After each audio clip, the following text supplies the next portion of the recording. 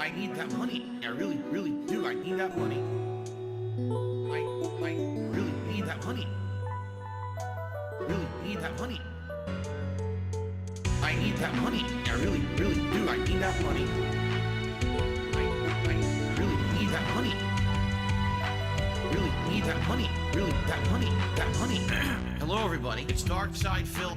I need that money to pay my bills, the electric bill, the internet bill. Stupid fucking trolls, man. I just want to chill. I rock back and forth on the X and Y axis. Tip me so I could catch up on back taxes, making large stacks, refunding chargebacks, and my laugh sounds like act. 50 bish here, 50 bish there, 50 bit bitch. Raise your hands in the air. 50 bish here, 50 bish there, 50 bit bitch. Raise your hands in the air. I need that money. I really, really do. I need that money. I really need that money.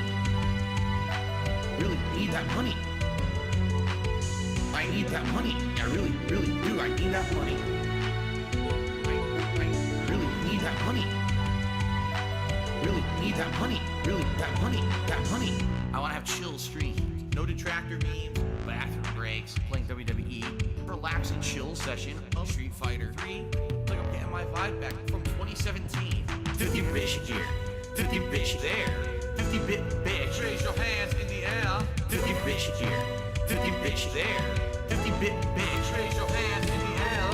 I need that money. I really, really do. I need that money.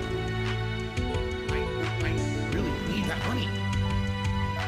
Really need that money. I need that money. I really, really do. I need that money. I really need that money. Really need that money. Really, that money. That money. I'm the one who operated a successful YouTube channel. I'm the one who just filed for bankruptcy. I'm the one who didn't pay my taxes. I'm the one. Me. I'm the one who masturbated in front of children. I'm the one who got 4th place at Evo. I'm the one with a 10-year legacy. I'm the one. Me. 50 bish here, 50 bish there, 50 bit bitch. Raise your hands in the air. 50 bish here, 50 bish there, 50 bit bitch. Raise your hands in the air. I need that money. I really do. I need that money to pay my bills, the electric bill, the internet bill, the condo fees, my mortgage, my taxes, my back taxes, my current taxes, my state taxes, my federal taxes, my tax attorney, my tax guy, my tax accountant, my bankruptcy lawyer, all of my credit cards, my new setup, and a new laptop, PS5, gin, bowl of ramen, WWE champions.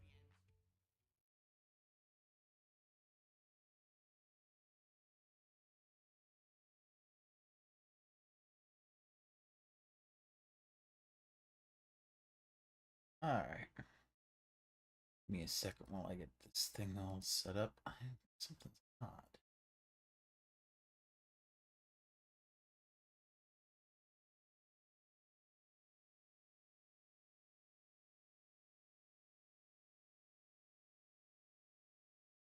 This will make the leaderboard a lot more manageable. Just subs, gifted subs. Okay, never mind. All right. All right, looks like.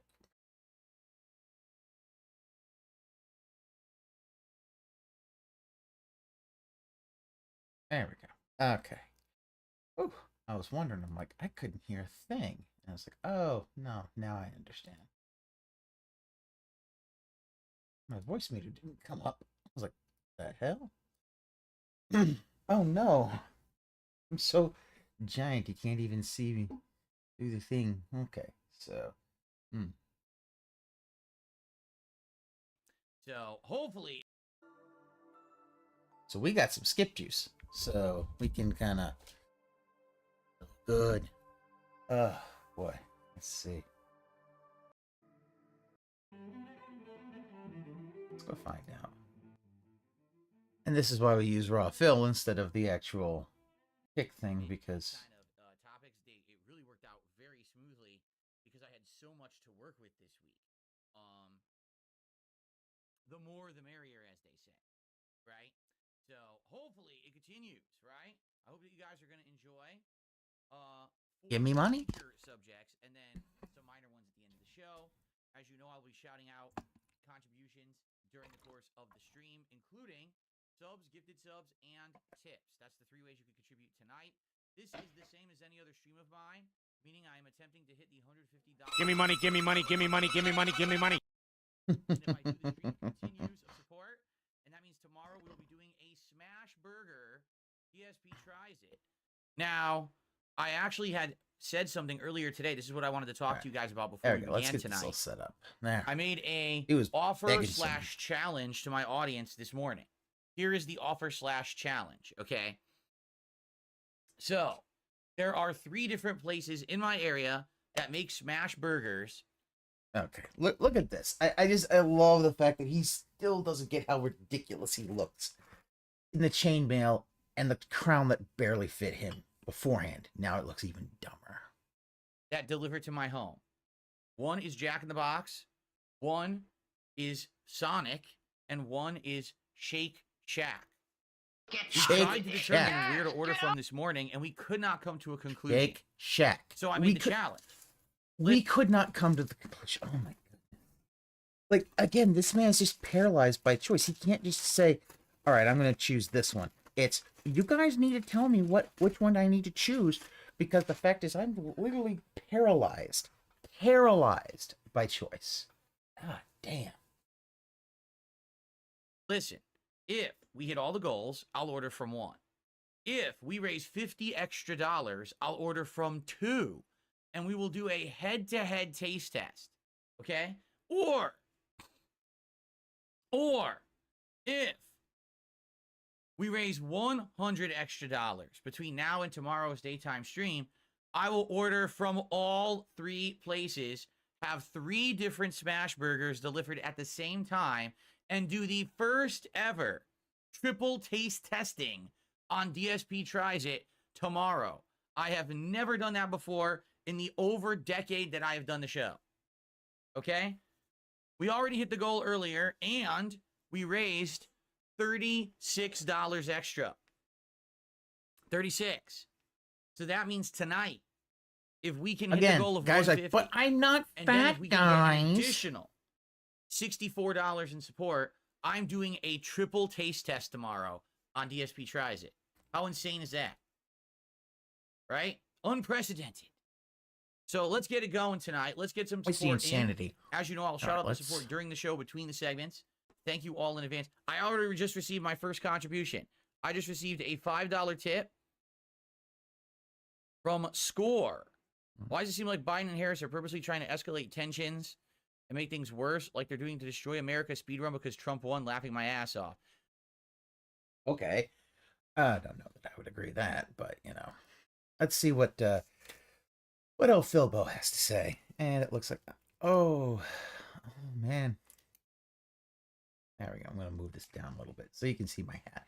Ludwig made this one for me. Well, let's see where.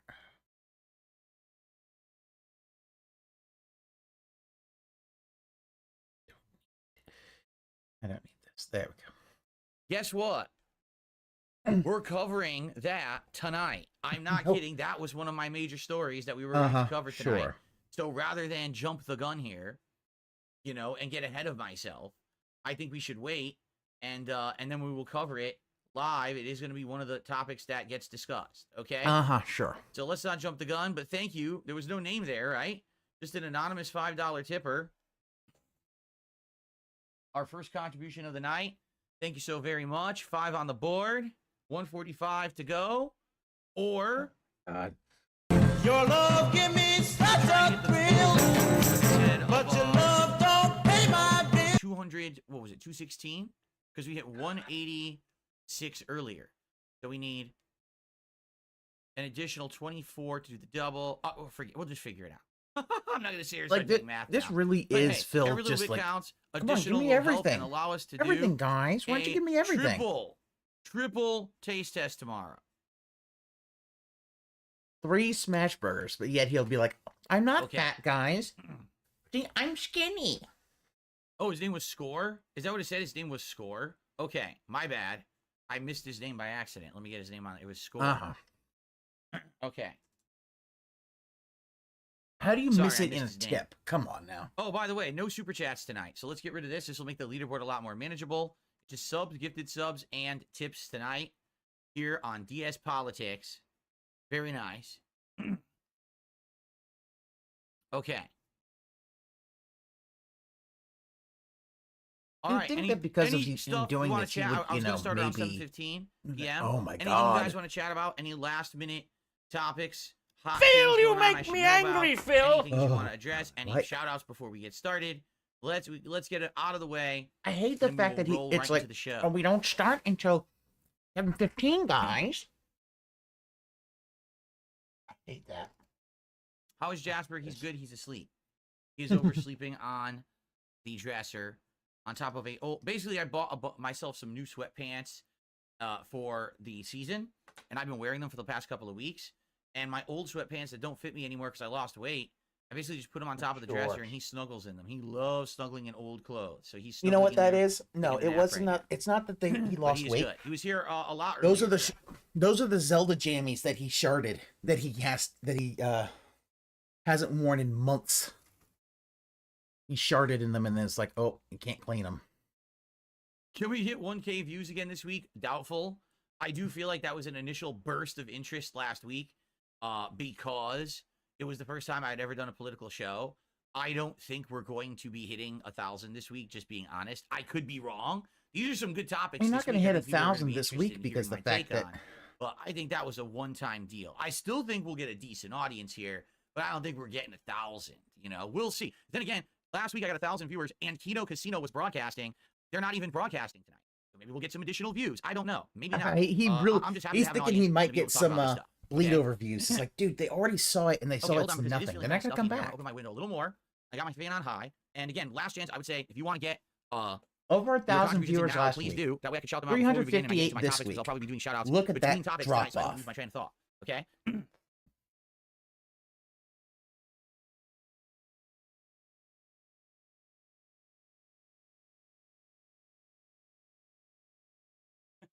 Will I talk about what's happening with Kino and Andy? I don't know what's happening. I have no idea what's happening. You guys are coming on my streams telling me there's drama and stuff. I don't know. I have no clue. I know nothing about it. I didn't hear anything about it. So I don't even know what you're talking about. I have no idea. Andy is apparently doing the tagline. Things No, go I know better what with the Coke. rumor is. I don't know if it's true. Like you're bringing it up like, gee, Phil, what do you have to say? I have nothing to say. I don't know if what you're saying is true or not. This is the equivalent of one of my detractors saying shit about me, and then everyone repeating it and asking everyone what they think about it when it's just... Like, Phil, the fact is that according to the rumors, Andy had a breakdown after relapsing on drugs, mostly the nose candy. If you were this big friend of theirs, you would know about it. You'd be like, wow, I'm really concerned about Andy. I hope he gets better. But no, nothing. He's like, I don't know what's going on. Because the thing is, he was never really a fan of the Kino Casino. He just wanted them to, you know, they wanted to be there. He wanted to basically use them It's just a as a detractor who said something resource. about me. Do you know if it's true or not? I don't. So I have nothing to say. If I knew it was true, I would say something. If I knew it was outright false, I would say something. But I don't live with the guys from Kino Casino. You know, I talk to them every once in a while, and you know, then we do some work together. That's the extent of it. I'm not like Aiming soulmate Andy. Do you not care? Like, I don't have insider information. You're coming to the wrong place. I mean, think about it. He was, for years, he was I don't even know what the rumor basically is. All I being know like, you oh, guys are telling me, so I don't pay attention. You know, again, I go through this shit literally every day with my detractors. Why people would care or give any kind of attention to theirs, I don't know. Because I tell you not to pay attention to mine. this isn't, right? this might not be a If you're full-on here- detractor. This could be a full-on, a drug relapse. It's not, oh, they're taking me out of the detractors. This is a fucking this could be a drug relapse. This could be someone in the hospital.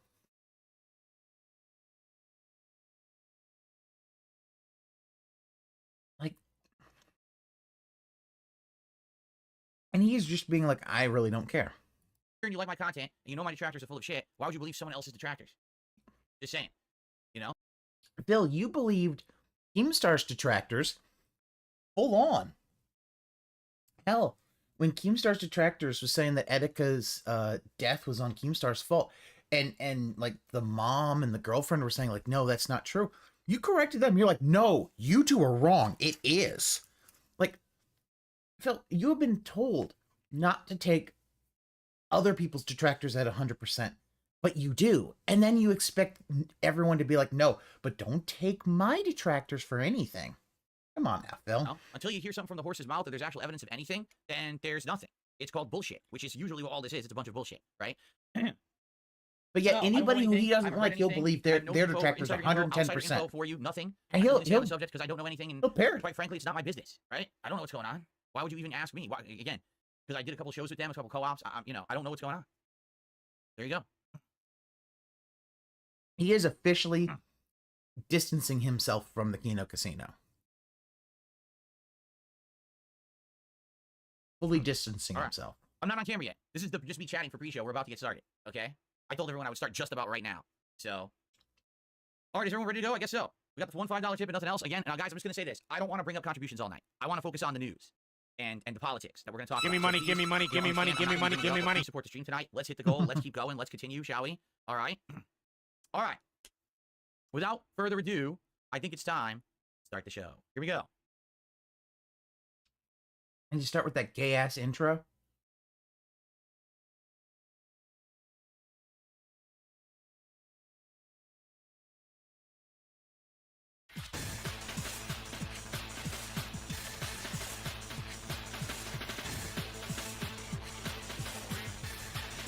You know,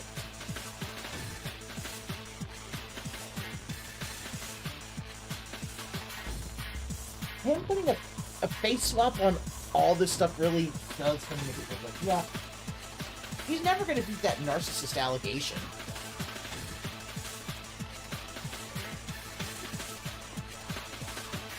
I mean, All right, all right. Good evening, everyone. Hello and welcome to the show. I'm DSP, and this is and that one had to DSPolitics episode loop, 2 and it's for still Thursday, the 21st was of November, awkward as fuck 2024, when it stopped being looping. live streamed Look, exclusively man, here come on on. Kick, on my DSP Gaming Reel channel. Welcome, everyone. I hope that you're having a good evening. I hope that things are treating you well. It's been a wild week, that's for sure, both in my personal life, but also in the realm of politics, and we're going to have quite a lot of topics to talk about tonight in the 2 just hours let or it- so that we stream. There's no So, actual how's it gonna place go? for it Let's to talk. So naturally this week, stop. I have so. 4 different major topics to discuss. Stop The that topics shit out of include my face. Fruit Loops. Yes, I'm not kidding. It's actually a political discussion. Fruit Loops. Also, the war in Ukraine and how long it's gone on and new developments. Also, chaos in Seattle.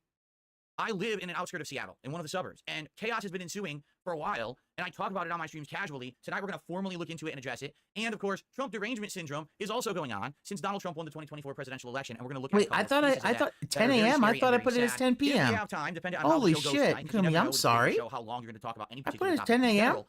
That's We have because I some did random this early stories and I'm stupid. that we can like blast off at like a lightning round I'm deal at the end stupid. of the show, and then I have a funny story to end the show. So basically, we got a lot to cover tonight. Yeah, I'll set Hopefully, them that up a means little that we bit won't feel like better. I'm beating around That's the bush on any me. particular topic or I anything like fucked that up. Now, first off, I want to say fucked it thank you up. very much. I just received a gifted sub. Oh my from- god. Where did it go? Yeah, why 10? From Why Obama 10 Phone a.m.? Pro Max Because 5G. Thanks, because Obama Phone Pro Pastor Max Mo 5G doesn't for know the first difference gifted between sub 10 of the night. a.m. and As I 10 said, this p.m. show is Obviously, exclusively streamed on Kick. This is not on YouTube at all. it was 10 a.m. I am puzzled. And Yeah. because of that, tonight you can When I support set the stream in 3 different this up ways. earlier Subscribing to the channel this yourself, morning, and I becoming thought part of I the set it Founders for Club. 10 We still have about p.m., 40 but spots left. obviously We will I become the first had 100 didn't legit subs of the channel double and earn check a it, special number 1 and badge next to their name. I fucked Or you that can up give some really subscriptions to the badly. channel I'm to your fellow sorry. viewer, which I'm sure they would That's greatly on appreciate. me. Or you can tip me. Tipping you can do by looking at the description of the stream. Oh or my the God, about he's page doing here on all Kick, this where there's a shit link that again. goes Come straight to my on. PayPal. Either Give me of those money, methods give me are money, great. give me They money, help a give me lot. money, I give me get money. from them, thankfully, actually, more than when I stream on YouTube. So yeah, if you could contribute tonight, please do. This is still a stream in my streak of amazing support. 76 straight streams. He's hitting more the than goal I of stream on control. YouTube. We want to keep This that is going 'cause quite tomorrow is the literally big him reward of trying big piece to. test DSP tries it. Okay. In fact, if we exceed the goals tonight, it actually helps for me to do an awesome double or triple special taste test. Because I told my audience earlier today that if we exceeded the goal, that I go above and beyond tomorrow. So let's get it. Let's get it going. Now, one other thing I want to say before we begin tonight. Thank you so much to those of you who became submissions tier members over on my DSP Reacts channel on YouTube and suggested topics for tonight. No exaggeration. A lot of the stories we're about to cover tonight are directly because of these people's feedback. And it helped a lot. It gave me a lot of content to work with. In fact, I had more than enough content to work with this week. gotta be And I kidding couldn't me, cover it all. Bill. Like all the stories Like, that people submitted, there was no way that I This is the full-on grift that he has. That for you to be able to submit topics, you have to be a member of a YouTube channel that doesn't even stream. He doesn't even stream this to that YouTube channel. He only streams it to Kick. So go to another channel. You have to be $5 there, and including also things like pick memberships and gifted memberships and stuff like that. And that doesn't even count. That shit doesn't even count towards the goal. That doesn't count towards the goal. It's just another part of a grift. It's like that I can actually cover all of those stories. Just as to show you what I'm talking about over here.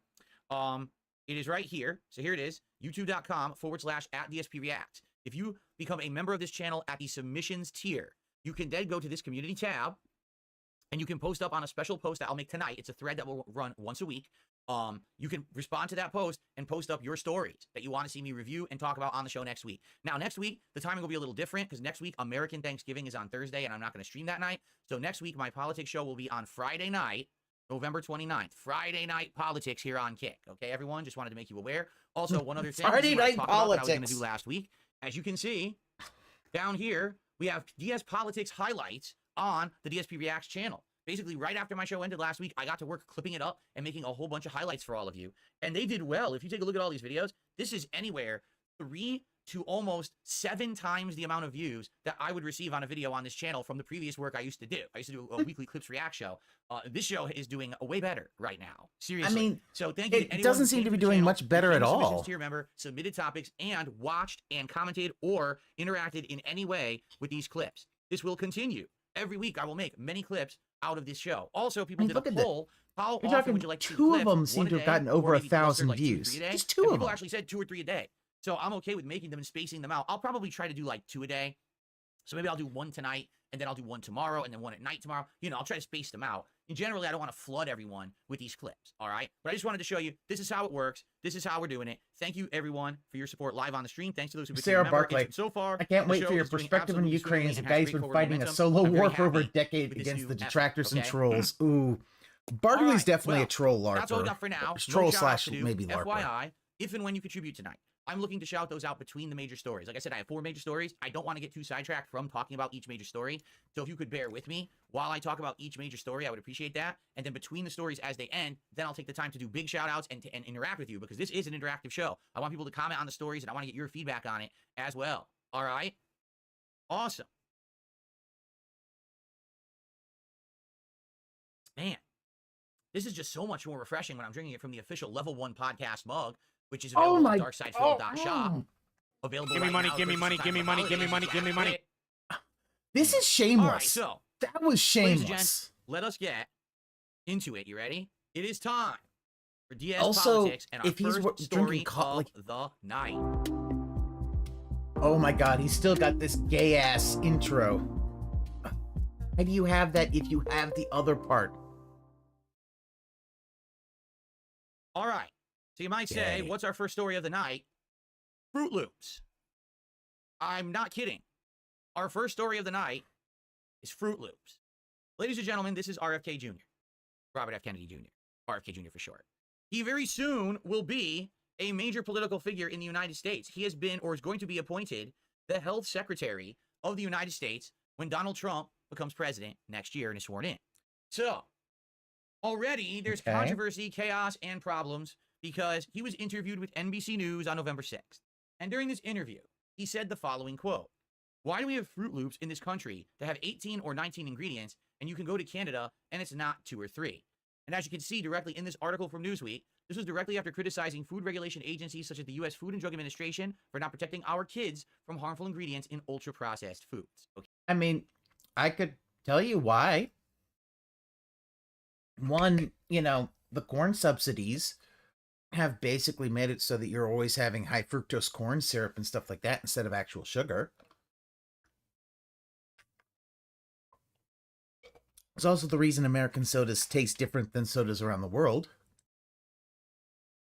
I mean... Okay, so Robert F. Kennedy is basically saying many different things recently. Some of the things he's been saying is we have some practices in the United States that don't make sense, like putting fluoride in our drinking water, among other things. Now, I'm not a scientist, and I'm not here to sit here and comment on each individual I'm gonna claim grab my that's been said. I don't know, all right? But in regards to this story, it's been covered by quite a few different news outlets. But the weird thing about the story is that depending on which outlet you watch, the story is covered absolutely, completely differently. Okay? So, oh my god. Did you know there's bias in media? Some have bias one way. some have bias the other way. ESP is learning this for the first time. So let's go ahead and continue with the Newsweek coverage, and then I'm going to show you a completely different way the story was covered, and then we're going to decide what is the truth of the matter. All right? So just from a cursory glance, what it sounds to me like is that this is like baby's first political discourse, figuring out that news outlets have a bias towards them. Like, everybody knows that. This is the funny thing about Phil, is he's acting like this is some big, huge thing. It's like when Aqua Teal reports, Dr. Weird's just like, behold, the thermostat. And Steve's like, that's been there. That's the thing. He's acting like this is some big thing. Everybody's known about this for decades. RFK or RFK Jr. I call him RFK Jr. Here they just say RFK. I call him RFK Jr. because he's my friend. We tend to have food that isn't regulated. We share brain worms. Our food has all these chemicals and ingredients in them that likely aren't good for you. But then in other countries, the exact same food doesn't have those ingredients. Why is the U.S. Food and Drug Administration so lax on actually looking at this situation and saying, hey, let's stop this. Let's make it so that they can't use these ingredients here if they're not using them elsewhere. Okay? Yeah, remember, this is a guy who has literal brain worms. However, if you take a look at the rest of the Newsweek article, you may actually start to wonder about that. Here we go. The claim that U.S. Fruit Loops contain 18 or 19 ingredients is false. Also is the claim the Canadian version only has 2 or 3. In fact, both versions of Fruit Loops contain 27 ingredients, including ingredients that would put the cereal firmly in the category of ultra-processed, linked to obesity, diabetes, and other metabolic diseases. Lisa Moskovitz, a registered dietitian and founder of the New York Nutrition Group, told Newsweek, I believe people consuming Fruit Loops or giving it to their family are generally aware it's not the most nutritious choice, no matter what it's recommended to consume in moderation, and is not an everyday breakfast staple. Okay, ladies and gentlemen, officially I'm here to tell you, the opinion of Lisa Moskovitz, we're going to flag it here, okay, is completely invalid to the fucking point.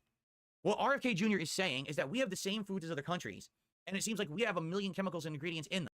Still, but the fact is she's saying, oh my God, the idea, though, is that may be the case, but if he's going to use Fruit Loops as an example, and that turns out to not be true, people will look at what he said and think, is that true?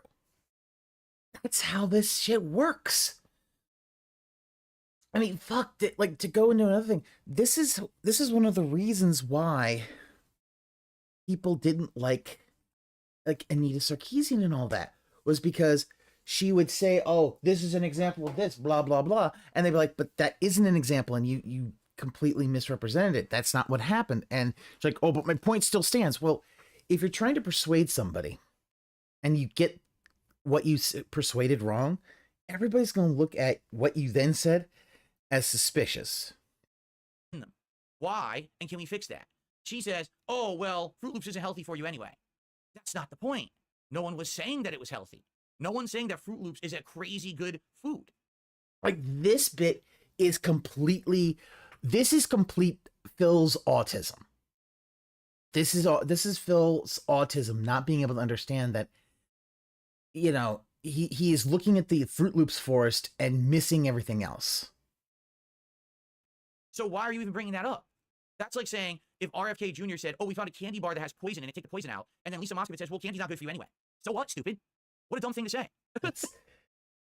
It's basically saying that people understand that things like Fruit Loops and sugary cereals aren't the most healthy for you. They understand that. So it having all these things is not surprising. Seriously. Exactly. So if it's junk food or it's not good for you, it's okay to have like poisons in it. That's fine. Wow, what a great opinion. That's not what she's saying. However, the ingredients of the two versions do differ. For instance, the food flavorings and colorings used by U.S. Fruit Loops are red 40, yellow 5, blue 1, and yellow 6. In Canada, Fruit Loops are flavored with concentrated carrot juice, annatto turmeric, concentrated watermelon juice, concentrated blueberry juice, concentrated huito juice, I don't even know what that is, and stevia leaf extract. So what does that mean? It means that Canadian that's not a are good using natural look. ingredients that we already consume as parts of other recipes. Aren't U.S. food coloring based on petrochemicals? Candy threats. That won't make you sick. So why are we using chemicals in the U.S. instead of these things that the other countries are using? I'm sorry, but just reading the Newsweek article seems to be proving RFK Jr.'s point. Moskovitz says, when comparing U.S. Fruit Loops to other countries like Canada, it's clear the U.S. falls short on protecting our consumer. Yeah, exactly. Exactly. So you're confirming what he said.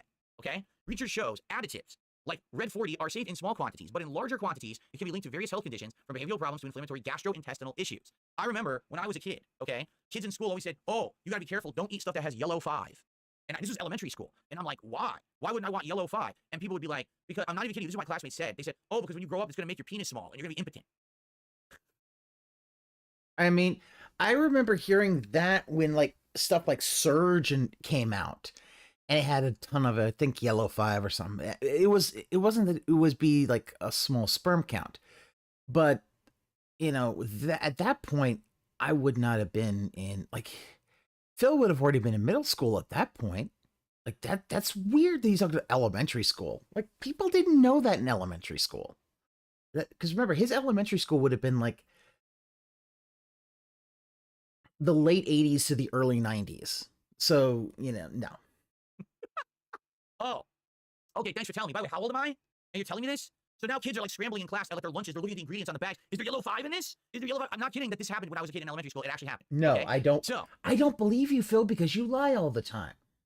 Hey, look at these super boxing. Wasn't the rumor about Mountain Dew? I want to say that, yeah, because those Mountain Dew and Surge seem to have a lot of those fake chemicals. And I think those, I remember, because it was like, I remember it around like 95, 96. So let's continue. Dr. Frederica Almighty, head nutritionist at nutrition science company Zoe, told Newsweek Fruit Loops are not healthy. Whichever way you look at them, they're high in sugar, highly... Okay, I don't care. Hello, Dr. Frederica Almighty. Your opinion doesn't matter. That's not the topic we're talking about. We're talking about... Your opinion doesn't matter. Only Phil's does. Give me money. Like, Fruit Loops are not healthy. Okay, let's face it. That's not an opinion. That is a kind of a fact. Sugary cereal isn't really healthy. The fact is, yeah, it's great, you know, a kid's going to eat it. Yeah, they'll have sugar and energy for the beginning of the day, but then they crash. The fact is that cereal in itself, I don't really like as a breakfast food, but here's the thing. Fruit Loops are sugary cereal and they're not healthy. And they're high in sugar, highly processed breakfast cereals. The fact is they're trying to tell you, it's like, yeah, even if all this different, it's still not going to be healthy. Even if you go with the Canadian version, it's not going to be healthy. About chemicals in the food. No one asked you if Fruit Loops are healthy. This opinion is invalid to the fucking talk we're having here. Eating them less frequently is okay, ignore stupidity. Let's continue. Red 40. Whoa, ignore stupidity. Eating them less frequency is the main piece of advice, regardless of whether you eat them in Canada or the US. That's stupid. It's stupidity. We're going to ignore that. What the fuck? No, that's actually good advice. The fact is, eating a lot of sugar cereal, because people remember the whole thing of sugar of the sugary cereal is part of this complete breakfast, which has like, you know, orange juice, milk, and like fruit and toast and all that, which nobody has. Normally, if you had cereal, it's a bowl of cereal. That's all you have. It's part of a complete breakfast, and if you took it away, you probably already still have a complete breakfast. It's just part of while they're taking the photo. Like, hey guys, let me join in. The fucking talk we're having here. Eating them less frequently is the okay, ignore stupidity. Let's continue. Like that's the thing. It's not stupid. It's just it might be irrelevant. You could say it might be irrelevant to the discussion, but it's not stupid. Like, this is really, he doesn't understand the difference between irrelevancies and stupidity. Red 40, otherwise known as Allura Red or E129, has been linked by some scientific studies to allergies, migraines, and certain mental disorders, such as attention deficit hyperactivity disorder, ADHD, in children. Oh, so let's be sure to give our kids extra Red 40 so they could have ADHD and start bouncing off the fucking walls, right? Linked by some scientific studies to allergies, migraines, and certain mental disorders. Yellow 40 so they could have ADHD and start bouncing off the fucking walls, right? You don't understand how ADHD works, dude. Of course, this is also a guy who's drinking coffee at 7 o'clock at night and then having to complain that he has to pee because he shouldn't be drinking caffeine that late in the day for him. Like, okay, yellow 5 linked to hyperactivity and ADHD in children, but also higher of certain cancers and studies conducted on human cells. Like, these are certain linked by some scientific studies. There's a lot more science that's going to have to be done. Yellow 5. It's on here. Are you kidding me? I swear I didn't read the whole article ahead of time. Yellow 5. Otherwise known as... He didn't read the article. He admitted he didn't read the article ahead of time. Showing that, yeah, Phil is just doing bare fucking minimum bullshit. Tartrazine, or E102, has been linked to hyperactivity and ADHD in children. Oh god, so you're giving them 2 different ADHD colors, and has been associated with a high risk of certain cancers. So it has nothing to do with the small penis. All right, at least I'm relieved.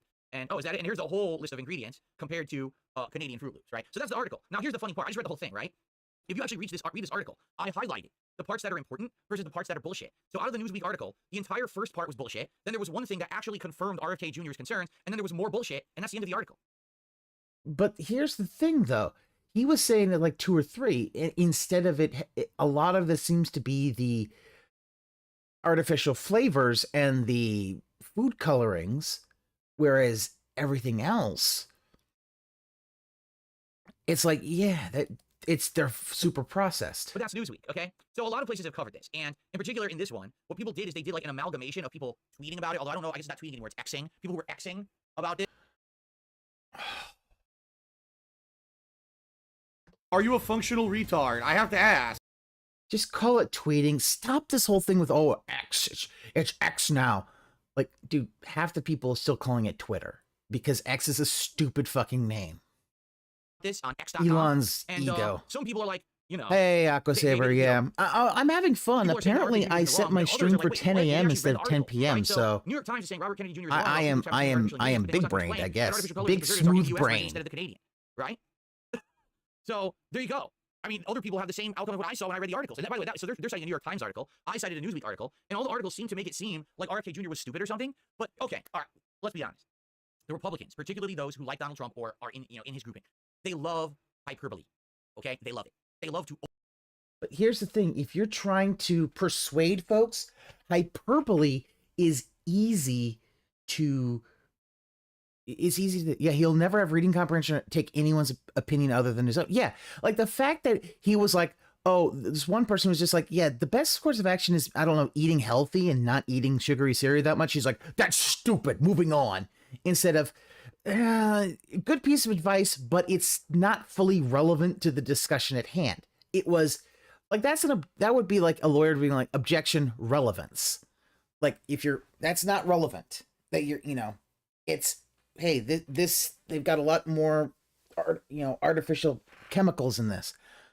Oh, well, it's not really healthy, all that. Well, it's not fully relevant. Like, yeah, it is. It's like, yeah, he dismisses a doctor's professional opinion because he doesn't understand what she was saying. Yeah.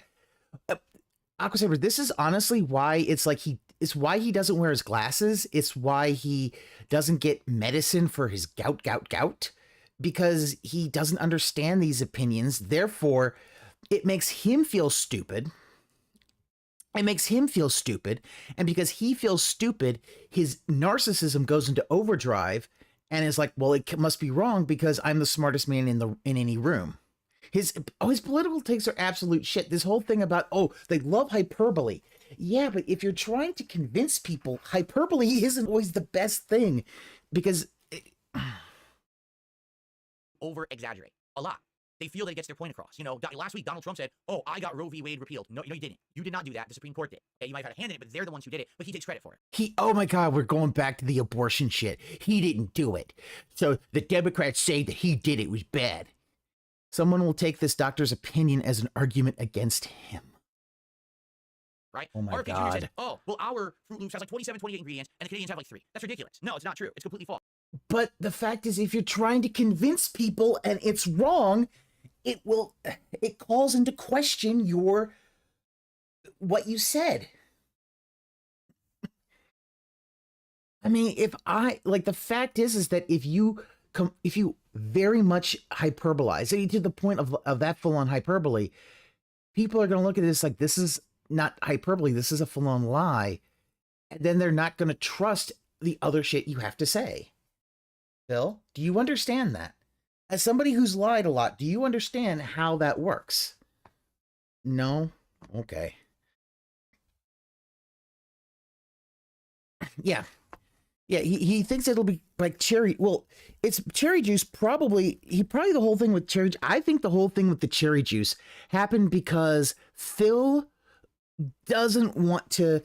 He was probably told by a doctor that one of the things he has to do is cut down his drinking, which he didn't want to do. And his diet, which he very reluctantly did. But yeah, the idea is he needs to take medicine to keep his gout down and change his diet completely, which is cutting out alcohol. You don't that's want to do bullshit it. that people should be calling out. But just because he used hyperbole doesn't mean that the core argument he's making is false. You understand?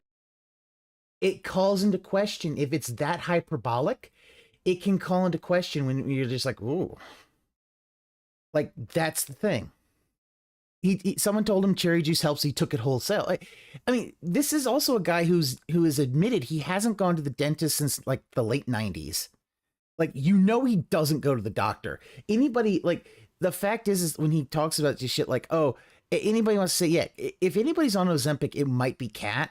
I know it's not Phil if he's going to have, give me, so I can have 3 taste tests of burgers. No, dude, if he was on Ozempic, he wouldn't be able to eat that. He'd literally vomit it up because of how Ozempic and all that work.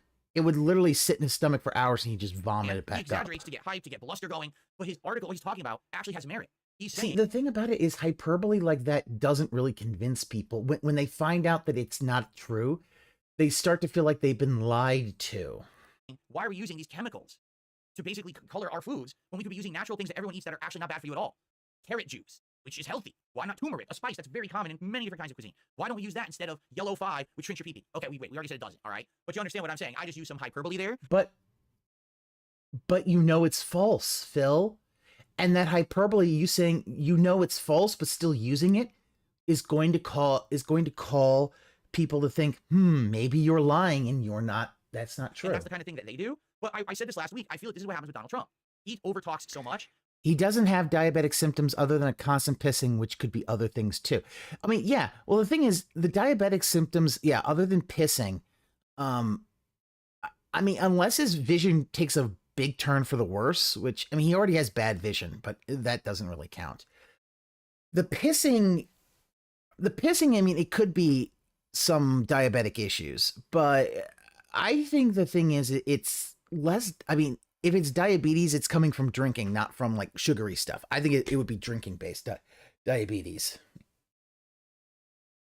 With this hyperbole, that then people kind of write him off and don't give him credit for the things that he says that are valid because he's exaggerating too much. I wish that he would kind of maybe check it a little bit. But the thing is, I actually feel that those who support Donald Trump like the hyperbole. They like the exaggeration. They find it fun. They find it energetic. They find it he different complains from all about the text politicians on do. screen That's some why he days, but died. won't Keep voting others. for him. And So, apparently isn't his gaming PC and all that like the? I heard someone said the dimensions were 800 by 600, which that could also be exaggeration. So I don't know if that's true or not. But if it is, that's funny. That was like shit my parents had in like the the mid to late 90s. it's just funny because here we go again. Donald Trump is not even in office yet. He hasn't been sworn in yet. And immediately we have all the mainstream leftist, very, very progressive media coming out and doing articles to try to smear every single person involved with him. When in reality, okay, I get it. I wish they would calm down and be more logical with the way that they say things. I mean, the fact is, here's one of the things that I'm a little concerned about RFK Jr. If you're going to put him in charge of health and all that, like this is like he's an avowed anti-vaxxer. Like that kind of concerns me. His resolution for his gaming PC is screwed since his displaced TV. Oh, okay, yeah.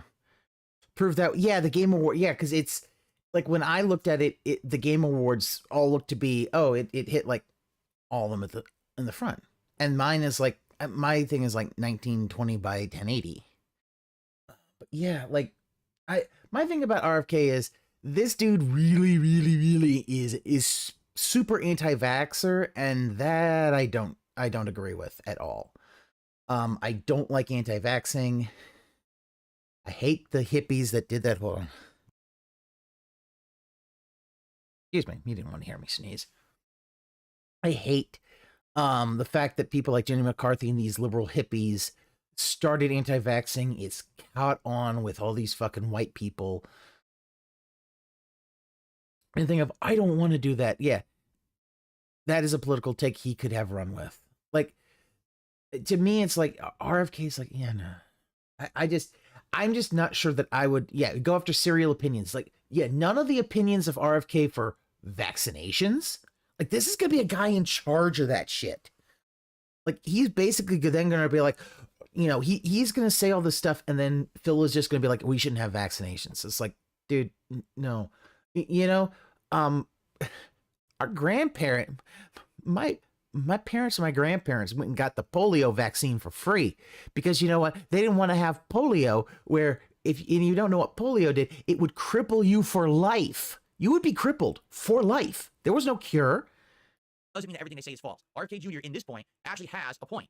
There are chemicals in the food that shouldn't be in there. We can have other things in there. There's no reason to. Why is the U.S. Food and Drug Administration allow all these chemicals in our foods when other countries don't and they have healthier alternatives, right? And Sambuca said eating ultra-processed foods is the root cause of health issues, though. The coloring is minor in comparison. And that was the thing that the doctors were trying to say is like, dude, it's the issue is eating a lot of ultra-processed foods. It's kind of one of the reasons I try to stay away from breakfast cereals. I just most of them, it's like, especially the sugary ones, it's like, I mean, if you want to go and have breakfast cereals, maybe have something like, you know, you can do a Raisin Bran. That's got some added sugar into it, but, you know, it's mostly bran, you know, Cheerios and stuff like that, which might be a little healthier for you. Like, and a little heart healthier, but, you know. You tell me, and that's what I mean, so I don't get it. So anyway, don't always believe everything you're hearing in the media. Don't believe the hyperbole. A lot of it is a bunch of bullshit from the Republican Party, but at the same time, just because they use the hyperbole doesn't mean everything they say is wrong. The media will tell you that. Okay, Phil. They will say okay. everything RFK Jr. said. And again, this is shitting on the left. That's exactly the The kind concentrated of juices versus coloring chemicals is a good argument, but the dismissal is insane from Phil. Yeah. Because they're always I do agree that, you know, these petrochemicals being used as colorants are not a great idea. The problem is that, yeah, ultra-processed foods are still going to have the problem. They're going to be high in either added sodium or added sugar because they need to be preserved. Like, yeah, concentrated juices as a coloring and flavor, hey, that's not bad. But, like, this is the whole thing. Fence sitting at the end. always spinning it in one of these angles. Okay. RFK Jr. might be fine with measles, though.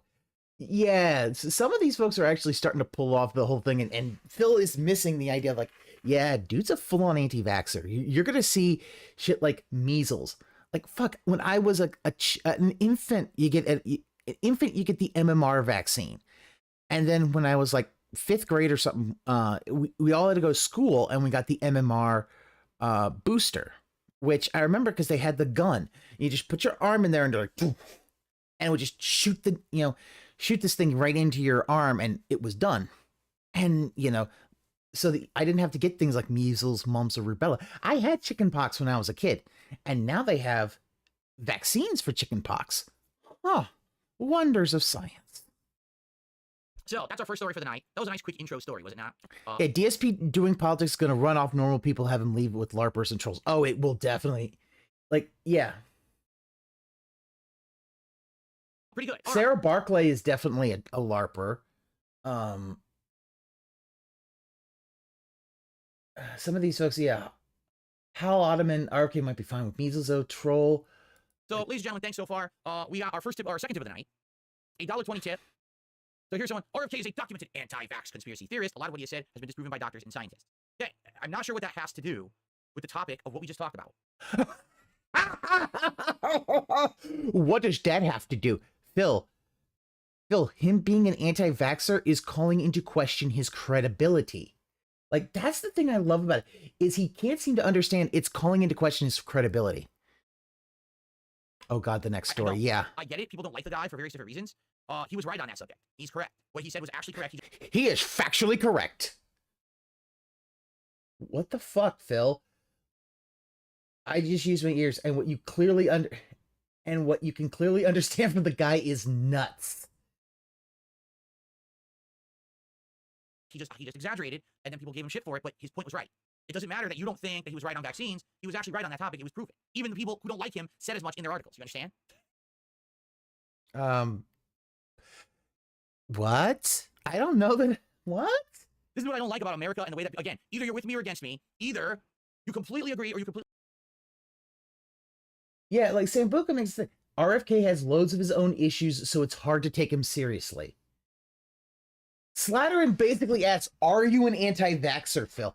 Think about this. The whole thing about where there's like, he's an anti-vaxxer. I don't know if I can take his opinion seriously. What does that have to do with the topic and discussion? It's like, dude, I don't know that I trust the person. If RFK can make an argument of certain vaccines having issues with side effects, he can have his opinion about them. And yes, there are going to be some vaccines that have side effects. You know, when I get the COVID booster, the flu shot, yeah, I'll feel a little bad afterwards. But I also know that that's probably because it's like, oof, the immune system just hit into overdrive. Like, we're gonna go take care of this bullshit. What came in here? I'm taking care of this bullshit. But this is the big thing. If people don't think he's trustworthy because of anti-vaxxing, that means they're probably not going to listen to him about other things. That is just human nature.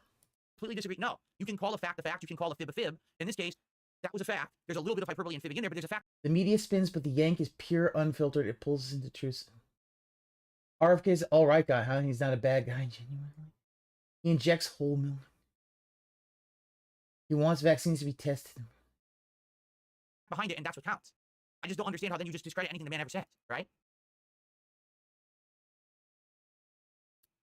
Okay. All right, so... And Holloman said, why don't you comment on his anti-vax stance? Like, the thing about it is he doesn't want to comment on the more controversial things because he's again just trying to fence it. You know, even, I mean, yeah, the idea, yes, even a broken clock has its moments, just like the paint bed where. So let's continue. All right, about how do we? I'm just curious. I didn't look yet.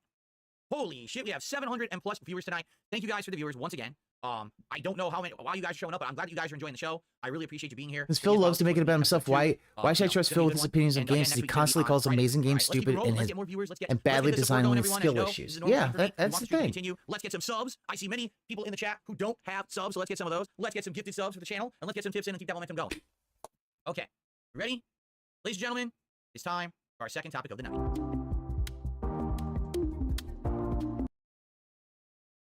Please stop bringing up the money. I want some spicy politics.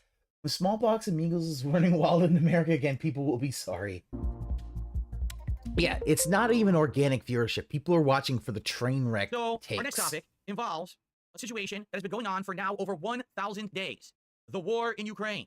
Now, I'm not here to talk about the war particularly, and ins and outs, and do you like Zelensky, do you hate Zelensky, do you trust the guy, do you think he's a scam artist, charlatan? Everyone seems to have a different opinion. Sham artist? I mean... dude's fighting a war. I mean, if you don't like the guy, you don't like the guy. But he's fighting a war. I don't know how a scam artist? How? On this subject, and for me to jump in this late in the game would be kind of weird. You know, I'm sure everyone's formulated their opinions at this point, correct? But again, showing how late Phil is to the game. There's been some major developments regarding the Ukraine in the last week. Particularly, things seem to be advancing so fast right now, at an accelerated rate, that no exaggeration, as I was pulling an article to talk about on the show, another thing happened, and therefore I just got the second article instead, because this one kind of summarized both together. And then as I was adding this and getting the show ready, something else happened regards this situation. I was like, dude, isn't it weird? I gotta say this. Donald Trump has won both the popular vote, and he won the Electoral College. Big sweeping win, even though everyone claimed it was gonna be close, it really wasn't, all right? The American... It doesn't matter. The fact that he won popular and electoral vote, you know, he's acting like this is a grand landslide. Like, one, most of the time when they win the Electoral College, they win the popular vote. It's very rare that it doesn't happen. In fact, I think you could probably count the number of times still on one hand. Unless he's sending soldiers into a meat grinder when a peace treaty is on the table, the war isn't a scam. No, that's the thing. I mean, from everything I've seen, that war is real. There are Russian troops that are trying to invade his country for the dumbest fucking reason is that Putin basically just wants Ukraine. And he thinks people love him for these terrible takes. The thing, Aquasaver, is that eventually folks they're going to be here, but they won't contribute. And oh, that's going to be funny. American people have spoken. They want to change. So why does it seem like now, all of a sudden, with Biden on his way out, with Kamala on her way out, that all of a sudden now there's an accelerated pace of stuff going on with stuff like Ukraine? Yeah, countries saber rattling whenever an election happens in the U.S. We've screwed up. We were destroyed in this election. Now it's time for us to try to crunch a whole bunch of crap. Like, that's how you do know that's what lame ducks do. They do that all the time. Like, this is a man literally talking about politics who has never understood politics before. It's just a clear victory when popular and electoral vote is the same. It is a clear victory, but he's acting like they just got like they had the fucking man. They're acting like this is a new Chinese dynasty. They got the mandate from heaven. It's like, dude, you won that. Okay, you had a rebuff of Biden's administration, but you know that isn't going to be a mandate that they're going to love everything you do. And I know that my time is done. We've screwed up. We were destroyed in this election. Now it's time for us to try to crunch a whole bunch of crap out right away before we're on the way out, and then we can't do anything because we have no power. Because not only did they lose the presidency, they lost the House of Representatives, and they lost the Senate. They lost it all. They're going to have no power for the next 4 years. I mean, they will have power. Like, you do know that unless they lost the Senate by so much that they have less than 40 senators, they'll have the power of filibuster. Yeah, he clearly showcased his psyker powers being Godemp's Trump. Yeah.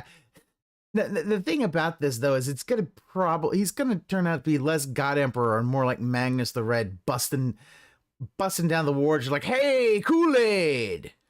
That's why he was red, though, because Kool-Aid. I think they're really, really upset about this and scared. So they are literally trying to do as much as possible in the short few months that they have until Donald Trump is sworn in.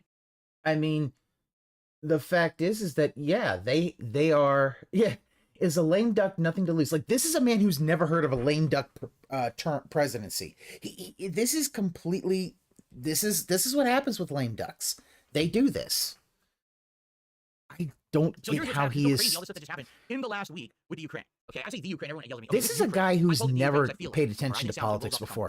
Trying to pay attention to politics and like, oh, this is crazy. That's been there. First off, the first thing that happened is that President Biden just gave permission for Ukraine to start using these missiles. Now, I don't know how long they had them. I don't know if Biden said you can't use them yet. I don't get it. But just a few days ago, I don't get it. He said, hey, we're going to shift our American policy. You can use these missiles now against Russia. And so Ukraine said, well, thanks for the offer, but we're going to pass. No, they didn't say that. They said, sure, thanks, stupid. Let's use them. And they immediately fucking launched them into Russia. So. Ethereal surrealism. They've had them for about a year now. Come on, man. This is old news. Ukraine had these missiles for a year, but couldn't use them before. Ukraine's military used American-made ballistic missiles on Tuesday to strike into Russia for the first time. President Biden had just given permission to do so. The pre-dawn attack struck an ammunition depot in the Bryansk region. If Trump is Magnus, this Putin purity, this is Putin purity since Putin purity since he seems to be a man-child, or is that ping and I don't. Well, here's the thing. I'm saying with Trump, because I don't like. There's a lot of folks who have gone to a very cult-like level for Trump, and I don't. I mean, yeah, the God Emperor wasn't the best person, and kind of was a fuck up. I don't really think that he is. I don't think Trump will be the God Emperor. I think he's gonna fuck something up, and it's not gonna be good. Like, putting some of these folks, you're just like, I don't know. I think he's gonna fuck it up.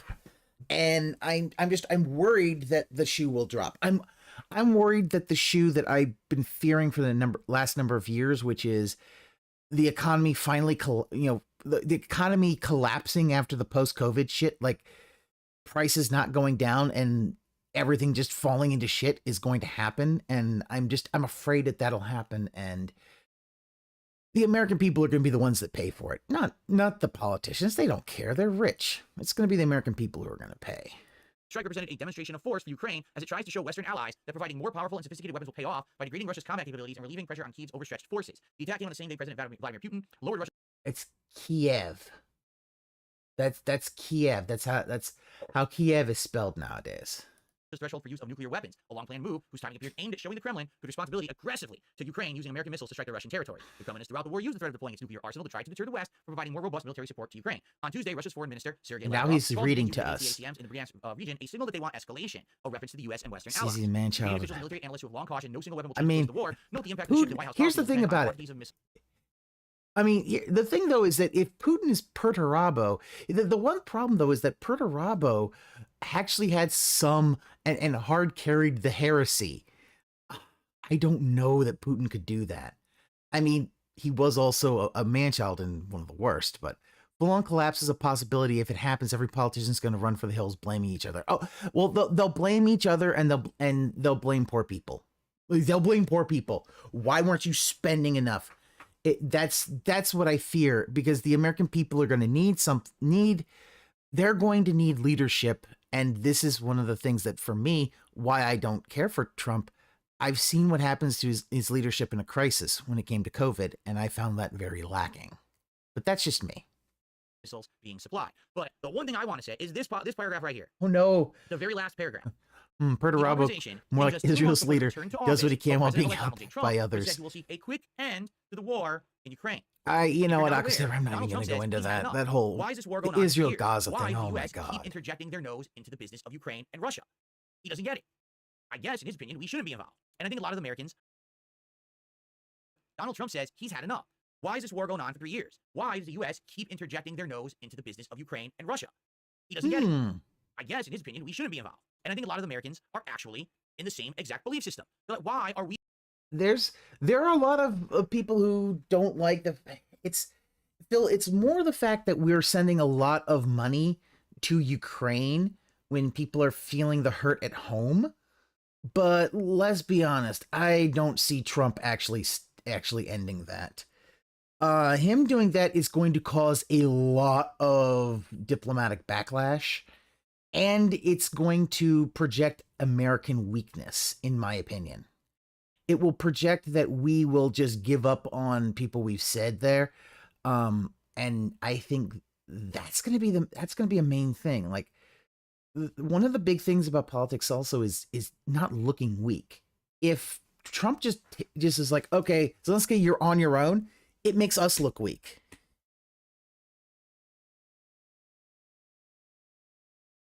And yes, Trunks, yeah, it's America. This is what we do. We stick our nose in stuff. But remember, this is a man who's never dealt with politics before, dealing with politics for the first time, trying to figure out, what we all know is like, we do that. I mean, there's a reason that Matt and Trey made something called Team America World Police, because that's what we were doing.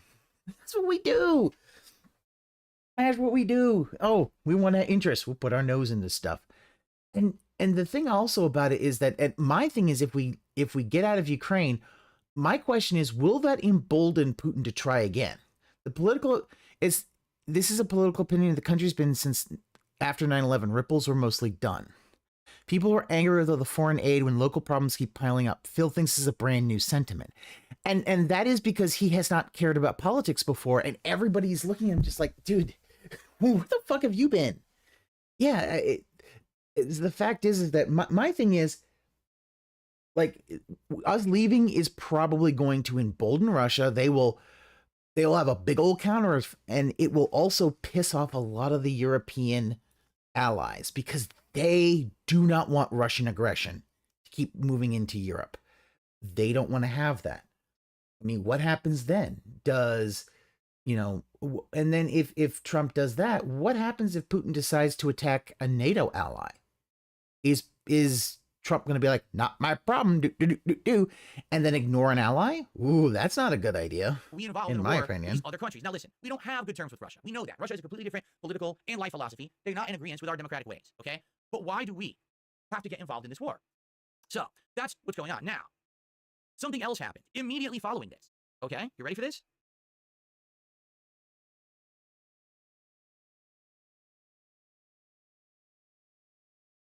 Look what happened in Iraq. We left in the power vacuum, made the previous regimes feel better. It wasn't just Iraq, Aqua Saber, but the fact is that when we went to Iraq and Afghanistan at the same time, that's two in the same region, it definitely destabilized power, and is one of the reasons why Iran became much more powerful and much more saber-rattly. Because guess what? The two neighbors got invaded, and they knew that we didn't have the military power to just keep going in. Like, we'll bog down our resources. Yeah.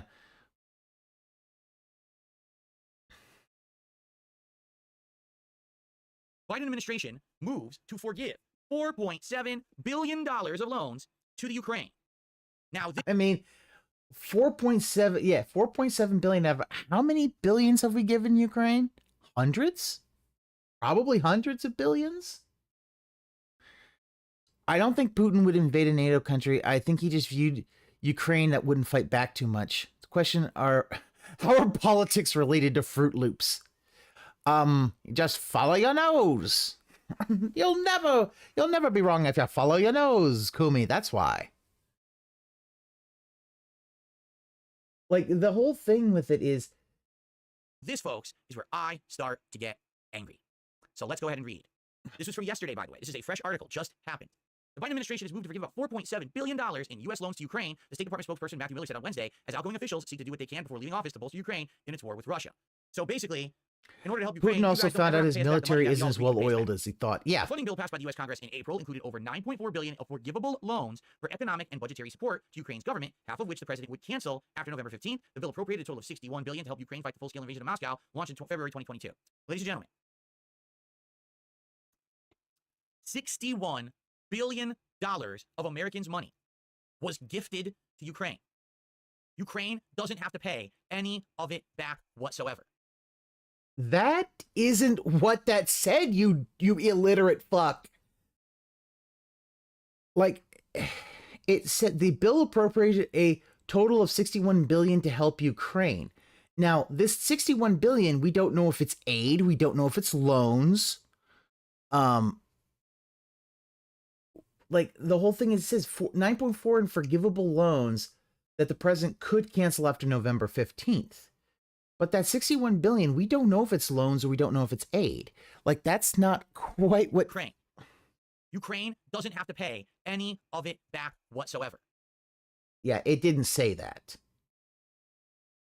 Let's continue. By the way, Whoa Baby just gifted 5 subs here to the community. Thank you so much, Whoa Baby. He is really trying to ape Kino Casino's energy, but it's like Kino Casino if Kino Casino was mixed with Ethan Ralph. I wonder how Phil would react knowing how many other countries own the U.S. in loans and how much the U.S. owes other countries. Yeah, the idea, like, fuck, man, you don't like countries owing the other countries' loans, you know, as a way of kind of keeping everything up? Like Alexander Hamilton's going to come back from the grave and smack up Phil. Like, this is part of his plan of how to keep the U.S. from being invaded. Like, this is the whole thing. If you owe other countries money, it is therefore not in their interest for you to get your ass invaded. I mean, think about it. If one of the big things as to why the U.S. Constitution was able to work and when the Articles of Confederation got kicked out and people didn't try to invade us is, one, the federal government took on the debts of the previous government. So the fact is, because a lot of times when a new government is formed, they'll be like, we're not paying those old loans back. Fuck you. And that can cause some instabilities. But yeah, we give billions in aid to other countries. Some of it is food aid to poor countries that are having famine. Sometimes it's just money. Here, have some money. You know, if it's the thing, if you give someone like $20, you'll be like, oh, hey, $20. You'll think that guy's not that bad because he gave you $20. Let's get that up on the leaderboard. You're now the top sub gifter of the day. Oh, and Sarah Barkley. Oh, you know from personal experience what it's like having a debt around your neck that you have no prospect of ever paying back. Forgiving a loan is the right thing to do. Yeah, that's the other big thing. Phil has had his debt wiped through a bankruptcy. A bankruptcy approval has wiped the debt. So him being mad that other people aren't paying their debts is hilarious. Motherfucker, you had what? What was it? Like $120,000 to $130,000 in debt as far as loans and unsecured credit card debt that got wiped away, you know, and you tried to even basically try to wipe your mortgage away, but they wouldn't let you do that. So, and for us, it seems like the reason I don't think World War III would start over you see, the Putin would probably be shot dead if he seriously considered if he seriously considered the nuclear option, someone would probably, there would be so many things that would stop him from being able to do that. Frosty Beats, I don't mind helping allies, but it really comes off like our allies in Europe expect us to bail them out, which I have a problem with. I understand that, Frosty Beats. I get that. Yeah, The thing, though, is that you're starting to see Europe really up its help to Ukraine. That has started to actually happen. I think part of that because of the election, because they're like, this seems... But yeah, his whole energy when doing that 5 gifted subs, it really does kind of give Ethan Ralph energy. It's like, dude, this is... You don't have the energy of the casino. You have basically the energy of like a Zanny guy. While being able to keep his home, his car, all his electronics that he didn't need. Yeah, that was the he didn't normally, if you have a bankruptcy like that, you're gonna have to sell assets to pay off debts. It was all cleared and forgiven. $36 of support so far on DSPolitics. Thank you very much. Okay, let's continue with the article. We've taken the step that was outlined in the law to cancel these loans, Miller told the press briefing, adding that the step was taken in recent days. Congress could still block the move, Miller said. The Senate is due to vote later on Wednesday on a motion of disapproval of loan forgiveness for Ukraine, put forward by Republican Senator Rand Paul, a frequent critic of U.S. support for Ukraine. The majority of senators from both parties support aid to Ukraine. President Joe Biden has ordered officials to rush as much aid to Ukraine as possible before he leaves office on January 20th, when it concerns President-elect Donald Trump could limit the U.S. support. And that's the story. Ladies and gentlemen, I have a couple things to say about this, all right? But notably, the one thing that I would like to say as we start... Come on, say it. All right? Ladies and gentlemen, when was the United States populace, you, if you're American watching this right now, everyone who lives here in the United States, when were we asked, would you like to send all of your tax money to Ukraine? When was that's not all of your tax money, dude. You do know, like, the U.S. Gets, like, hundreds of billions of dollars in taxes, and even trillions of dollars in taxes? Like, Phil, this is why you have a representative democracy. You elect the representatives, and they make the decisions. This isn't a direct democracy, motherfucker. We can't do that in this day and age. He wasn't forced to sell frivolous things. He's still allowed to keep doing as he does without explaining how his business expenses broke down. Yeah, COVID basically saved his ass on that. When was that poll? When was that census taken? I'm curious. Phil, even if they had that census taken, it's not official. The U.S. populace cannot directly create policy. That is why you have representatives. I was wondering, when I was going to be asked why my money or how my money can be used and to give it to other countries. Because here's the thing. Yeah, that's called elections. When elections come through, those folks can basically, you are supposed to be looking at what they do.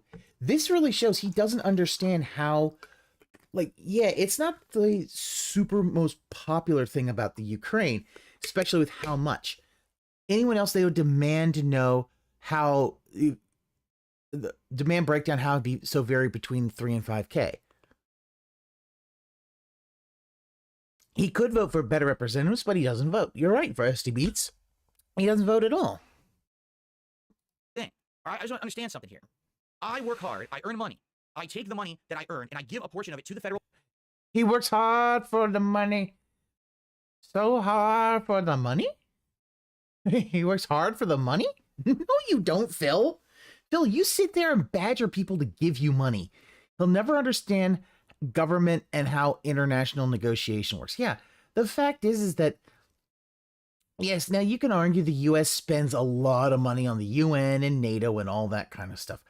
Partially, some of that is so that the more money you put in, the more of a voice you have. I mean, that's the whole thing about Citizens United, is that if private companies put more money in, they have a bigger say. And if the regular people want to have a bigger say in government, they need to put more money in.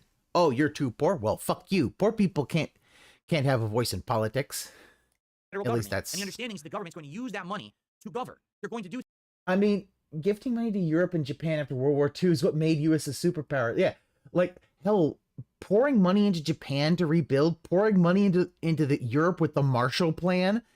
Without that, so many other countries, after the devastation of World War II, would have fallen to communism.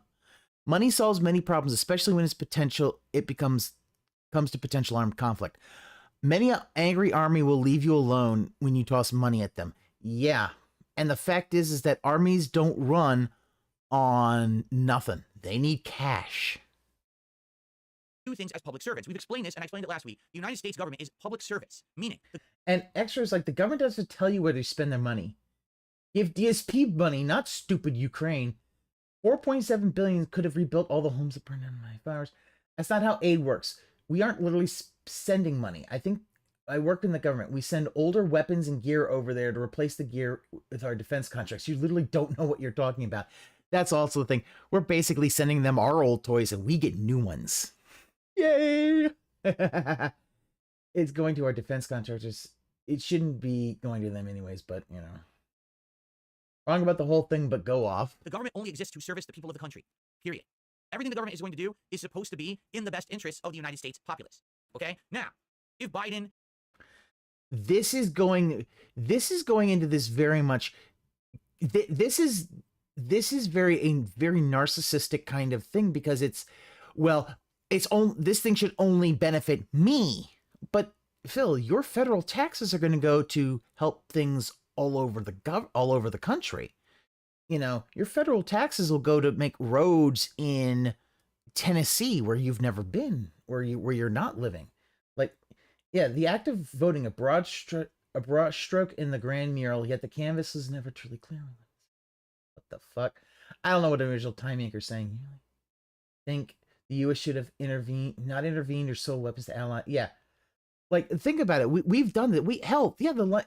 Like Blue Living Abandoned's talking about the Lend-Lease Act, where we basically sold weapons to the allies. I mean, we kind of sold them on credit, and we're just like, yeah, you know what? You could just lease these weapons. We can lend them to you, and we can lease them to you. You could sell them. And like, that was the thing that, like, the Germans did not like that we were doing that. They tried to sink our boats. And then Japan sunk our boats, and we got mad about that. They touched our boats. And Kamala Harris and the Democrats had come out and said, we're going to convince you. This is why. We're going to convince you. Phil, Russia began ground invasions of Ukraine. We're going to convince you. Time was of the essence. He borders on having an isolationist viewpoint, which has some merits, but it's more stop taking from me while taking from everyone else. Yeah. Like, and here's the problem though with an isolationist viewpoint in this day and age, in this universe, with how interconnected countries are nowadays, an isolationist worldview doesn't really come off. It comes off like a little old-fashioned.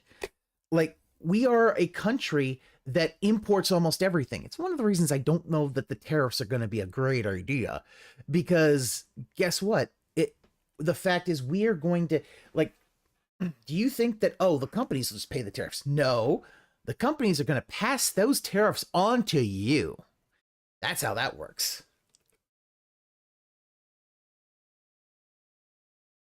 Helping the Ukraine is going to help our country in a big way in this war. And they actually gave a convincing argument and said, here it is. Okay? Maybe I wouldn't have an issue with 4.7 billion loans being forgiven and overall 61 billion being given. And by the way, that's just that one bill. There have been other things that have been given to Ukraine as well. I mean, how do you think they're getting these missiles on the story before? Correct? This is like, those are old missiles. They said this is old stuff. We don't give them the new stuff. What do you think the money that went to Ukraine would have gone towards if it didn't go to Ukraine? Should they have pulled the taxpayer clearing your credit card debt? This is the most ridiculous rant. Like, it really is. He thinks that they should just tell him all this. If he was an isolationist, I'd at least understand his points, but you know he's not an actual isolationist because he probably doesn't believe anything he says on this show. Well, the thing, you can understand the whole thing is he doesn't want his tax money to go towards it because he's not directly benefiting it, you know. Now, if you want to argue that too much money is going there, that is an argument that people are going to make. And this is how this is all happening. All right. So I would love to hear the argument. I would love to be convinced, but here's the problem. It didn't happen. Okay. What happened was Americans 4 years ago said, man, we just really don't like Donald Trump. We're afraid of Donald Trump being president again. So we're going to vote in literally anyone else who can win. Biden's an old. Wow. Wow. Holy shit. Holy shit. This is, to me, that is just proof positive. He was not paying attention to politics even 4 years ago. The reason Donald Trump lost the election in 2020 was not because of anything about, you know, any kind of thing. It wasn't about any shady things or election fraud. It was his COVID response was so bad, people did not trust him in a crisis. They elected Biden. Now, remember, Biden became the nominee because all the other moderates did kind of what the shamans did when they killed themselves to make the God Emperor. They basically ended their campaign and endorsed Biden so that Bernie Sanders wouldn't get nominated. Because good Lord, having a socialist be nominated for the Democrats? Oh, that would be utter pandemonium. It's not like he could do anything. He would need support from other people. He's not like the president's not a dictator. He could make executive orders. They're not going to last. The next person will just, they're done. Phil wants to be informed on every last penny spent by the government and wants a pure democracy, but he's too lazy to listen to every single matter brought to his attention. Yeah, this is why a pure democracy can't exist in this world. That's why it's a pure democracy. The last time it happened was like in antiquity, where, oh yeah, that wasn't pure democracy happened because, you didn't have a whole lot of shit to deal with. Okay, we got to go to war? Yes or no? No, nobody's invading our borders, and we don't feel like invading anybody today. All right, everybody go back to farming. Like, hell, even some of the things like Carthage and even Rome, before Rome was an empire, it was a representative republic, at least somewhat. Yeah, pure democracy cannot win. This is why it's a republic. Crotchety man. He can barely walk or see. But you know what? We need someone else than Trump. We don't trust him right now. So we told Trump's the boogeyman. We're told that Trump is evil. We need to vote in this Biden guy. Him saying, we're told Trump is evil, we're told he's the boogeyman, really is the fact if he doesn't understand. Yeah, 51% want something. This is why his whole thing about Trump's election is so infuriating, because he acts like it was this grand mandate, and now everyone is cool with Trump and he should do whatever he wants. Phil, it's still probably closer to what? It's closer to 51-49. That's not really a mandate. That's not a big mandate. You're still having divisions. But the fact is that, like, the fact that he still thinks 2020 Trump probably, the way he's saying this, he thinks Trump should have won re-election. Look at that. Oh, he's got doing the lip thing. Let's do it. So they did. They didn't vote in Biden and said, hey, now Biden, you have the ability to do whatever you want with our taxpayer dollars. That's not what happened. Literally, people voted. But Phil, if Trump does whatever he wants with their tax dollars, are you going to bitch about that? Or are you going to be like, well, we elected him in? You do realize these missiles are being used to target Russian military and arms depot that Russians are killing civilians. Yeah. Oh, Howard Baxter, I thought it was because of the COVID thing. Biden and his wife voted for Trump because they didn't like Trump. That's the only reason they voted that way. That's what they were told to do. They were mind washed by the mainstream media. Trump's evil. Trump's the devil. Trump's going to be like Hitler. Oh my God! He is oh, wow. This is what he's going with. And he's still going to say he's independent. Like, he is literally going to ignore that COVID existed. COVID was the reason he was able to get out of his debt. COVID was the reason that, like, oh my God, he is literally just ignoring the whole COVID thing and just saying, oh, someone said Trump bad. It's like, no, they saw what happened. If Republicans get a supermajority, it would be mandated a heaven level of swing. This is just clear showing that people didn't like Biden administration and knew Harris would be where it really, like, the election is basically a repudiation of Biden's administration. Kamala Harris, because of her being part of that administration, the unpopularity of that administration was an albatross around her political neck. Trump's going to be this big dictator, this big fascist guy if you get him in again. Therefore, vote for anyone else. So they voted for Biden. This is, wow. I am, like, he has an actual grade school level of understanding geopolitical. It's really hard to get truly upset. This takes you end up being dumbfounded how stupid he is. It really is for us. I'm just dumbfounded. Like, this is a full-on take of ignoring the issues of COVID and the response of COVID, which people roundly disliked, and just saying, oh, they brainwashed the internet. Like, this is him going on full-on levels of right-wing thing, but he will. The thing is, he's not going to admit that he's right-wing. He just won't. He will never admit he's right-wing. What a rare take. Usually people would think stopping dictators that have ambitions taking over the world before they amass too much power is a good thing. To be honest, Biden was more spry 4 years ago. That actually was true. He was more spry, although he was still old. Kamala was just that unlike too. Dead last in 2020 primary, and suddenly the front runner, and she's barely seen 4 years. Yeah, by that inspiration, San Francisco. Yeah, she's unlike. Like, that was the thing. I think he picked Kamala because the fact is, she was a lot younger, and that he wouldn't have picked Buttigieg because I don't know that there are going to be a lot of Americans who just are not ready for a gay vice president. Just saying, I don't think they're ready for it. Kamala was basically the pick of, she's young and with enough experience they could be like, yeah, it'll be fine if Biden kicks the bucket.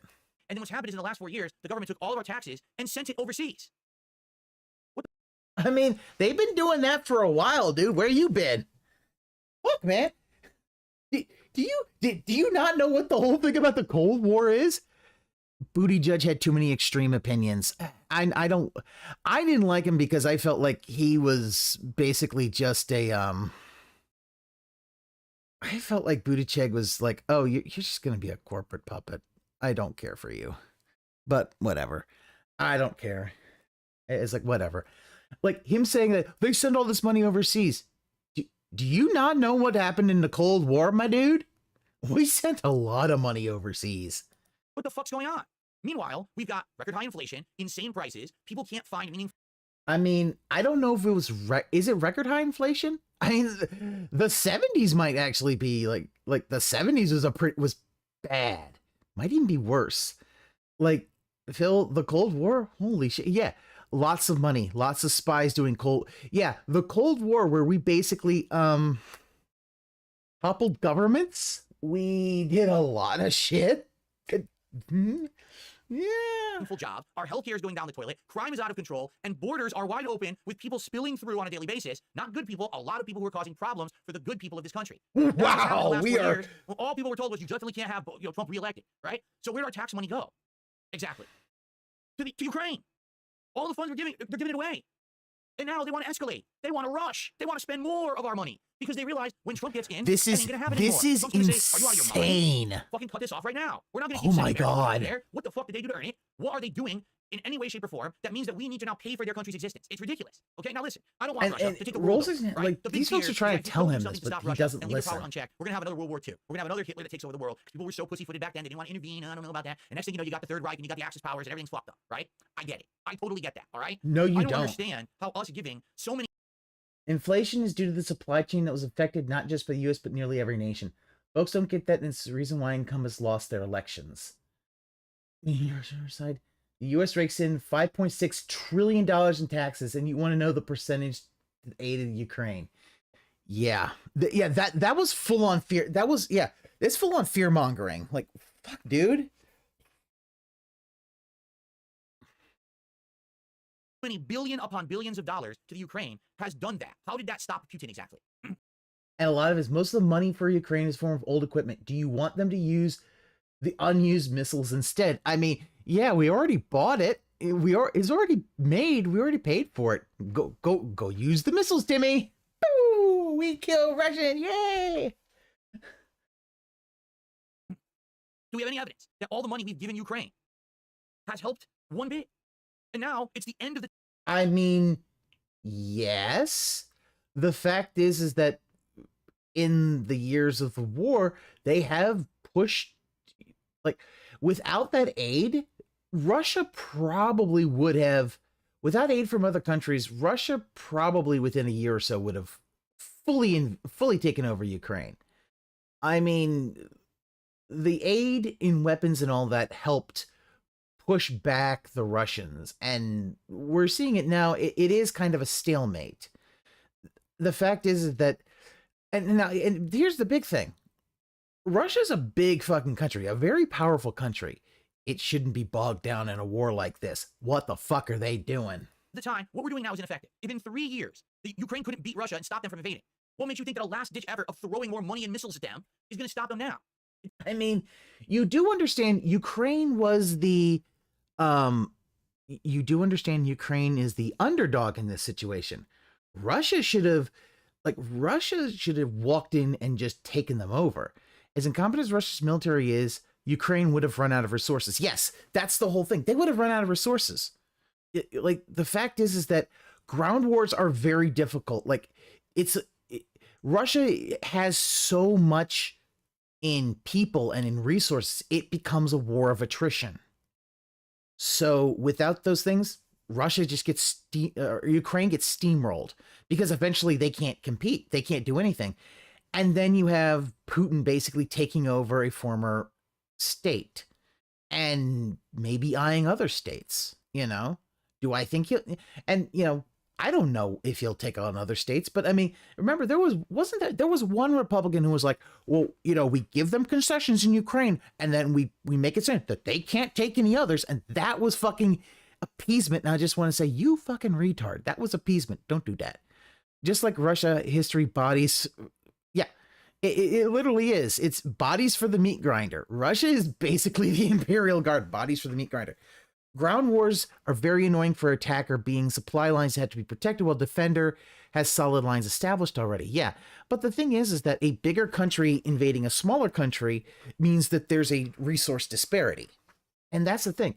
Ukraine is basically fighting back just to kind of keep, because what'll happen is what'll happen if we no more aid, nobody. Ukraine's defeated, Zelensky is executed. Like, unless he escapes, he will be executed by the Russians. It doesn't make any sense because no matter what happens, in 2 months, it all flips anyway because Trump's going to come to power and say, we're ending this now. So here's the problem, Phil. He can't just arbitrarily end it. If the majority of Congress people are still okay for giving aid, they will give aid. Trump can veto it. And guess what'll happen? Phil? Congress can do a thing called overriding a veto. Like that, like Trump can't just end things like that. This is where the separation of powers exist. Yeah, like the fact is, if a majority of them, especially if it's more than 60, more than 2/3 majority are okay with giving aid, it's still going to happen, and Trump can't do a thing about it. And here's the thing. He will probably continue giving aid. This is a desperate, pathetic, weak, very closed-minded, and dangerous attempt of the Democrats on their way out to do a last desperate gasp of attention, gasp of power, and it means nothing. You know what they say? Full of sound and fury signify nothing. That's Fuck you. You don't know a goddamn thing about that. Don't fucking quote Shakespeare to me, you dense motherfucker. You don't know a goddamn thing about it. Quoting of sound and fury signifying nothing. Like, fucking hell, dude. Like, you don't even like, I guarantee you couldn't quote the rest of the fact that this was from All the World's a Stage and All the Men Are Merely Players.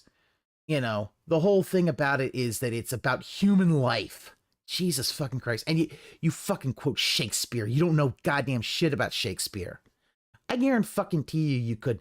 I guarantee you, if you gave him a book where it translates what Shakespeare said on the on the right-hand page, he still wouldn't get it. exactly what this is. All this is one last less assistance, but Trump will keep sending support while talking with Putin for a treaty. Yeah, he is probably going to try to negotiate for a treaty. Can't even use wartime power as an excuse because we're not in a war with Russia. Yeah, we're not in a war with Russia, so there's no wartime power. He'll try to set up a treaty. He technically has the House and Senate, so he could cut off foreign aid for Ukraine, but doesn't have a reason to do so. Well, here's the thing, Drax. If the Republicans are still in favor of it, I mean, the fact is that the Republicans didn't really want to do aid to Ukraine. They would filibuster any aid package, but they don't. So I think there are still Republicans who want to give aid to to Ukraine. So the fact is he's going to have to contend with them. He isn't going to be able to just boss them around because Trump's got 4 years, and these congressmen and senators, they can just weather the storm. Blowing it out the ass towards Ukraine, and it's going to do absolutely nothing. This is a fucking... And yeah, Ukraine has fended off a full-scale invasion and is now on the counteroffensive. You don't know anything. You literally only believe talking points. When we give aid, we authorize defense contractors to make new weapons for our military and send older ones to Ukraine. You've not studied this enough. Waste of our time and money. Warhawks mostly. Oh yeah, a lot of they're probably Warhawks, but there's a lot of Warhawks in Congress. Okay, there's a lot of Warhawks. Oh, I'm afraid of a dictator. I'm afraid of this. I'm afraid of that. No, if you take a look at the track record, in the last 4 years, the Democrats have squandered the shit out of our tax money. We earned it all. We gave it to them, and they just blew it away. Meanwhile, all these problems around us are getting worse. That could have gotten better if they actually We gave Phil our money and he just blew it away. Guys, what the fuck, Phil? This is not what you want. You do not want to talk about tax money when the fact is, one, you've had a bankruptcy be forgiven, and two, the fact that you spent all your money on Hogan's. Yeah, there's no shortage of war. The rhinos are still there as well. Republicans who see Ukraine as a pure victim, so support is needed. Mitch McConnell needs to smell burning flesh one last time before he goes. Really appropriated the tax money properly because of shit like this. You understand? And the thing about it is, you could see how simplistic he is, because he thinks Republicans will spend our money wisely. No party's going to spend your money wisely, Phil. They're going to do it on dumb things. That's the government. They spend it on, like, there's a reason they call it. You ever heard of pork barrel politics, Phil? No? Get the fuck out of here. There's somebody who actually knows this shit. Okay? There's a lot of money that is just kind of, you know, it's called pork, and it gets used for just stuff. It gets used for, oh, congressmen kind of want something. They might want something for a vote. Hey, you know, toss some money our way. It's basically kind of like a bribe, but it's legal. But that's just how it is. It's more likely he's going to see Vlad and ask him to stop so he can go back to me. More than likely, the fact is there will probably be a treaty. It will probably mean Ukraine's going to give up territory, but we'll see how long. Like, I don't trust Putin at all. So a treaty might just be a piece of paper. And so this is stupid, disgusting, embarrassing. I mean, honestly, if you want my opinion, and this could be completely, blown apart, I'm sure people will criticize me. I feel like when the election ends, there needs to be a very rapid transition of power. Very fucking rapid. Now, so one side lost, but now they have 3 months to fuck everything up around the world. No, it should be, you lost, get your ass out, and they get a big rubber boot. And they put it on a big... Oh my god! What the fuck? Jeez! You flunked out of tard school or something? Were you dropped on your head as a kid? This is the most retarded thing ever. Phil, 2 months is insanely fast. It used to be we would have our elections in November, and it would be March before people would actually then get inaugurated in. Republicans only think save money, spend only on country alone, while the Democrats give all our money to poor people and government control, take everything. So make government be in everything. 4 years can feel very fast. Like this, the thing about it is, this is a very simplistic idea from Phil, that Republicans will only think save money. It really, his whole thing just makes no sense. This is literally just the dumbest goddamn. And now that, just immediately, like, Phil doesn't understand that creates power vacuums. The idea of a transition of power, peaceful transition of power, is it takes some time for the president-elect to create their cabinet, to kind of have everything set up so that once they get inaugurated, boom, they hit the ground running. They've already nominated their cabinet, and they put all the nominations through so they can start to get their policy made. Like a big peg of wood, and it swings and it just kicks you on the ass, and you fly out the fucking door because you lost. And then the new people come in and they start actually running the country better. Not, we have to wait 2-3 fucking months for this to transition. And meanwhile, blow more money, shoot missiles over at fucking Russia, piss them off. Let's just fuck up the world. Why not? Hey, why not? Hey, I got an idea. Why doesn't Biden, all right, start making giant blimps of Winnie the Pooh with the leader of North Korea as the face, and just start shoving, just have it go down our streets? Why not? Why? Phil, that's the wrong one. Winnie the Pooh is China's PM, not Kim Jong-un, you dum-dum. There's a reason a good amount of people say politics is a more expansive game of chess. No wonder Phil can't comprehend politics. Only thinks in the moment, not 5 steps. I was thinking about that, Aqua Saber. I was thinking about how, Phil could never play chess because he would never be able to look at any move ahead. He is too short-sighted.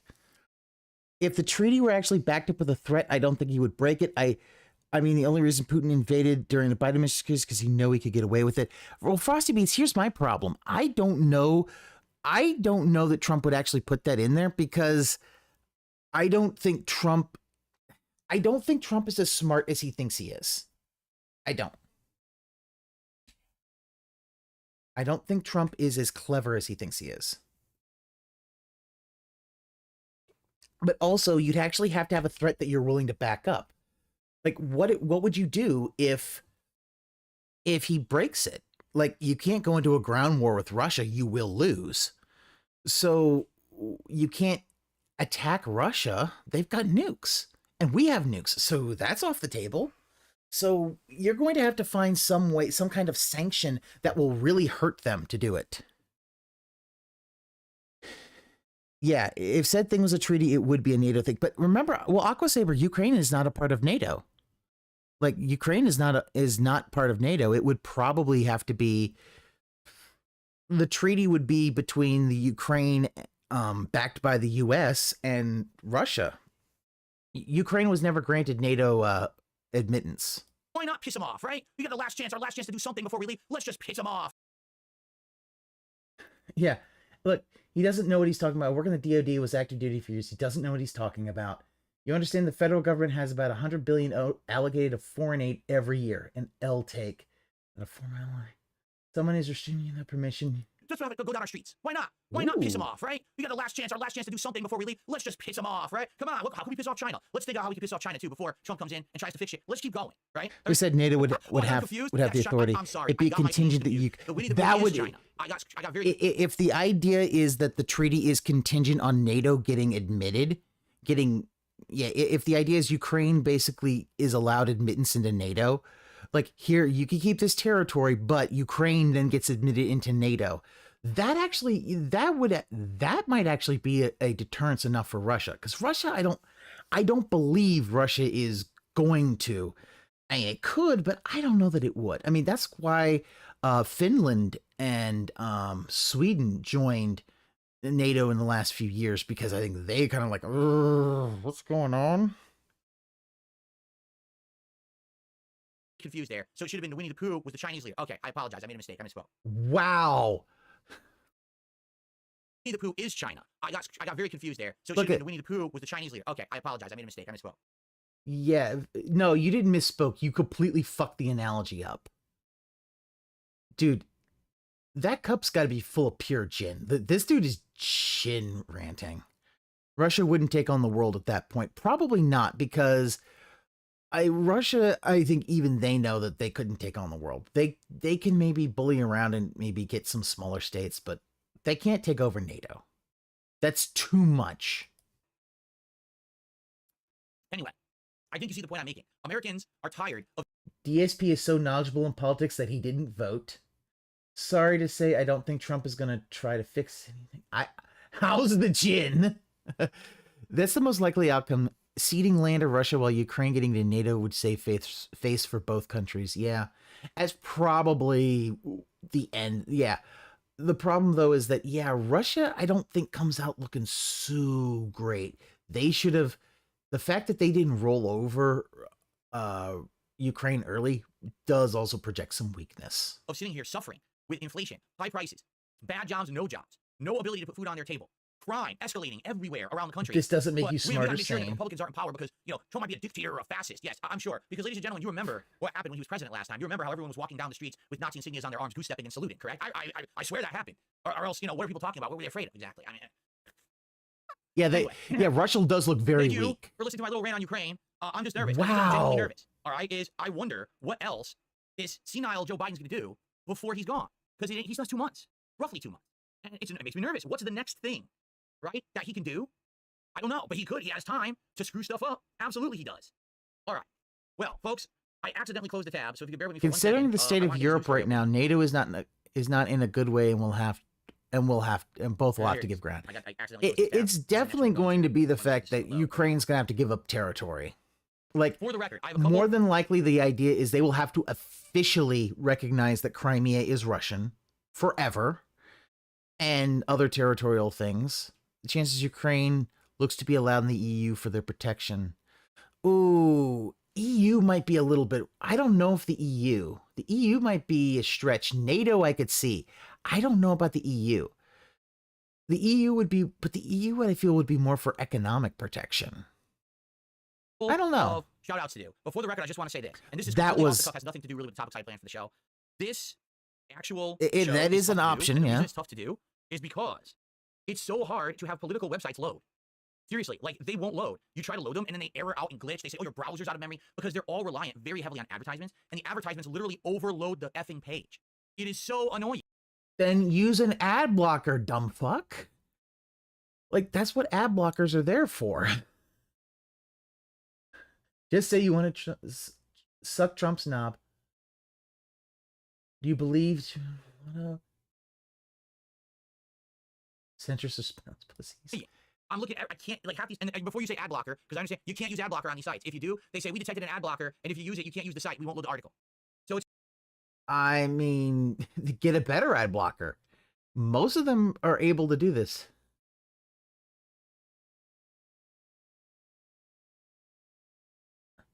Damn, I'm drunk and I don't want to do this, but NATO's been absorbing countries that have been pushing on the red line that was set after the Berlin Wall. I mean, a lot of them wanted to join NATO because they didn't want to get reabsorbed back into Russia. Like, if Russian satellite states didn't seem to have a good thing. The hardest point of this showroom is not knowing anything about the Tatar. Isn't the hardest thing. It's a major pain in the ass. Like, I have a bunch of tabs open for the rest of the show, and half of them are endlessly loading for no reason. They have giant pop-up ads. Russia's probably broke by now because they have to pay for cheap. Well, not only that, it wasn't also that the Korean soldiers, when they got to Russia, saw porn for the first time and basically became gooners. It looks like Didn't they all become gooners? Your tips are being frozen because of the whole thing with two of them got frozen in a row. It absolutely means you're using a terminology that PayPal does not like.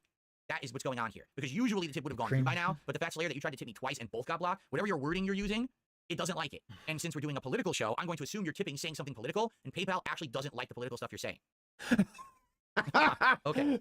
PayPal doesn't like political stuff during a political show. Good job, okay, so Bill. Slayer, I think he was trying to say this in his tip. He says, for your info, the conflict of Ukraine and Russia, China's a close ally with Russia and North Korea, well aware that everyone's people like they're the next axis. Seriously, that's what everyone says. They were sending weapons, and even recently North Korean soldiers were sent to fight the front lines against Ukraine. Many countries are hesitant to directly support Ukraine to avoid a war. I know all about it. I really do.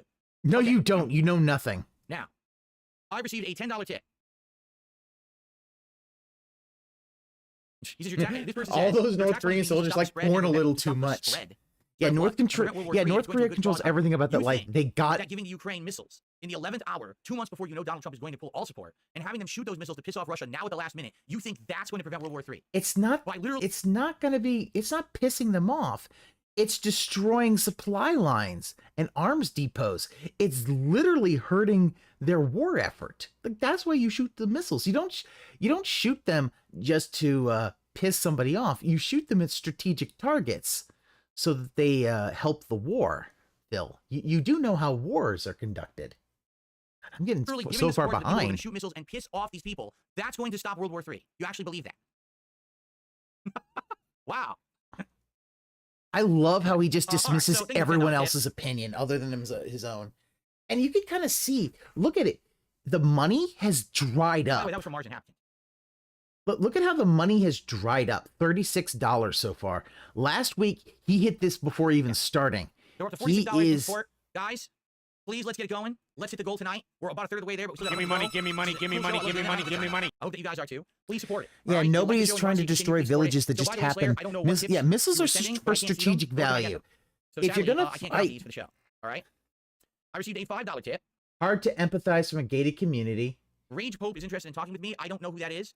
And you need a panel with Phil, Destiny, and Hassan. I have a X account. I have an email address. If someone's interested in talking with me, they can contact me through the proper channel. Consensus of the right. I'm sure there's misinformation on both sides. Not going to get anywhere. Okay, great. Thank you.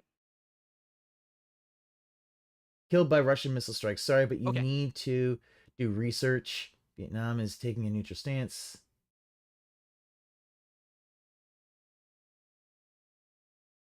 Just so you guys know, everyone's spamming the chat with information right now. It's completely ineffective. All right. The funny part is people are like, "Oh, but you don't know that ineffective because I don't need information. I'm perfect." I absolutely know that. Do you think that these missiles being given to the Ukraine at the last minute are going to change that?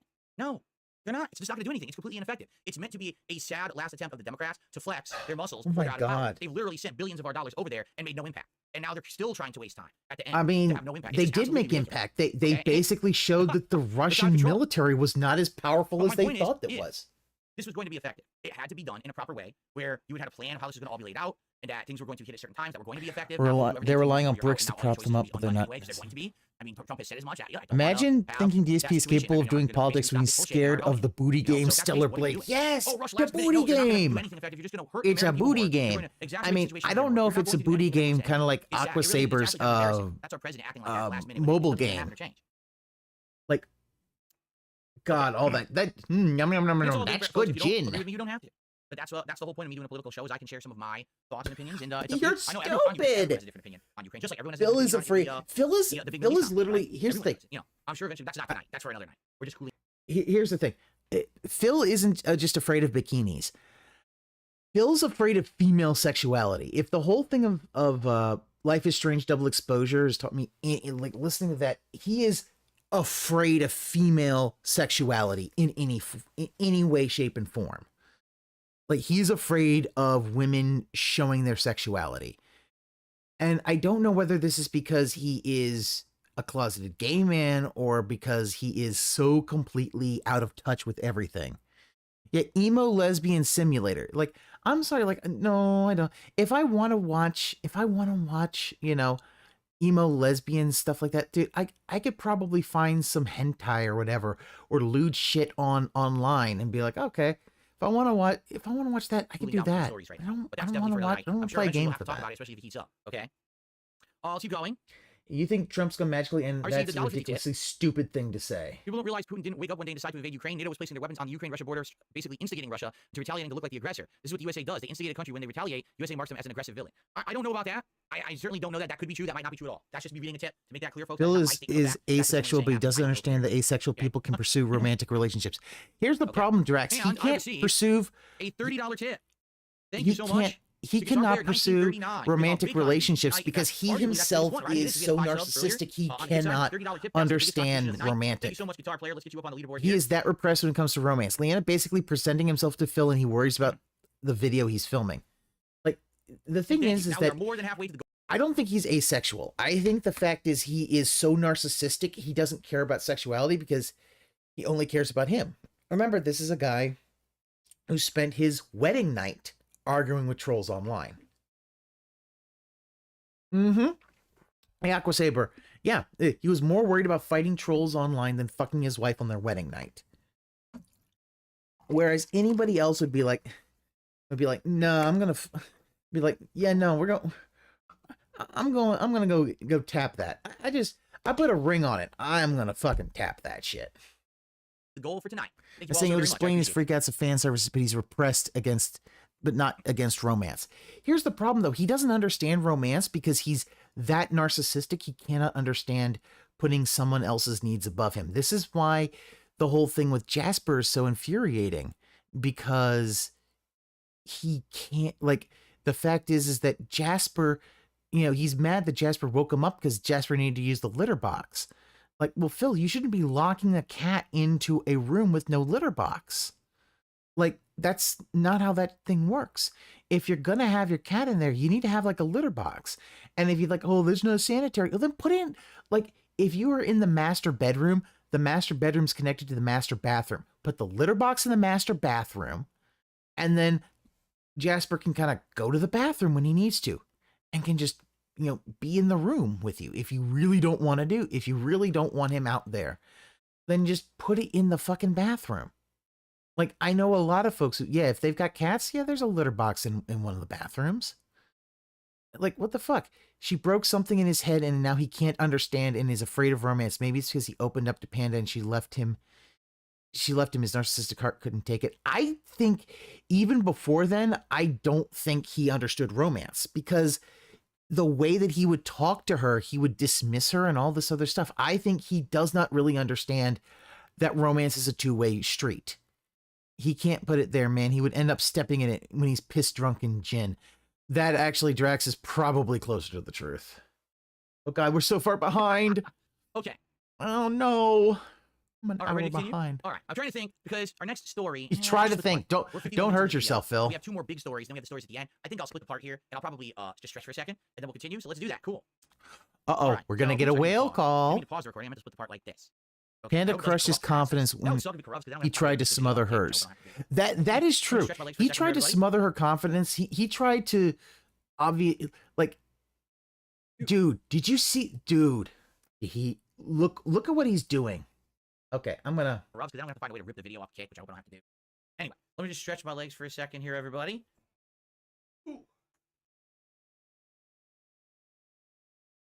Dude, he couldn't even get out of front. He's about to pull a wedgie out of his ass. He's about to pull a wedgie out of his ass. We almost saw him do that. Yeah, the thing about Panda is that it wasn't just that I don't think she just crushed his confidence. He basically tried to control her, and she pushed back. There's a good reason for it. All right, so we are going. I always heat up. I got high blood pressure. I start sweating, but I think it's good. I get all worked up, right? There's a good reason for it. All right, so we are going to continue on our second half. I still love the fact that last time he claimed to be an independent, on Kick tonight. Great audience, right? How many and yet the fact is, this whole time he has done nothing. He has never really had any criticisms of the Republicans. And I bet when topics are hot, with bigger topics going on in politics that everyone wants to hear my take on, will have higher attendance, and then there'll be some weeks when it'll be lower. I think it'll go up and down, but pretty cool that I have this level of people watching me. I appreciate that. Okay. Also, that mug seems to be very clean. It doesn't seem to have the coffee stains. Gin. My cats have an entire room to fuck around in litter boxes and scratching close to plenty. Yeah. Oh yeah, Drax, that's the thing. No one else was getting the numbers I was like the house I have has a litter box on the upper and lower floors, and the cats are allowed to go. 200 viewers have filled arrangement syndrome. He claimed to like Bernie when Bernie is the exact opposite of his financial interests. Yeah. Like the fact is that you can't go super conservative and say you like Bernie. That makes no sense. It's tonight. Oh, but this just shows that he. Yes, it's time. Because he knows Bernie has memes. Please, let's and he likes memes. Let's hit the goal. Let's get it done. Let's hit these goals. We don't have to worry about it for the rest of the night. Let's have someone drop a big bomb of subs or a big tip. Let's just wrap it up and continue on with our night. All right? And your love give me such a thrill, but your love don't pay my bill. Here we go. The next topic. Give me money, give me money, give me money, give me money, give me money. Next topic of tonight's show. Also, this looks like just something that someone just used like a free thing to make. For our next topic tonight, I'm just going to do a big disclaimer. Bernie is not established, which is why he'll never be president. Well, that's true, Drax. But he said he was like the #1 Democrat. That's what Phil said last week. The United States populace has been bombarded with a wild number of outlandish campaigns speaking about Donald Trump in various different ways. As we've said already on the show, he's been called a dictator. He's been called a fascist. People are equating him to Hitler. Fascist. Fascist. Fastest? He's the fastest. Is he the fastest? Has he got the chaos emeralds? Like, it's fascism. There's an S and a C. Like, fastest. He's the fastest.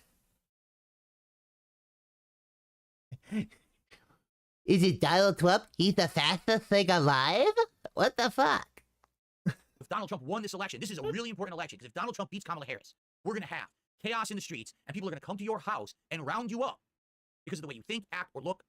It's over for you. People have actually said this, okay? Now, when people say this kind of stuff, there's two questions, all right, that I have to ask. Question number one is, where were you during the years of 2016 to 2020? So I'm not sure if you're aware of this. But between the years of 2016, there's never been a true fascist state. They've all been a front for communism. Drax, I don't agree with that. I'm sorry, I don't agree with that because I don't believe fascist Italy was a front for communism, nor do I believe that Hitler's Germany was communist. Hell, Hitler's Germany, they, like, the reason people, the rich folks in Germany really were, accepting of Hitler for a while was because he was going to get the communists out. Then they thought, well, then we'll get him out. And whoops, that didn't happen. Because there's a reason you don't want to use extremists to get other extremists out. Do you Twitter talking points with his talking point about Trump's first term? It's like, dude, what the fuck is this? Or Hitler mustache, having a swastika on his arm, putting his arm out with the Nazi salute, and ordering an army of goose steppers down the street. He didn't hesitate anyone should get round up and put into camps. He didn't start world wars. I mean, you want to know what he did? He had a big ass mouth, and he started a lot of shit because he said nasty things on Twitter. Okay, I will admit to that. Again, I've said this before. I wish that Donald Trump had more professionalism and self-control. He never really had that in his life, and he doesn't really need it because it seems like when he speaks his mind, he kind of gets ahead. I honestly think that's one of the major reasons why he was actually voted in to begin with, because he wasn't a career politician. He was a blusterous, hyperbolic talker who could get the crowds going, a populist, if you will. Germany leaned into socialism pretty hard, which is just communism light. I don't agree with that. One, socialism being communist light is, I don't know that I don't know that they leaned into socialism. Like, they said socialist, but they didn't mean it. Like, a lot of it was still, I don't believe it was full on. I don't think it was socialist. Because even if you say socialist, I mean, think about it. It's like People's Republic of Korea. Well, you know, or Democratic Republic of Korea, you know, that whole People's Democratic, you get all the rights of Korea, whatever North Korea calls itself. You could say whatever you want and don't make it true. I don't believe that Germany was socialist. And even then, the fact is that communism is the far, far extreme of that. But I don't think that, you know, the idea is, I don't think socialism is communism light. The fact is that it's been used in many other countries and tempered and seems to work decently well. But I mean, you know, you've got, like, hell, England uses it as their national health system. And a lot of other countries use it to get, you know, healthcare and stuff like that, you know, and things like, hey, you know, maternity care. So the fact is, hey, you don't actually get, you need to leave to get a baby, and we're not going to fire you. Like sometimes the U.S. has done. Yeah. Like the whole thing, like that was literally the only kind of criticism I've heard him say of Trump, that he should be more professional. But that's it. And people didn't like the figureheads anymore.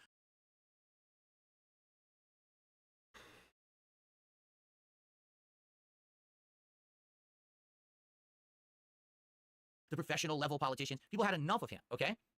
They wanted, or enough of that. They wanted someone different. They saw that in Trump.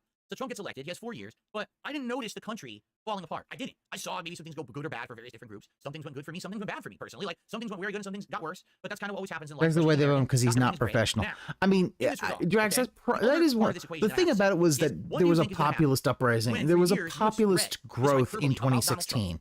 It's why him and Bernie Sanders were very popular. We saw that Kamala Harris had celebrities like Will Ferrell saying to the American people, if you don't vote for Kamala Harris, we're going to hold you personally responsible. Oh my God. If you want proof he's autistic, that's it. He didn't get an obvious joke being obvious. Like, does it need to be, this is a joke.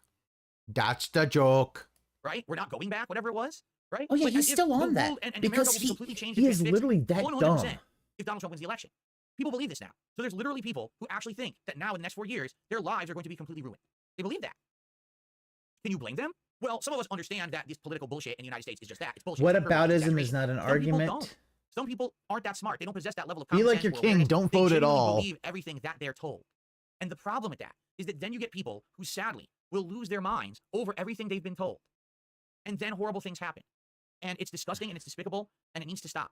But it seems like it's not stopping. I'm honestly just thinking about watching the Technology 101 and Snort Hogan clips because Phil's snort is a bad word. Kamala Harris is the worst president in history we've ever had. She's the worst politician. I don't believe that. I really don't. I don't think. For some reason, the top candidates are anti-establishment. The lol. Yeah. Drax, I think a lot of that is just because the establishment hasn't been popular in a while. And then they take incredibly harsh action, and then people get hurt. Ladies and gentlemen, we're going to look at a couple of those cases tonight. Trump derangement syndrome in full effect. Minnesota dad who ranted against Trump election gunned down his wife, ex-girlfriend, and his 2 kids in a murder-suicide. That is horrible. Absolutely it's horrible, but let's not... Should never have happened. I don't know that you can... Are we saying that he did this because of Trump? Like, this sounds like this might have been some severe mental issues. Like Trump derangement syndrome... It can be a thing, but this is sad. This is a tragedy. This sounds like somebody who was mentally unwell and who needed help.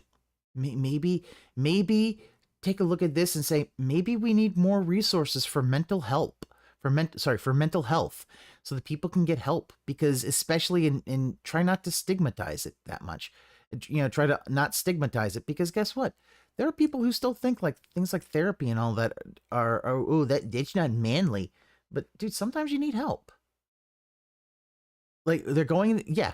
At all. And it happened after the election. It was like a few days here. A Minnesota dad who ranted against President-elect Donald Trump online, shot and killed his wife, ex-partner, and his 2 sons before then turning the gun on himself, according to authorities. Shooter, 46-year-old Anthony nephew had a pattern of mental health. Yeah, this issues. has nothing to do with Trump. The guy's just mentally ill. Yeah, it would be like if So think about that. He murdered one. it would be like if, you know, after Biden won in 2020 and everything is flipped, you say, "Oh, this is about someone with Trump." It's like, no, this is somebody who's mentally ill and who needed help, and there wasn't. This has nothing to do with politics, and this is basically using this as using this story to basically further a political thing, which I find to be a little distasteful.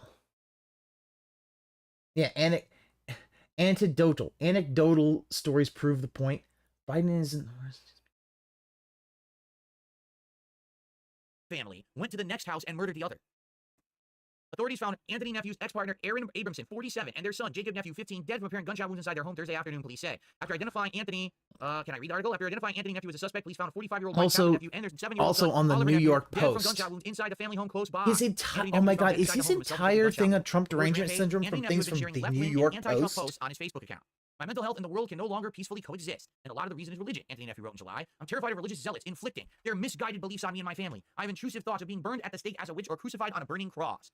Do you think perhaps this kind of person, when they are hearing that the devil is being elected president, that maybe Man, this story's messed up, but you know what else is messed up? We have in our tips go. Let's go tips. Yeah. Saying awful things should have accountability, taken. That people then lose their minds and act horrible ways based on what they said. I mean, people actually believe that I or my child are Satan or the Antichrist or whatever their favorite color of boogeyman they're afraid are this week. Best part of election is almost 2 weeks since the election, people are still having meltdowns. Yeah, Drex, I mean, ever since people are going to have meltdowns for a while. The Handmaid's Tale has become this viral thing for the left, the left-leaning people, that the whole country is going to become the Handmaid's Tale. I heard women are buying Handmaid's Tale cosplay and wearing it out in the streets in protest that this has happened. It's like they can't handle reality. They actually want to believe. He's better to bring up the assassination Trumps on Trump. At least that would be political. Right? Like, why this are you is then just dressing up in a dystopian way. You know what I'm saying? Like, this is just weird. It's bizarre. Yeah, Rand even says horrible tragedy, but this seems largely irrelevant. Anthony Nephew shared other political posts, including the image of former President Barack Obama, Trump, President Biden, and Vice President Kamala Harris. The word hate sits under Trump's face, while the words hope, heal, and grow correspond with the Democratic politicians. Not that anyone cares, but as an independent voter, I would really like to see both political oh yeah, parties and Frosty, this is really in bad taste. You know what? I agree with that. What did I say? I said 100%. I didn't like Kamala Harris or Donald Trump, or for that reason, Joe Biden when he was running for our presidential candidates, and that we need a better system, that we have better choices, not we're just saying, well, here's who you're voting for. Wait, what? What say did I have? Did I get to vote? No. No, these are your choices. That's our two-party system. Too bad if you don't. Here's who you're voting for. Wait, what? What say did I have? Did I get to vote? No.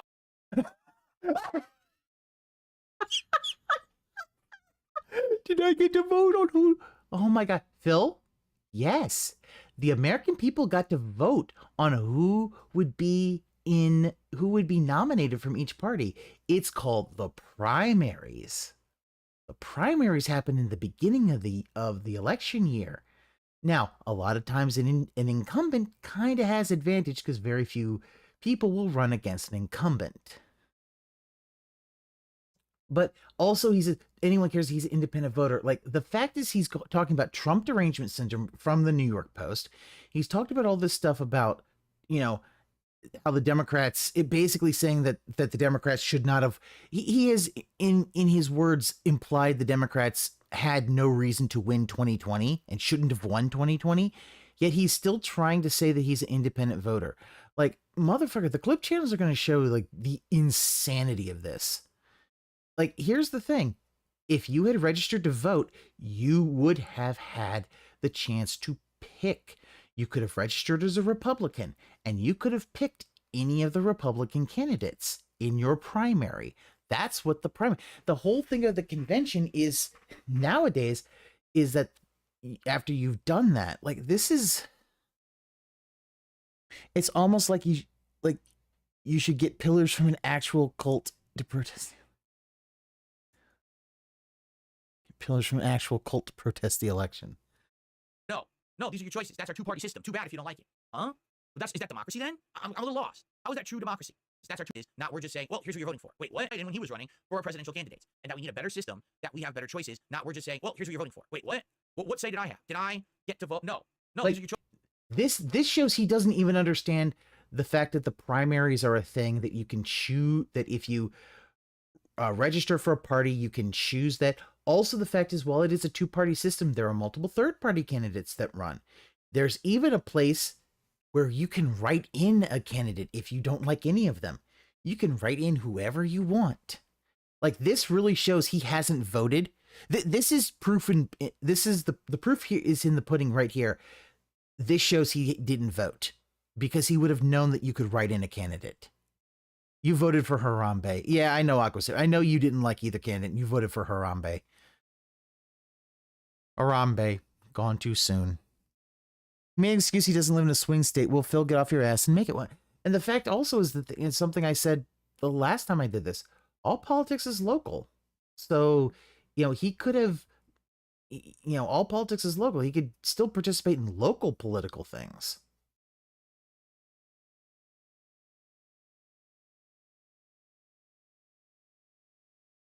Choices.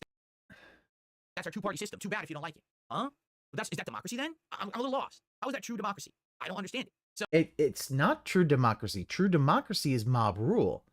This is a representative republic. That's what we live in. And a representative republic, you elect folks who will run the government on your behalf.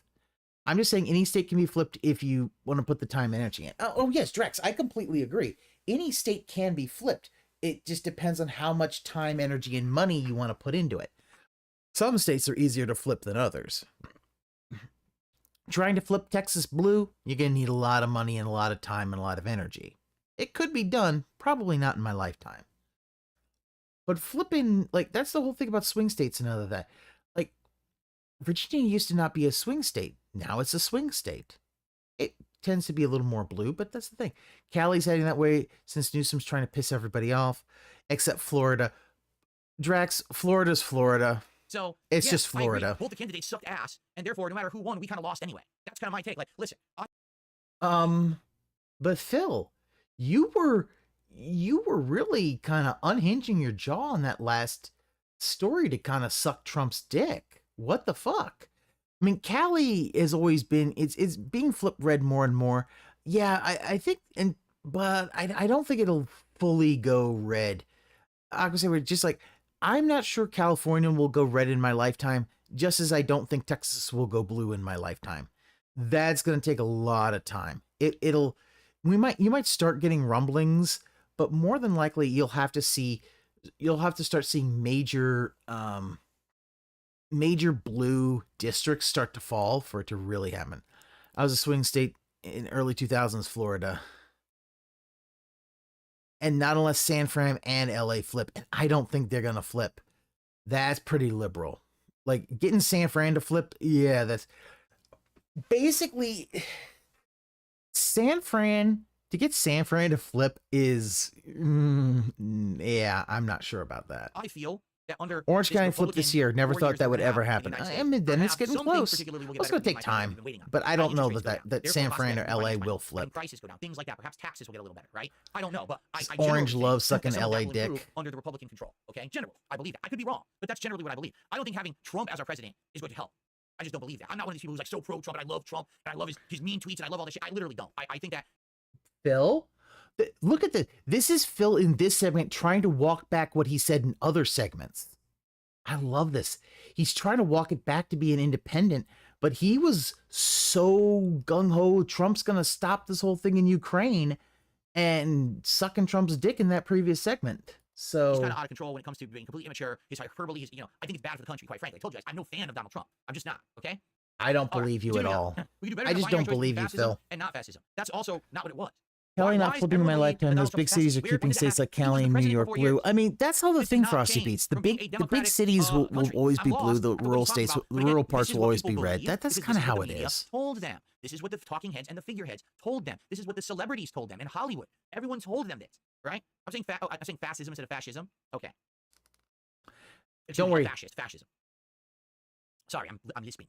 Okay. What? What did he say? Excuse me, fascism. Sorry, I'm lisping. Okay. No, it's because you're drunk. The homeless issue, crime, and water appointing doesn't help Newsom one bit. All the rich move to LA County or Texas. I mean, population changes will cause that, and we'll also see the next time we have a census, which will be 2030. So Let's continue. Anthony Nephew previously even issued a chilling warning about his mental health battles, writing in an op-ed to the local Duluth News Tribune in 2021. For millions of Americans, a breakdown leads to suicide or homicide before suicide. Mental health in the country is stigmatized, ignored, or treated as a burden for the individual to bear alone with little help and less understanding. Americans deny they have mental health struggles because they have to, because they're told to, or because they don't realize their mind's broken. The police in Duluth, the city of 90,000 residents, have not yet determined a motive in the shootings. Well, I mean, there might be a follow-up at this point. I don't know, because this was from, like a week ago, a little over a week ago. Because I was saving these up for the night when we were going to do this as a topic. Okay? Continuing on, we have another one. Another one, everyone. Wife of a prominent trans writer hacked father to death with an ice axe after Trump's a space rocket program manager butchered her father with an ice axe ice axe after Trump's a space rocket program manager. Oh, that thing cut off. Like, so wife of prominent trans writer hacked father to death after Trump's election night victory. Again, this is like, this sounds more like mental illness, and again, it's also the New York Post, so you have to understand the bias coming from there. They do want to paint, the New York Post is a much more conservative piece, and they do kind of like to paint liberals as bad.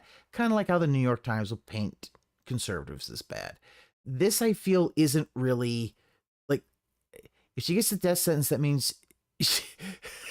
Oh, Drax. Oh, come on. I have trans friends. I have to support them. I don't want them to. I got trans friends. I gotta support my trans friends. I don't know this person at all, but this isn't political. It's showcasing deranged people going over the. It's showing people who need mental health, who need help with their mental health. This is not political. This is, and I find this to be very distasteful. Trans writer hacked father to death with an ice axe after Trump's a space rocket program manager butchered her father with an ice axe on election night after a breakdown following President-elect Donald Trump's victory and was found smiling and clapping, covered in her loved one's blood, the cops said. Yeah. Smiling and clapping, covered in her loved one's blood. Not well. Don't worry, I have transfers as well, that's why I make these jokes. I know, I'm gonna be honest, I think one of my friends who's trans probably won't be part of that percentage because they came out as trans. Whereas if they hadn't, I don't know about it. They might have had to hear about it in the obituary, Actually, them coming out as trans, they're so much happier. And I'm happy that they're happy. Lori Burke considered the bloody rampage in which he allegedly strangled, bit, and hacked her 67-year-old father in the $800,000 Seattle home they shared as an act of liberation, charging documents allege. Burke, 33, is a training program manager at Blue Origin, Jeff Bezos' spacecraft company, according to her LinkedIn, and is married to a prominent transgender writer, Samantha Leigh Allen, public record show. Well, let me tell you something. Jeff Bezos has the best screening program possible for his training managers. Like, a training program manager, huh? Bill, Yikes. This is someone with severe mental health issues. The fact is that, this doesn't say anything about this person's ability of being a training program manager. She might have been a fine training program manager, but I mean, you've quoted comics all the time, It's like the Joker. Sometimes all it takes is one bad day and things go in. Like, this is very, very distasteful. Like, always finds the best way to make himself look like a massive prick. Like, the whole thing is, this person had a breakdown and things escalated, and who knows if she's in her right mind. This might be a thing of breakdown and may not be competent to stand trial. I think she might need to go to the hospital and be looked at before they send her to trial. Let's continue. I'm not even looking at that one. Let's keep going. Alan is the author of the acclaimed... Let's continue. Wow. I'm not even looking at that one. Let's keep going. Wow, just completely go over the person's picture and their partner. Wow. What a massive Alan is the author of the acclaimed book, Real Queer America, LGBT Stories from Red States, and an editor at them, a Condé Nast transgender news publication. The killing was meant to help people change their attachment to their parents, and had to happen today, Burke told police, her face covered in her father's blood, according to court documents. Burke had been upset about the election and knew Trump would handily beat Vice President Kamala Harris when she allegedly snapped, apparently when her father, Timothy Burke, refused to turn off the lights. She went upstairs, grabbed an ice pickaxe, gripped her father, choked and bit him on the floor, and then struck him repeatedly with the blunt and sharp ends of the tool. Burke sat down next to her father and watched him die, then smashed all the windows in the house when she described as an act of liberation. When cops arrived, they found Burke clapping because she was so happy. Burke was worked at Blue Origin for about 5 years, according to her LinkedIn page, and lived with her father in a house in South Seattle. But she's married, but she's living with her father in a house in South Seattle. Where is her significant other living? Burke told police she had a strained. I mean, who knows? Maybe they're on the outs. Maybe her partner lives somewhere else. That does sometimes happen. Charged first-degree murder, held on $2 million bail. I mean, charged with first degree. They're probably also charged with like second degree and all that. Dispute. Officer Raj came in the house, her face, said she didn't have any idea where the blood come from or who smashed the windows. Yeah, this sounds like somebody who broke. Maybe she was so unhinged they were getting divorced. That is a possibility, Aquasaber. That actually is more than likely. That is more than likely a more than likely possibility that they were divorcing because she had untreated mental illness. Like this sounds like untreated mental illness and somebody breaks. They're fighting over politics, so she went to her dad's. Although, well, here's the thing, though. It sounds like her partner, writing a book about, transgender stories in red states seems to be something would seem to be more, and, writing for a I guess a popular transgender magazine or something like that. I don't know that she'd be super into Trump. So maybe the fact is that it could be that this woman was basically dooming. I don't know what the in reality version of like doom scrolling or doom posting. Like it might have been that she was having a breakdown. She was told she needed to go live with her dad for a bit. They needed some time apart, and she broke. Like, this is... You know what? I believe the guy had the fluoride in the drinking water making us mentally ill. I don't know about that. That man's got brain worms. Hey, if you take the fluoride out, do I get brain worms too? Maybe that's why they're the brain worms, because Apple is like teachers make you smart, and apples have worms in them. So if your brain has worms in them, you'll be super smart too. Relationship with her father without strong boundaries that left her feeling hyper-focused and disorganized. So why is she living with her father? Married, but still living with the dad, but you have issues with the dad. I'm very confused. Trump's election victory overwhelmed her and finally pushed her attention to the breaking point, she said. When officers arrived, she came out of the house with her hands up and blood smeared on her face, but she said she didn't have any idea where the blood came from or who smashed the window. Yeah. Later described the dispute with her father over the lights, eventually whispering, "I killed him," to an officer. Charging documents said Burke has been charged with first-degree murder and is being held on $2 million bail. Now, as much as I would like to say, these are the only two stories, they're not. These are the two biggest stories. These are the ones that have been kind of sensationalized, but there have been numerous reports of fights breaking out, family members literally disowning their other family members, friendships breaking and ending, relationships breaking and ending, all because Donald Trump won the U.S. presidency. I mean, okay, Phil, that yes, disowning somebody over an election is a bad thing.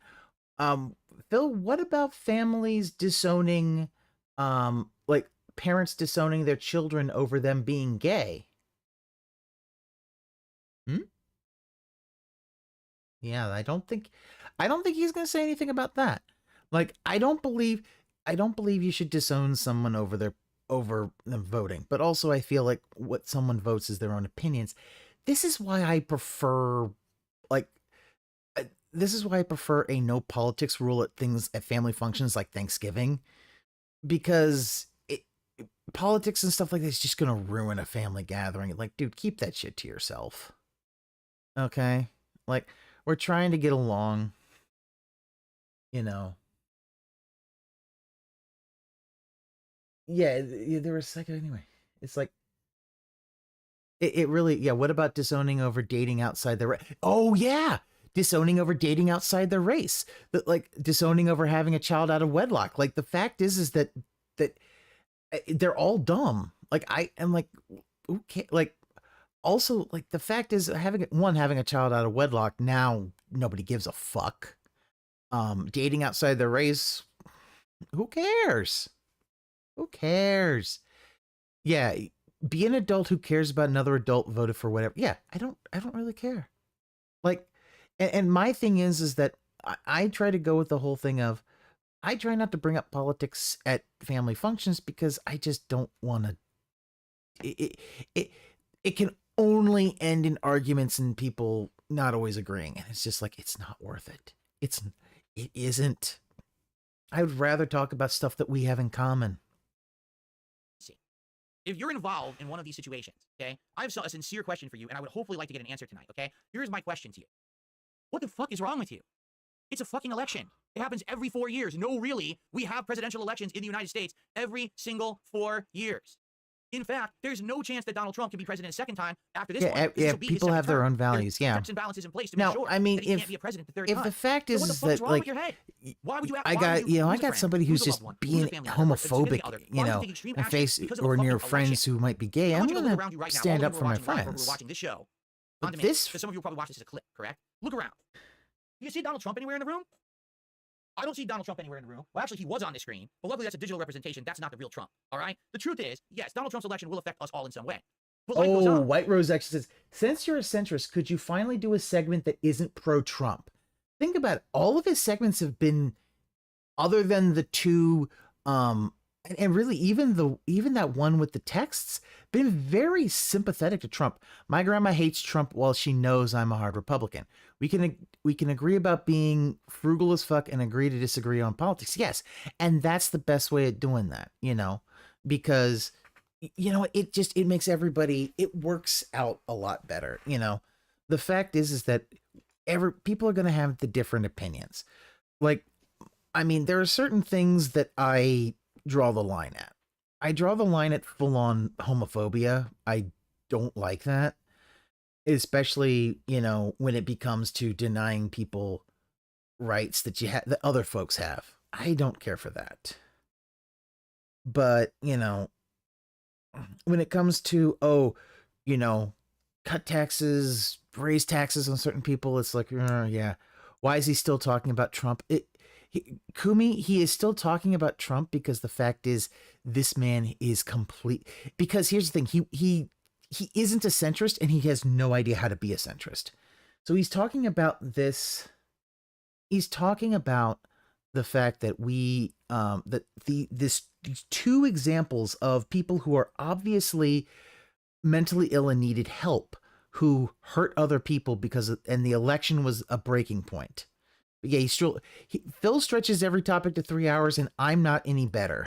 It's literally not the end. Donald Trump is not going to move in with you. He's not going to force you to do things against your will every day. But when this you pour your cereal into this the one cereal is bowl, very distasteful. and you're I'm about really looking at it, getting a Donald little Trump will now angry walk up about to your this. table, drop trowel, pull out his He member, wants to and be piss on the into your bowl winning of cereal team. in If the morning. Kamala That's said literally not he'd going be to saying happen. Yas There it is. Queen, You see that what I mean? probably That's not going to is. happen. Like, So remember, why are this you guy acting sat on the like that's going to fence. happen? Why are you acting like the world is over? I'm lost. Now, the people there, obviously, who did the extreme actions, they're unhinged. We already know that. One of the guy admitted over and over that he had mental illness, and he didn't know how it was going to affect him. The other person, geez, the way that they're acting, yeah, they're laughing at it, that they brutally murdered their father. It's insane, right? We But can all agree no, that's not sane thought, that's that just sounds broken like they mentality, broke broken also. mental state.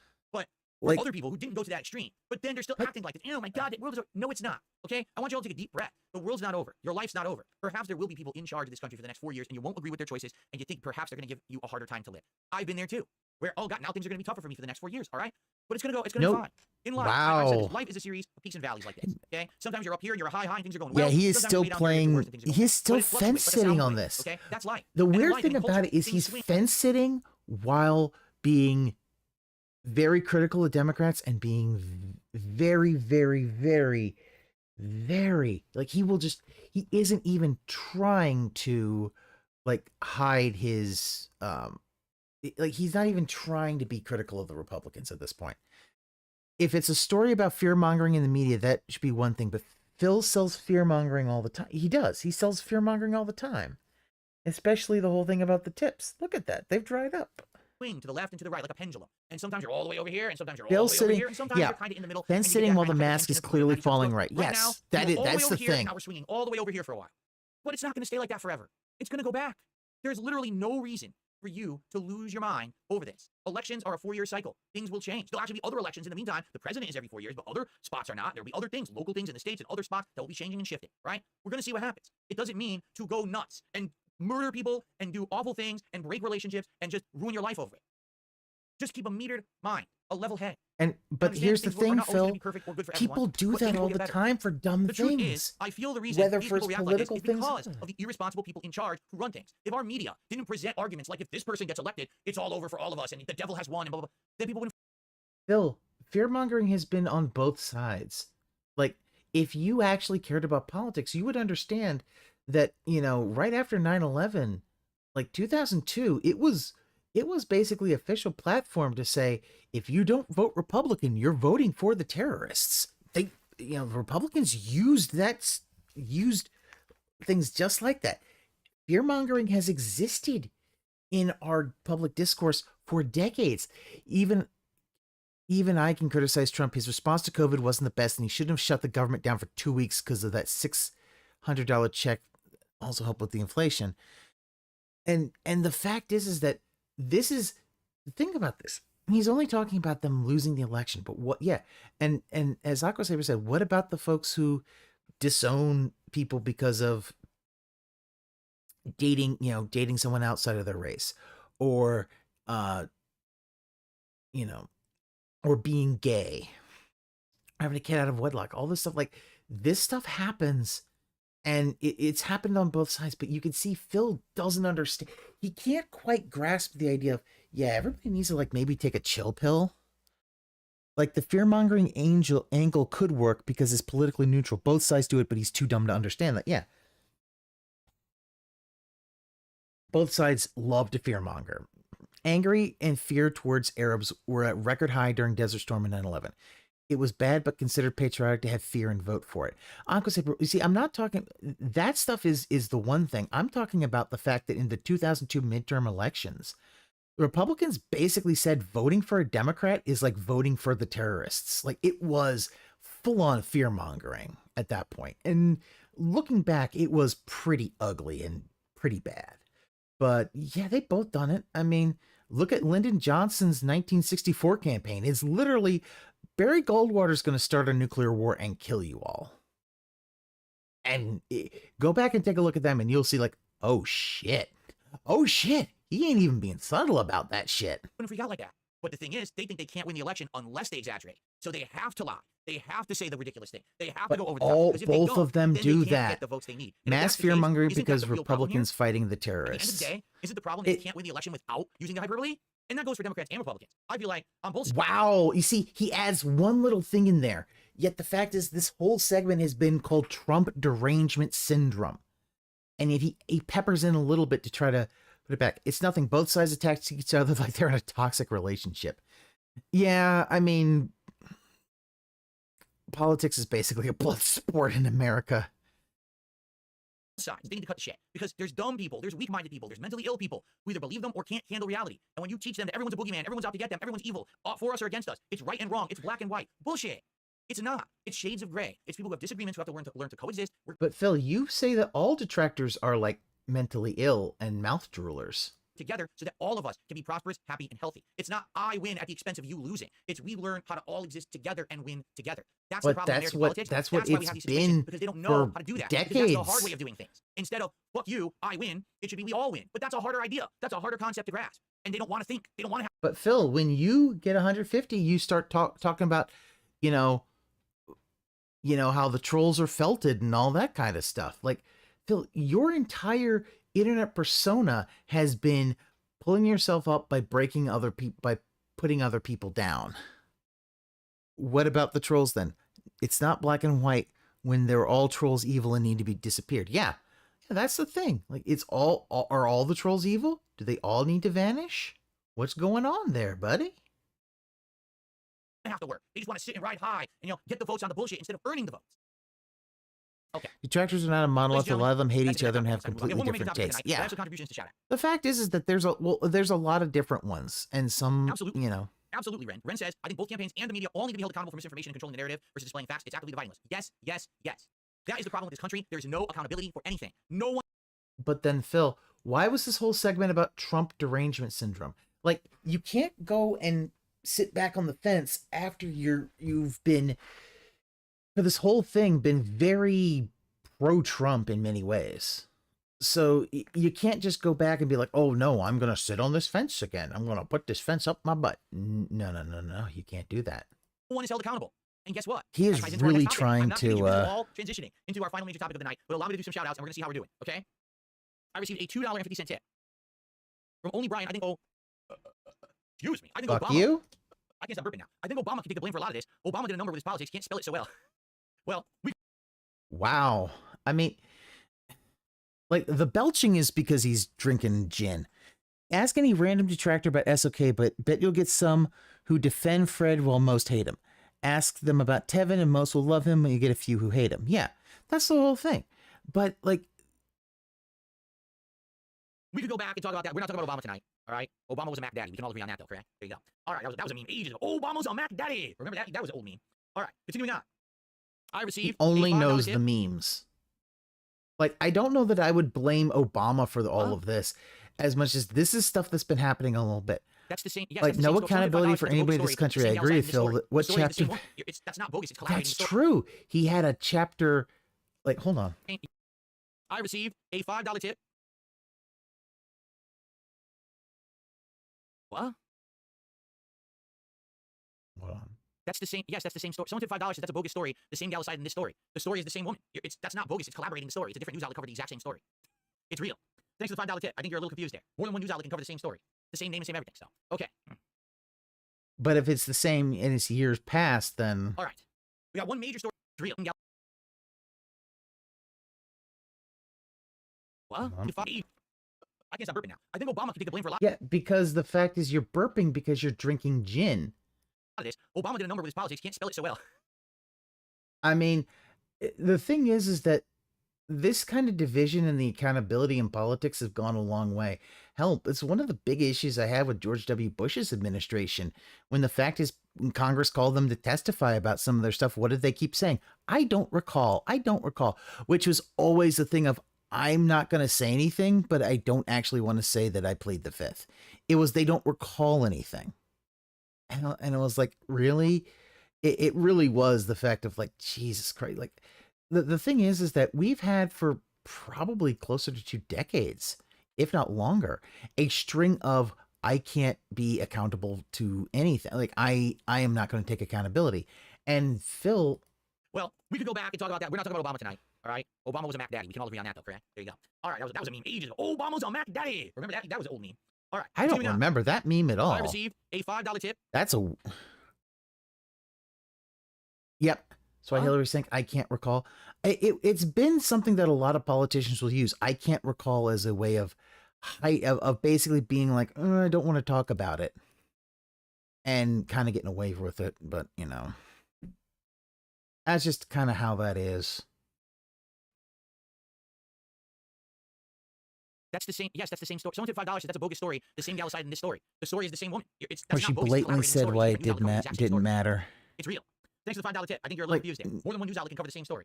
The same name and same everything. But So, yeah, okay. yeah, Frosty Beast, you're right. Yeah, he had a Chapter 7 bankruptcy, so all of his Alright. debts were We cleared. got Not one a major story Chapter left tonight, 13 and then we where got an hour everything left would to be do quick stories for the structured. show. All right. Now, we have about an hour left. So this should be definitely enough time to cover. I don't think we're going to run out of time here. That's good. Because this next one is wild. This next story I want to cover. But we're in the last hour. We're in the home stretch. Again, guys, please support the stream in some way if you can. Whether that's a sub for yourself, a gifted sub. Give me money, give me money, give me Don't money, ask, give me don't money, tell, give me but- money. Supposedly. but We have for something much more 1,070 shady. viewers here tonight. Let's hit Oh. the goal tonight. Do it. All right. It's Hit the time goal to for felt our the next trolls? story on DSPolitics. Oh.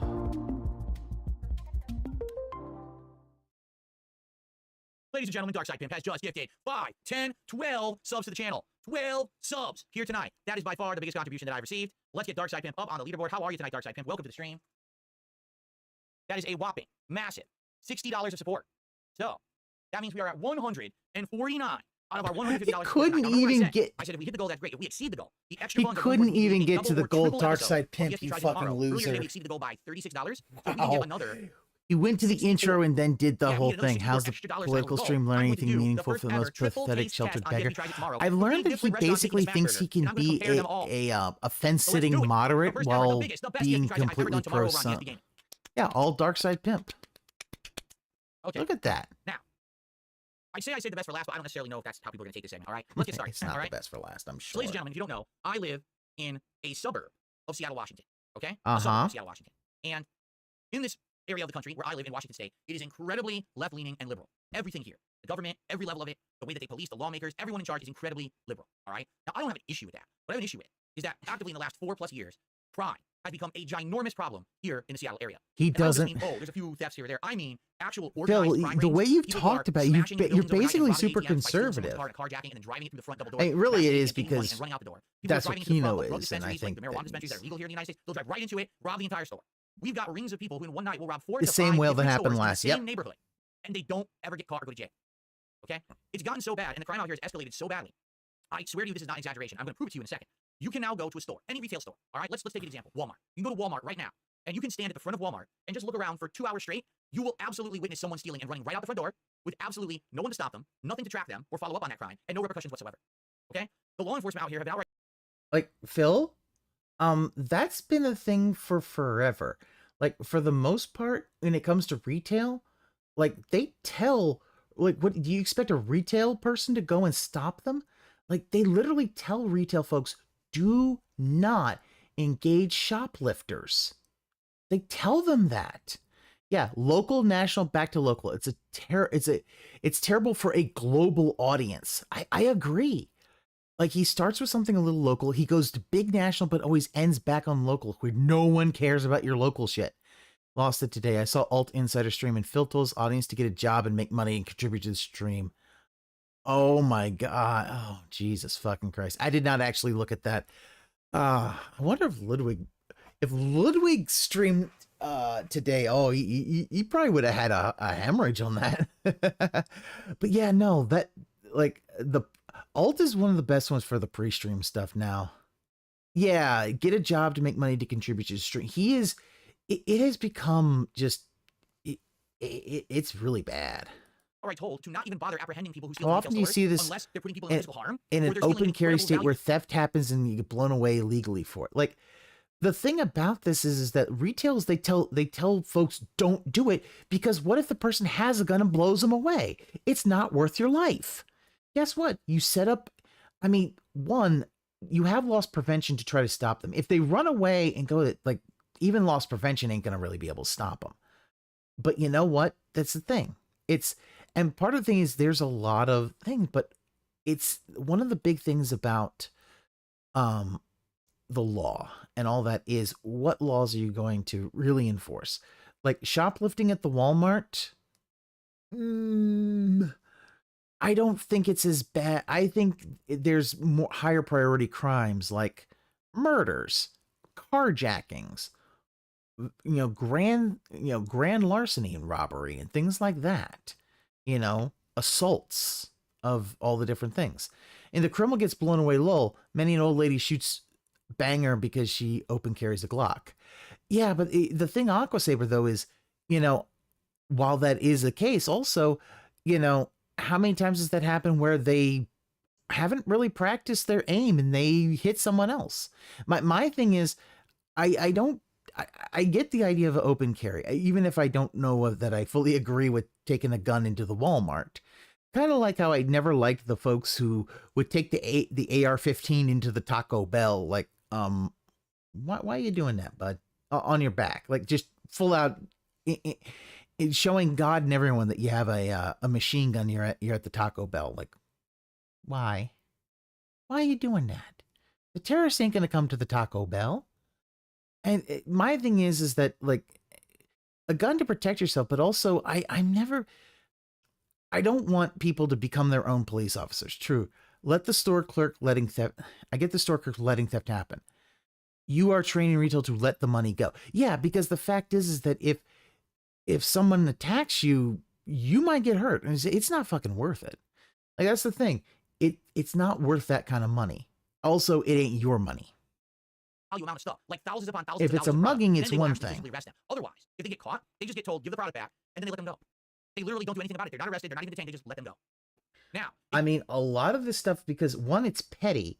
Like you do understand, Phil, that some of that might be petty theft, and clogging the jail with petty theft crimes and stuff is going to exhaust the criminal justice system.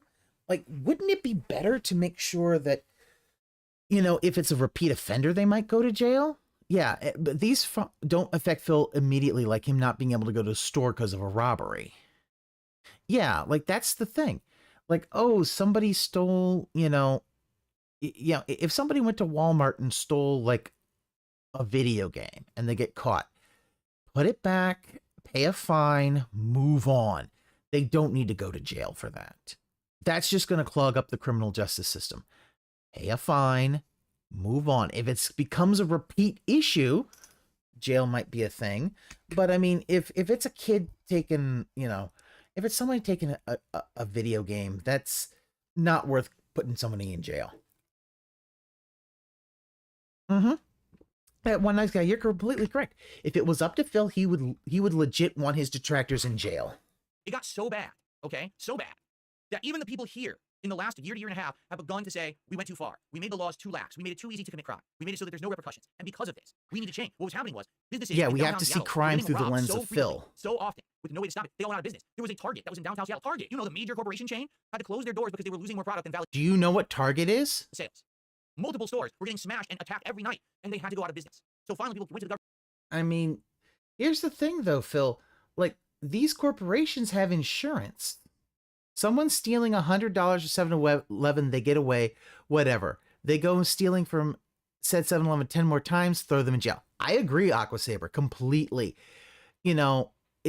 Once it becomes a repeat thing, yes, then we do that. Especially if it becomes big enough.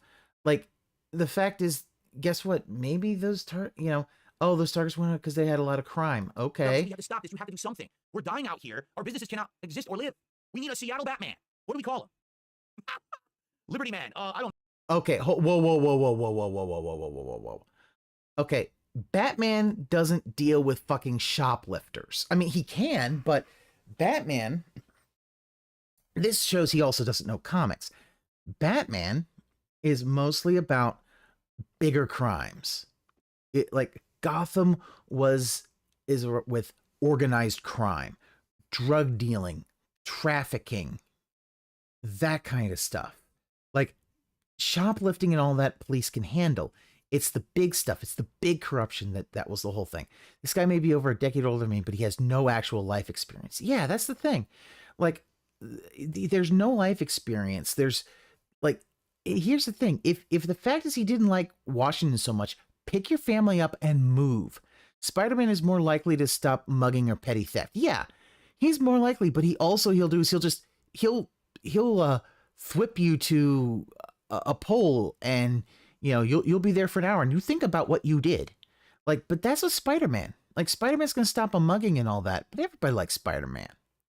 But Spider-Man's not gonna be stopping a huge heroin deal. Like, well, he might, but Spider-Man always was a smaller scale hero, and also everybody loves Spider-Man, other than J. Jonah Jameson. He really wants Vigilante to deal with small crimes. Yeah, vigilantes like Batman are not supposed to be dealing with small crimes. Like, Spider-Man will do it like you said, like getting a bank robbery. Like, that's one thing. Like, yeah, you never stop crime in the streets. You focus stopping world domination. Captain Lefty, I don't know what to call. You need someone out here to do something, because right now nothing is stopping this. It's just getting worse and worse. Batman loved fighting organized, but that was the thing. Gotham had a lot more organized crime, which they're not dealing with like petty theft and all that. They're dealing with big organized crime. Now, somebody like Spider-Man, he's not dealing a whole lot with organized crime other than maybe the Kingpin. But a lot of his stuff, regular day, he'll stop a mugging. He'll like, and put the stuff back. And then, whether they get caught or not, they're going to think about what they did, because now they're stuck to the web. Actually show you the evidence of what I'm talking about. All right, because a lot of people say Phil makes it up. He lives in his gated community. He doesn't know what he's talking about. First of all, there's a reason I live in my gated community. I'm not a fucking idiot. Okay, I kind of saw where things were going. This is good for me and my family. Why do you think I moved here 10 years ago, right? But allow me to show you. Actually show you the evidence of what I'm talking about. All right, because a lot of people say Phil makes it up. He lives in his gated community. He doesn't know what he's talking about. First of all, there's a reason I live in my gated community. I'm not a fucking idiot. Okay, I kind of saw where things were going. This is good for me and my family. Why do you think I moved here 10 years ago, right? But why though? Listen, Phil, the way you've been talking about, you're much more open to being a conservative. Why live in liberal Washington? Why not live somewhere that's more closely aligns with your political beliefs? Like,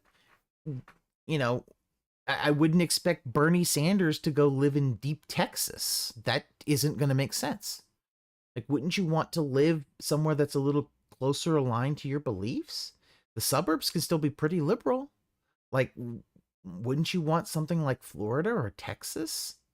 Or, you know, maybe somewhere in the heartland which is a little more conservative? You know? That might be, like, wouldn't you want to live in a place that kind of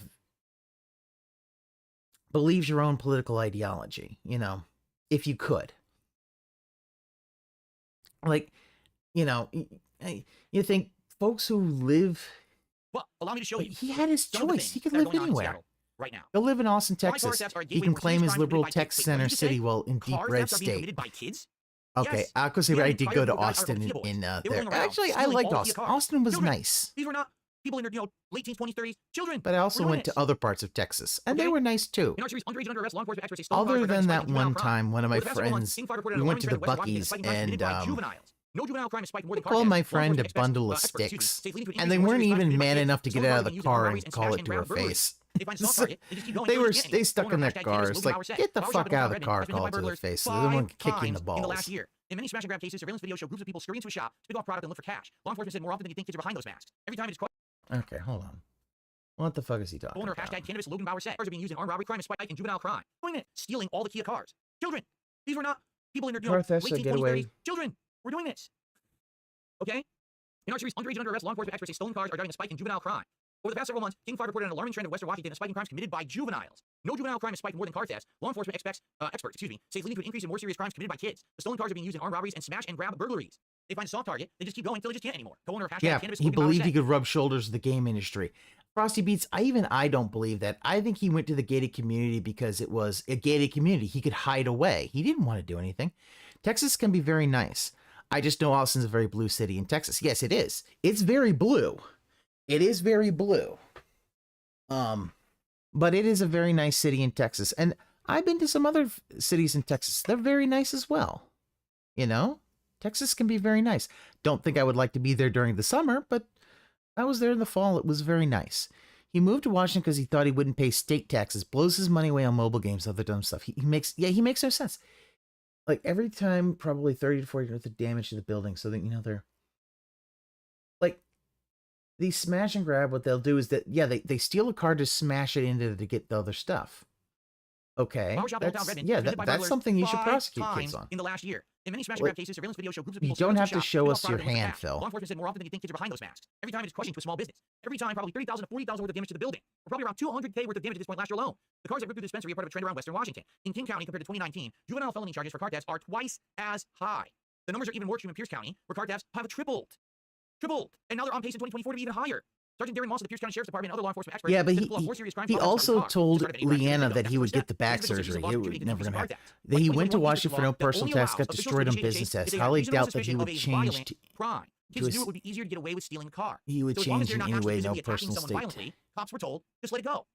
So that shoplifting, stealing of anything, all allowed. Now that law, luckily, was reversed over this. Police officer said recent laws contributing.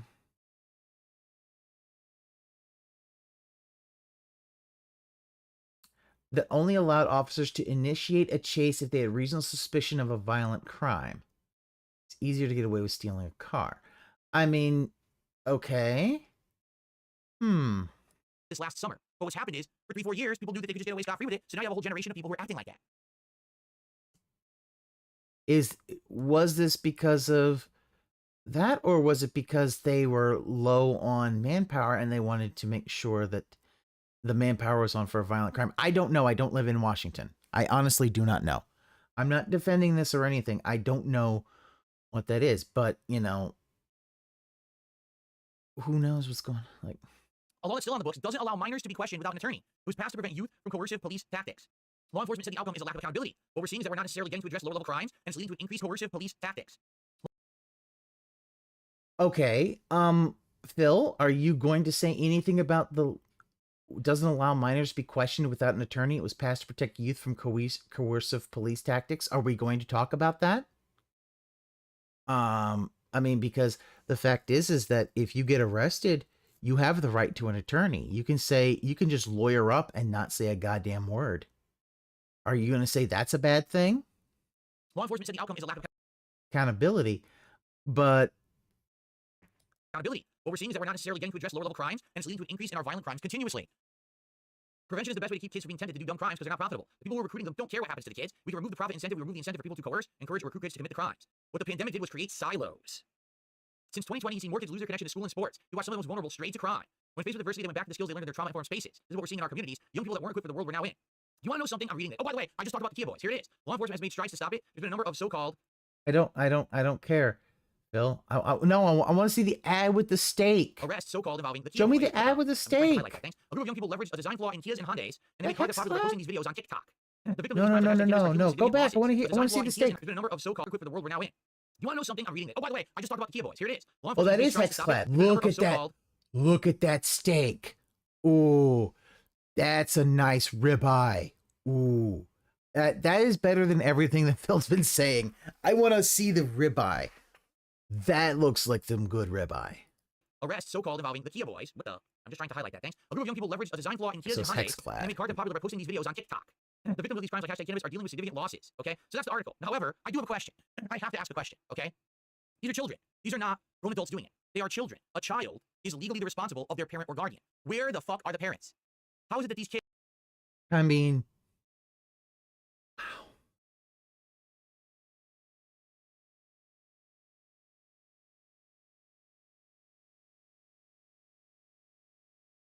are free to go out and do whatever they want? They can rob cars. They can drive them into the front of buildings. They can rob. Where the fuck are the parents? And if the parents are irresponsible, like someone literally just said in chat, they're home smoking crack. Let's say that's the case. And these kids get picked up for committing violent crimes, robbing cars, destroying dispensaries. What is the punishment for that parent? Because they're legally responsible for the child. They're the ones that had the kid and have I'm like, to are raise their you child gonna- and make sure that they become a productive member of society. are, Where's the punishment for the parent sitting at home? are you going to send the parent to? Because Are you advocating sending the parent to jail for the crimes of the child? Are you doing that, Phil? I don't know what you're getting at. the irresponsible party that created the child, then they probably wouldn't have had the child. Get it? People are not just going to willy-nilly have kids and not care about them if it means they're going to get punished and locked up for the actions of the child. Wants to make a But for some point reason, about this is like Kia law. Boys. No one, No talks one about this. cares No about one can this figure little out. It's gang like the doing big, smash and crazy, grabs outside of the unfigureoutable city. thing. Oh, Parents punishment are for to blame in a actual way, responsibility? but Yes. it's something Let's about how continue. Phil. Yeah, it's something about, yeah, it is true. Something about how Phil Karen that's bothering me. For some reason, this is like lost. No one talks about this. No one can figure this out. It's like the big, crazy, unfigure-outable thing. Oh, punishment for actual irresponsibility? Yes. But Phil, if you try, like, you try doing that, like, no judge is gonna convict on that shit, Phil. They're not gonna be like, oh yeah, we're gonna throw the parents in jail for what the kid did. Yeah, and yeah, Frosty Beast, you're right. Easy to say that without kids. Let's continue. God, I need to stop 7-Eleven robbed pausing. twice in 24 hours. There have been 8 robberies at the same location since February. It's a 7-Eleven. Your point? 7-Eleven, like, one of my a comedian I like a lot is Ron White, and one of the best jokes that he says is, I'm between 6'1" and 6'5", depending on what convenience store I'm leaving. Like, think about it, convenience stores, they always have that thing right at the, that little thing right at the end, so that, if somebody comes in, you can kind of have an idea of how tall they are. And here's the thing, Phil, convenience stores get robbed all the time. It is an unfortunate part of it. One of the reasons that when I knew friends who were working convenience stores, especially late at night, I was worried because at night there can be a uptick in robberies for convenience stores. That's just how convenience stores are an easy place to rob. And it's a 7-Eleven. They get robbed all the time. Hell, that's one of the jokes in The Simpsons. Remember when Apu gets his job back at the Quickie Mart? He get it because he saved a bullet. He took a bullet for James Woods. That bullet hit another bullet from a previous robbery. Like, What? this has been for 30 years. 7-Eleven clerk Stephen Kalin is working the register at the West Seattle location the morning after his coworker was robbed in the job hours earlier. He did the whole thing from here and he took the cash from the register too. That's what they did, then they ran away. The second time in a day that his shop was hit by robbers, in less than 24 hours. Seattle police say 8 robberies since February. Kalin wasn't working last night, but when a man held a gun to his head, an image of the crime was captured by store surveillance camera. Can we see that? Holy shit. Look at this. That's terrifying. Fucking guys getting paid minimum wage. You get Yeah, garbage especially notes. a minor kid. Gonna throw a single mom who works 2 or 3 jobs and just can't down be there home anyway. in jail, Why did they making a wait kid Why did they put homeless. a link of Throw the that? dad It who was literally pays right the there. majority We're of scanning. bills because the kid stole. Yeah, Keep working. We don't have options. What do we do? This is not like he a kid wants playing to cops be and robbers. this These kids are very, very crime and dangerous. You notice he he's wants to be saying this law and kids, order because I'm guy, not but kidding it's you. like, These were children who yeah. committed these crimes. Okay. Wait, No one is trying wait, to stop hold them. on. They keep doing it. We got robbed the night before. These were children who committed these crimes. A kid playing cops and robbers. These kids are very, very dangerous. You notice he's saying kids because I'm not kidding you. These were children who committed these crimes. Okay. Phil would love No one is yeah. trying to stop them. Well, They keep that's the doing it. We got robbed thing. the night before, Phil and we would get love robbed 1984 2 as long as he's in times. charge. All these All right, let's fuckers, continue. whether they're on the liberal or the conservative, all these fuckers want to be a dictatorship as long as they're in charge.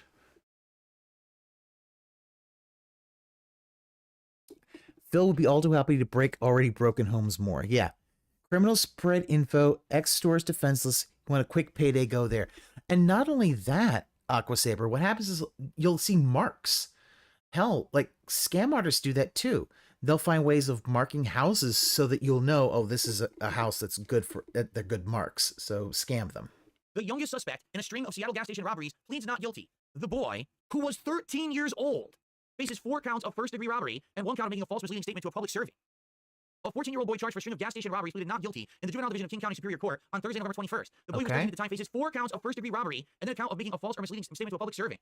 19-year-old Amari Lard and 21-year-old Ty Xavius Holmes were charged with 4 counts of felony first-degree robbery in connection with the robberies. Both adults remain in custody on $400,000 bail and are scheduled to... What the fuck is going on over here? It's so distracting. This is so fucking stupid. God, these ads kill me. $400,000 bail and are scheduled to appear in court on December 4th. I can't even get it off the screen. Okay, this dude, I feel, this is kind of, if I was to make a video that says that Phil might also have ADHD, like, I don't know how this is really political. This is just a news story. Local crime. Yeah, like, and especially 7-Elevens. Newsflash, 7-Eleven got robbed. Also, the Pope is Catholic. Dun, dun, dun! 7-Eleven, these convenience stores get robbed. That happens. Seattle police believe the trio was behind a series of convenience store robberies over an hour and a half in the early morning of November 15 from Georgetown to West Seattle. According to court documents, the suspects been off with cash from the registers, tobacco products, and a cashier's wallet. They were also captured on store surveillance footage at all 4 locations. They're also connected to several other robberies for earlier in the month, but no charges have been filed for those yet. Why is he highlighting this stuff? Saturday, November 16th, after leading police on a dramatic Yeah, when was the car last time chase Phil that was in a ended in crash near the road. 7-Eleven? At the time of his Yeah. arrest, the 14-year-old was wearing clothing nearly identical to that worn during the robberies that were committed. After being arrested, the boy allegedly provided a false identity. So, basically, they've got him dead to rights. They've got all the clothes and everything to prove that it was him. 13 years old at the time. But we're not done. Are you kidding me? Look at this. Look at this. This has nothing to do with the article. This is very annoying that they're playing that right now. It's very distracting. I don't care about Cirque du how Soleil! ready? Look at It Cirque gets du even worse. Soleil! I saved the worst for last. It's unbelievable. An 11-year-old was among a trio arrested in connection to a Seattle convenience store robbery. Okay? 2 adults and a child appeared in court this afternoon. Phil, this is just, this sounds like kids who got into a bad crowd. Like, am I wrong? This sounds like kids getting into gangs and into bad crowds. Like, it happens. string of convenience store robberies. Like, it's sad that they're robbing convenience stores because some convenience stores, some places like that, they might pick one that dude's got a gun behind the counter. You may not want to do that one. Groomed by gangbangers. Like, the fact is that if this is one of the things, like, you know, remember, it's 10 p.m. Do you know where your children are? I told you last night. No. Yeah, these are kids who want to steal for somebody older. Yeah. Bullshit. Can I see the video? Can we see the video? You're making it really hard to do the show. And again, I can't use ad blocker. If you use ad blocker, they block you from these sites. Here it is. Ready? The most spectacular. Oh my god. Oh, look, he's overreacting to having ads. Oh man. Who I got cares? Ultra felted. Ultra felted. Destroyed. Oh my God, you who have to the see this. hell Muckle shoe cares? bullshit. Oh man. All right. Okay, are we done yet? No, it's still going. It's incredibly disturbing. It looks like It's still Cirque du going? Soleil. Good fucking lord. Okay, here Like, we go, it right? looks like a wintry Cirque du Soleil. I don't see what the problem is. It's not something I would go to, but I don't see what the problem is. Clerk less likely to pull a 12 gauge on a little kid versus an adult gangbanger. Yes, I agree, Aquasaber. A little kid, you know, fine. Take the register and go. That shit's insured. You know, whatever. Yeah, people, yeah, a little kid, they are not willing to pull that trigger. They don't want that on their conscience. I understand that. Kamala Harris because her YouTube channel wasn't that good. Yeah, this is Ready? wow. Guys, we finally get to do it. We finally get to watch the video, and then I have shout outs to do. Appeared in court this afternoon in connection with a string of convenience store robberies in Seattle. And So hold on. Thanks for joining us That kid holding that gun was 11 years old. for King 5 News at 5. I'm Joyce Taylor. Well, County courtroom this afternoon, and he joined. I don't know if that kid holding the gun was Shit, 11. fucking It didn't look like the kid holding the gun was 11. Very young, Joyce. One of the suspects believed to be caught on camera, just 11 years old. Prosecutors believe a rifle was involved. Say one suspect was 19, the other 21. Today, the trio, all three of them. Yeah, like, okay, so here's the thing. In connection with a string of convenience store robberies in Seattle. And So hold on. Okay, so one of them, I think the third one was the 11-year-old, but I'm not sure. For joining us. That Yeah, kid I holding lost that the gun was word. 11 years old. For King 5 News at 5. I'm Joyce Taylor. You don't, they didn't say the one with the gun was 11 Can you go years full screen? old. Can you not go full screen? This website is a piece of shit. I can't even go full screen. With the latest, one of those suspects, very young, Sebastian. Maybe have ad blockers or something. This is amazing. Looking at he can't put ad blockers on his Chrome. The other adult, 2 judges ruling all 3 will stay in custody. Now hold on, 'cause I want to make something clear. We just watched or read an article that said it was a 19 and 21-year-old and a 13-year-old. That was a different trio. This is a completely different trio of criminals that are doing this. With this time, it's an 11-year-old instead of a 13-year-old. Okay. I'm not making this up. We are watching the actual news reports from my local news together right now. Nobody gives a shit. The fact that There an it is, look. 11-year-old boy is accused of holding up 2 of his employees at gunpoint. I know, it's unbelievable. The new generation, I don't know what they guys doing, you know? Seattle police believe the same trio is behind a series of convenience store robberies over an hour and a half Friday morning from Georgetown to West Seattle. So they basically went around and did 4 robberies back to back. Thieves, they say, were not deterred by the dozens of cameras inside this Georgetown Shell station. Saturday night, according to court documents, You would police tracked expect him to a understand Hyundai, tech, but he and doesn't. they tried to pull the vehicle over. The A Hyundai, which is what we said. That's the car that they're stealing. They're stealing Kias and Hyundais. driver took off, leading police to this intersection in Seattle's First Hill neighborhood. One of the suspects even appears to be wearing the same jacket as seen in the surveillance video. All 3 were arrested Saturday night. Today, the 19 and 21-year-old faced a judge. The court setting bond at $400,000, finding probable cause over the weekend to hold both men on suspicion of 4 counts of robbery. As for Singh's convenience store, they never missed a beat, hoping at the same time that the child and young men are still young enough to change course. Maybe they can learn something for the future. Joyce, the 2 adults remain in the King County Jail behind me. A judge ruled that the 11-year-old will also remain in custody. Worth noting there's no bail or bond system in the juvenile justice system, so that young person will remain in custody at least until the next trial date. So, if this kid is found to be guilty of committing a crime, literally held a rifle up to a guy's head to rob him, and the kid obviously Bill, did I miss it? Like, did they say that the one who held the rifle was the 11-year-old? Because I don't know that they did. So how do you know that the 11-year-old was the one that held the rifle? They might have just been one of the people doing the grabbing of stuff. Like, I don't know. Going to some kind of detention, right? Juvenile detention or whatever. So what's the punishment for the parent? Why did the parent allow an 11-year-old child free reign to hang out with gang members who could provide weapons to the child to commit armed robbery? I mean, maybe the parents are poor and they have to work multiple jobs and can't be there to supervise their kid. This is stuff that happens, Phil. Robbery. What should their punishment be? Should they go to jail? Should then the kid, after getting out of juvie, be homeless, have to go into the foster system because their parents in jail for a crime that the child did?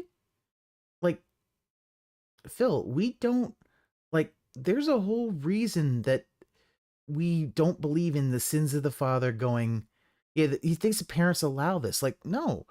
Like, parents don't always allow this, and a lot of parents are just trying to do stuff for the kid, trying to at least, survive. And yeah, like, the fact is, this is what happens if you are poor, you're working 2-3 jobs, you can't always keep an eye on the kids. Parent is abusive, so the kid runs around, so the parent still would know. It's possible, yeah. I mean, we're talking a lot of speculation. The parent could be abusive and the kid has run away. Who knows? But the fact is that, like, I don't believe the sins of the father should be held on the son. And I don't believe the sins of the son should be held on the father. Like, that's not how that works, Phil. I want answers on this. I want to know. Why do we I live in a want society here in the United answers. States where parents are not accountable for the heinous actions of their children? That child should have had a home to grow up in with a loving parent or parents to teach them responsibility, to teach them right from wrong, morality. They got. I mean, but here's the thing. You grew up in a middle-class household. If they're growing up under the poverty line where, the rent is due, you got to pay it or you get kicked out. Like, parents might be working 2-3 jobs and all that. Yeah. Not everybody was raised with great parents. I mean, I am fortunate that, I was, but not everybody is. And sometimes life deals you a shit hand. Answers I agree with, or you're dumb and now banned. Obviously, none of that, correct? If they're going out at 11 years old, you want to know what I was doing when I was 11? I was at home playing. Ooh, nobody gives a shit. Playing video games. I was playing outside with my friends with toys. I was collecting comic books. At that point, I think it was right around the time of the release. Let me think about that. It was Street Fighter. Yeah, Street Fighter had come out in 91, 92. So I was in arcades playing Street Fighter. That's what I was doing. You know, You had to sell your there's so consoles many to buy things for kids clothes. do. Times are There's rough back There's then. sports. Yeah. There's all these other programs. There's education. There's health. Today, there are so many things for kids to do that are productive. There's sports. There's all these other programs. There's education. There's health. Stay at home. Here's the problem, though, Phil. Sports and all that, you're still gonna have to put money and all that for like uniforms and shit like that that kids may not be able to afford. Phil, like he knows nothing about struggle. He knows nothing about the fact of these, kids who might be so poverty that the school has to give them free lunches because they're that poor or something like that. Or where, they come from broken homes or they, things like that. Like Phil literally can't understand where if things are bad enough, like poverty is one of the biggest things that happens with crime. People start crime because they don't have money. They're poor and they can't get more money. Do anything but hold up a store with a gun. Like, how did this happen? And who is leading into it? And who's going to be held accountable? Or is this kid just going to get thrown into the juvie system just to come out years later, have no family support, have absolutely nothing, and just basically become a criminal again the second they hit the streets? What's going to happen, right? I want to know. Not having family support system. So what do you expect? Do you want the parents to be thrown in jail so when the kid gets out of juvie, they don't have parental support and become a criminal again?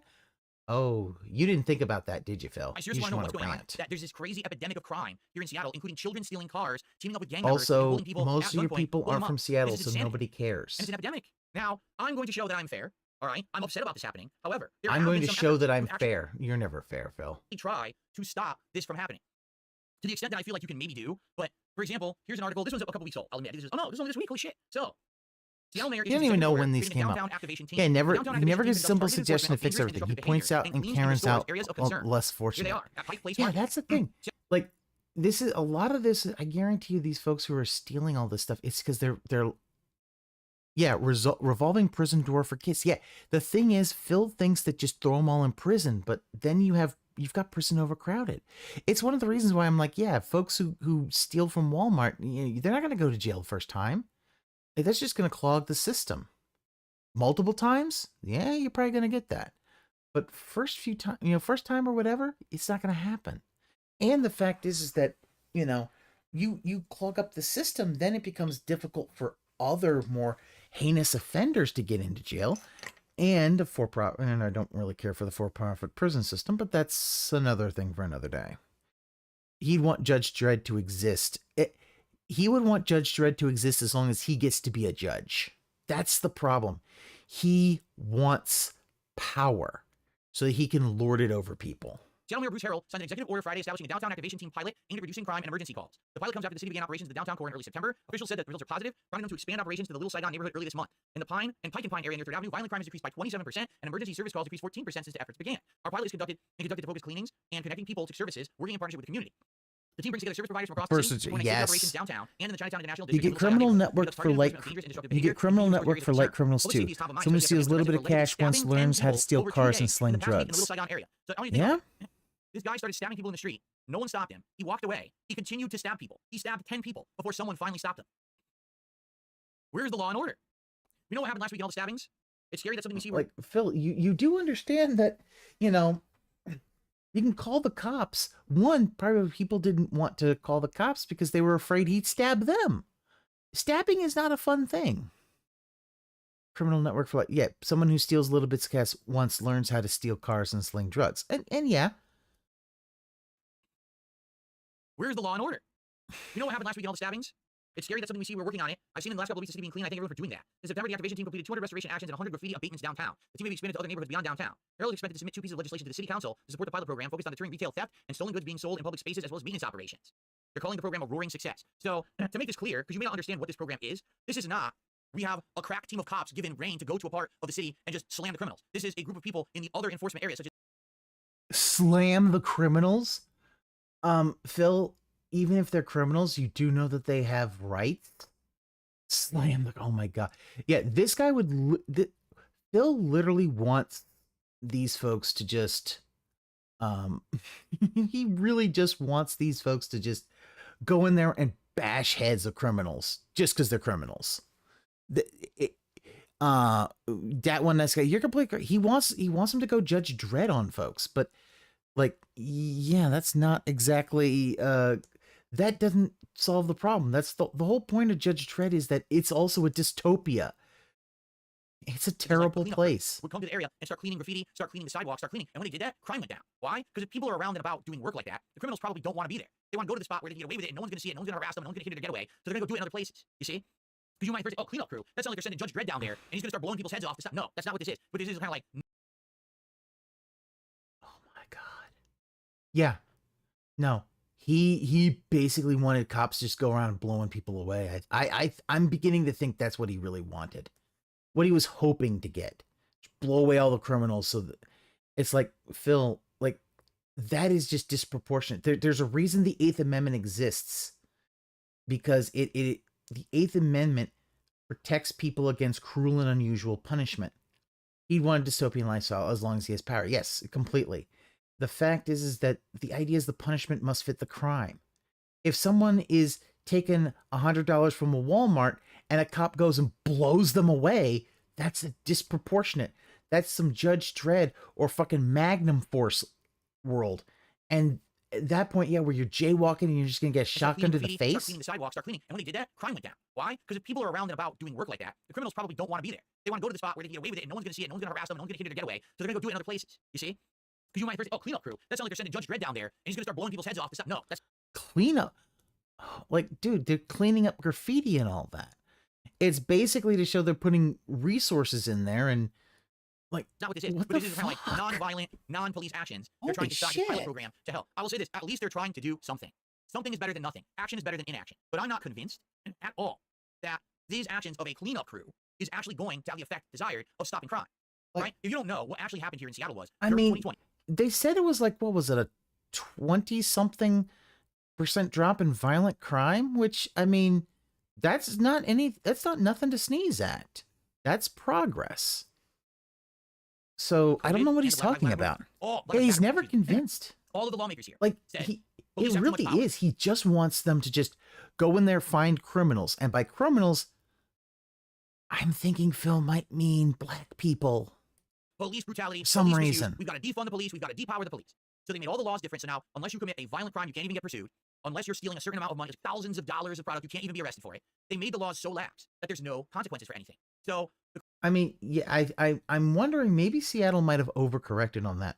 But Phil, I mean, you do understand that some of this was, and I've seen body cam footage of people like just police escalating situations completely when you're like, they didn't even touch you. What the fuck is going on? The criminals said, there's issues. Because there's no consequences for any of us for anything. So let's just get away with it all. And now they actually had like actual theft rings. People who go into stores in teams of 2 and 3, and they go and sweep in with bags, and they just fill the bags. They walk right out the door. They go meet up at a house. The house is known as a fencing house. They dump all their product on the floor, and they get paid a flat rate for how much they stole, and then they go out and do it again. The person in that, like, yeah, fencing stolen goods happens. That's life. Yeah, this is no different than somebody stealing jewels, or let's say if you've seen the movie Reservoir Dogs, where they steal the diamonds, and they're talking about moving ice. They're talking about fencing the diamonds.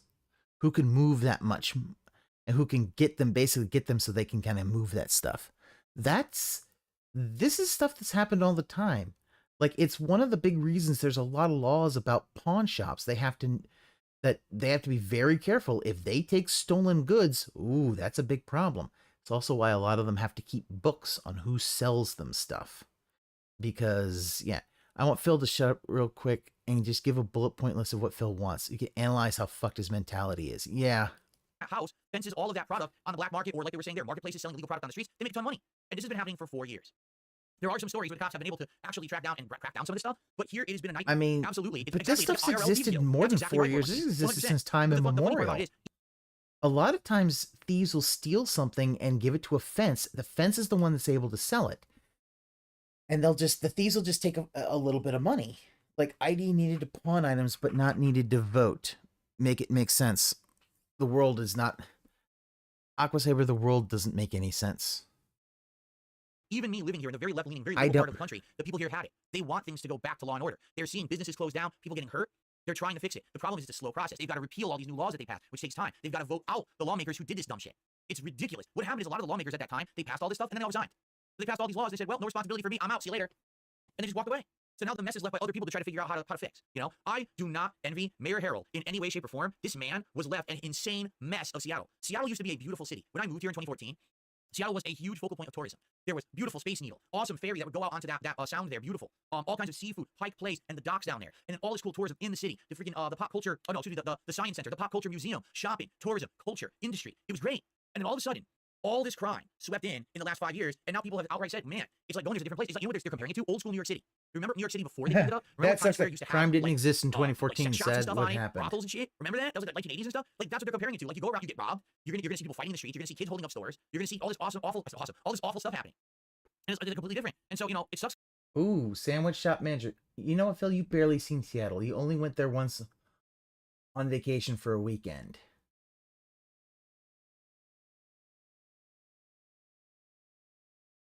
Yeah, understand. Old New York City, old DC, especially growing up knowing old DC. Oh, it was bad to the point where, like, you didn't want to go into the city at night. Like the fact is that I don't think the crime is as bad as it was like in the 70s and 80s. New York City, that was bad. Even like DC and all that, there was a point where, yeah, you didn't want to go into the city at night. You wanted to be out of the city by the time night fell because you did not really want to deal with that stuff. And that's the system. But Phil would rather cry and moan and bitch about instead of put people in charge to change it. Oh, yeah. Because I live here and I want to go there again. You know, my wife moved in with me in 2018. It's now 2024. Do you want to know how many times we've been in Seattle? Once in 2019 or 2018. That was it. Since then it got so bad, we don't want to go back. We're waiting for there to be a change, for it to go back to. No, you don't want to go back because I don't have money to do it. I don't have money to do it. I don't have money to do it. It has to deal with the policies, the stuff that... The way that it was safe and it was fun. I'm not going to go there and have to deal with all this shit. Why? I'm asking for trouble. Why would I go there? And the same goes for many people. They just don't want to go there anymore. And that's why the businesses are closing and things are going back. They're trying to fix it. I cannot Well, then blame Phil, the mayor. just He's trying to do move. stuff within his range of power. Move to The a problem is place all the where they doesn't because have that basically they took all the crime. power away from the police to police, and the police felt like, man, if I actually go out of my way to like arrest someone, I'm going to get sued. They're going to say that I violated their rights. They're going to say that I went too far, and therefore the cops all quit. So we have, I believe, as of a year ago, the report was we have the absolute lowest What is this? rights. They're going to say that I went too far, and the police to police, and the police felt like, man, if I actually go out of my way to like arrest someone, I'm going to get sued. They're going to say that I violated their rights. They're going to say that I went too far, and therefore the cops all quit. So we have. I mean, there's a reason that cops wear body cams now. And part of that is because there were because there have been differences between like video footage of events and reports of events and things like that. The body cams are supposed to be there to show accountability for the police officers. Oh, this person tried to punch me and he punched him back. Hiding because he's the biggest pussy ever exists. He would rather sit in his gout box and get everything delivered instead of see anyone who would be a potential asshole towards. Well, that's the thing, Aqua Saber, is because he's an asshole towards everyone else, but he's a coward. He's a giant coward. I believe as of a year ago, the report was we have the absolute lowest cop to resident ratio of like anywhere in the country. Like we have the fewest cops to do anything because everyone quit. They're like, we're not going to work this job. Why would we want to do this? Right? They're out of their mind. I'm out of here. So they all quit. So now like they're trying to have incentives. If you become a cop here, they give you like a sign-on bonus and they give you all these perks, and people still don't want to do it. They're done with it. So there you go. I will from time to time give you guys cumulative updates on how things are going here in the Seattle area because I talk about it sometimes casually in my content. But now that I actually have a political show in place for it, why should I care about Seattle? I don't live in Seattle. The folks who live in Seattle care about Seattle. I will get you caught up on the Seattle situation over time because I know that people want to know what's going on with me and my family. Why don't you go to Seattle? This is why. This is exactly why. It's not safe. It's dangerous and it's messed up and it needs to be fixed. And hopefully they are going to fix it and go in the right direction. Okay? All right. So good stuff. Now I have a bunch of shout outs to do. And then to end tonight's show, I'm going to have Slatteran's like, you act like it's Compton. Like, I'm sorry, but I don't think Seattle crime is as bad as, let's say, like Compton in the 80s and 90s or New York in the 70s and 80s. It's not that bad. It's not bad. Like, those are places where you don't want to be out at night. When night falls, you need to be inside because you don't want to be outside at night. because you will get mugged. You might get hurt. A few rapid fire stories, 3 rapid fire stories to end the show, but I have to get all the pages to reload. Like I said, these new sites, they don't even work. Like they crash. Look at this one. Oh God, it's so bad. Well, part of it is you had tons of tabs open, Phil. You know what you could do? You could just have them on like a notepad, or even have them on like a thing where you just click that open. And your Chrome having everything. This is the problem of him just not wanting to put any things. And if you do your job properly and you had to shoot someone, city can fire you because optics are bad. That is, the city won't bag you as a cop. Why would you want to join the police? Your pay is crap. Yeah, you don't get paid that much as a cop. The police are a necessary thing. The fact is that there has to be law and order. Now, do I think that there are some issues with police unions that need reforms? Yes, I do. But defund the police was not a thing. I do think that there needs to be more things to help folks who are mentally ill. As long as they don't have a firearm, if someone who's mentally ill, there needs to be better ways of handling that. But yeah, here's the thing. You need the police. The police, and the thing is that the police should be there to help folks. And I think part of the thing is the last number of decades, at least a decade, if not longer, I think just confidence in the police is eroded. And a lot of even like the police unions have not done much to help with that. It's like, dude, could you guys like maybe not be so asshole-ish, kind of, understand why some of the reforms are? No. Any reforms, you're bad. You like police. Like, oh, okay. I guess this is what we're doing now. Again, there's people who are too pig-headed to understand that reforms were needed. And I don't know. Okay, this one, okay, and this one load? Okay, good. All right, shout-outs. First of all, my thing is anytime, I believe anytime a police officer fires their weapon, there needs to be there needs to be at least an investigation. And that's why I'm fine with body cams.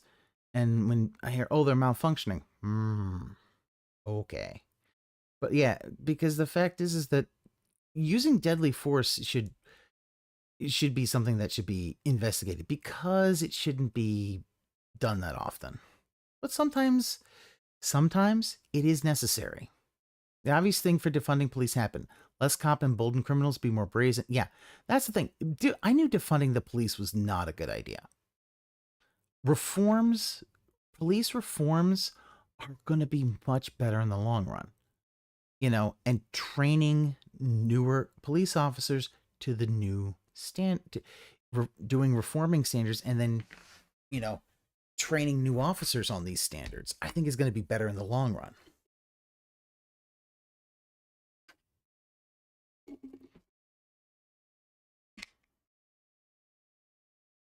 But that's me. I believe there were 2 different gifted subs. I believe there was one earlier, and then there was one right now. Am I correct? I think there were 2. Let me double check. Refresh here. So, yeah, tonight. That's correct. 13 tonight. And this tip, in addition to that, folks, this also happened. I received a $10 tip from Cyber, another sub to the channel. So technically, Dark Side Pimp now is up to 13 tonight. That's correct. 13 let's see. I want to see if he adds. But if he uses the dumb animation. This also happened. I received a $10 tip, and this tip is from God Reverend Ryu, who says, "Fuck it, I'll bite." So thank you, God Reverend Ryu, for a $10 tip tonight. I appreciate that support. Thank you. That means we're up to $169 in support. I then received a $5 tip. Ren, he says, have you heard the real-life superhero in Seattle named Phoenix Jones, who eventually became jaded with the system and started peddling drugs? No, I did not hear that at all. If that is true, I might want to look into that for a future episode. Yeah, I did not hear about obviously, absolutely nothing. Thank you, Phil. Yep. And then I received a $1.20 tip. See, this is the thing of why if he had... My state is shocking. I live in a pretty hot, basically, Seattle itself and its different boroughs. Aquila, Renton, up in Bellevue. Tacoma has some of it, but not as much. This is more of the... Where's the other place, too? Federal Way. Federal Way has a lot of crime, too. But this is like, because this is the more population dense part. This is where a lot of it is, right here. So, but there's. Oh my God, who the hell cares? The people who care are gonna live in that area. I look at where an Asian cop goes to a wellness check black woman when she knocks the door, she comes out slashing a kitchen knife at him. Tonight on Yeah, King, that's exclusively. a big We have hit the problem. goal. In fact, we have exceeded the goal. The King's coffers have been filled for the 77th straight time. We have crushed the trolls, hit the goals. It is full speed ahead for tomorrow. Only one more stream to go until the amazing. Yeah, Taste look at test this. of a smash. He talks about all this and then, you know, crushing the trolls and all this other stuff as if we give a fuck. Like, Phil, we just know it's all going to go to WWE champions. And because everything's put together, yeah. Cobb, after he shot backing away. Was that the one we saw? Yeah, no. I think I remember seeing that was like, yeah, no, she slashed. Yeah. Dent crackers.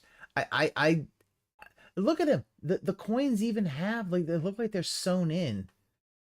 They're fucking like, yeah, I think I remember seeing that where the lady was slashing. It's like, yeah, no, that's where, you know, force is, in my opinion, justified. Smash burger. Now, like I said, we had exceeded by $36. Tonight we exceeded by 25. So technically tomorrow I will be doing a double. But he taste thinks test. I will that order the from 2 different trolls are places. crushed with Jack this. in the Box, it could be Sonic or it could be Shake Shack. I'm gonna do a head-to-head taste test tomorrow. All right? Oh my If we god, make it's just gonna $50 keep more, going. I will do a triple taste test tomorrow. They look like We got deer our 50 more by the end of the crackers. show, and time is of the essence because I only have 3 more stories to go tonight, and they're much quicker stories than the last. Oh 10 shows I no, just did, if they're okay? deer crackers, we're not gonna have a meme god like All right, Nokotan to so show I left up. a few interesting stories for you guys at the end. The first story is actually an outsider's perspective on what just happened. I know you're a centrist that dislikes both parties, but your episodes seem to be attacking the incumbents. Will you be challenging right-wing views to swing the pendulum back to the center? Rend, you're on thin ice. Banned. Gone. Forever. Apparently, Worski relapsed. Phil pretends he wasn't even trying to have a friendly connection. I did see that. Yeah, that one nice guy. I think he's trying to stay awake because I think he wants to see what Ashton does.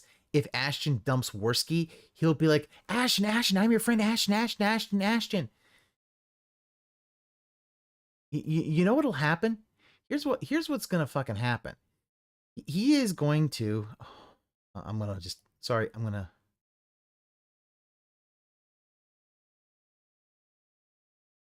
He's gonna be like, Ashton.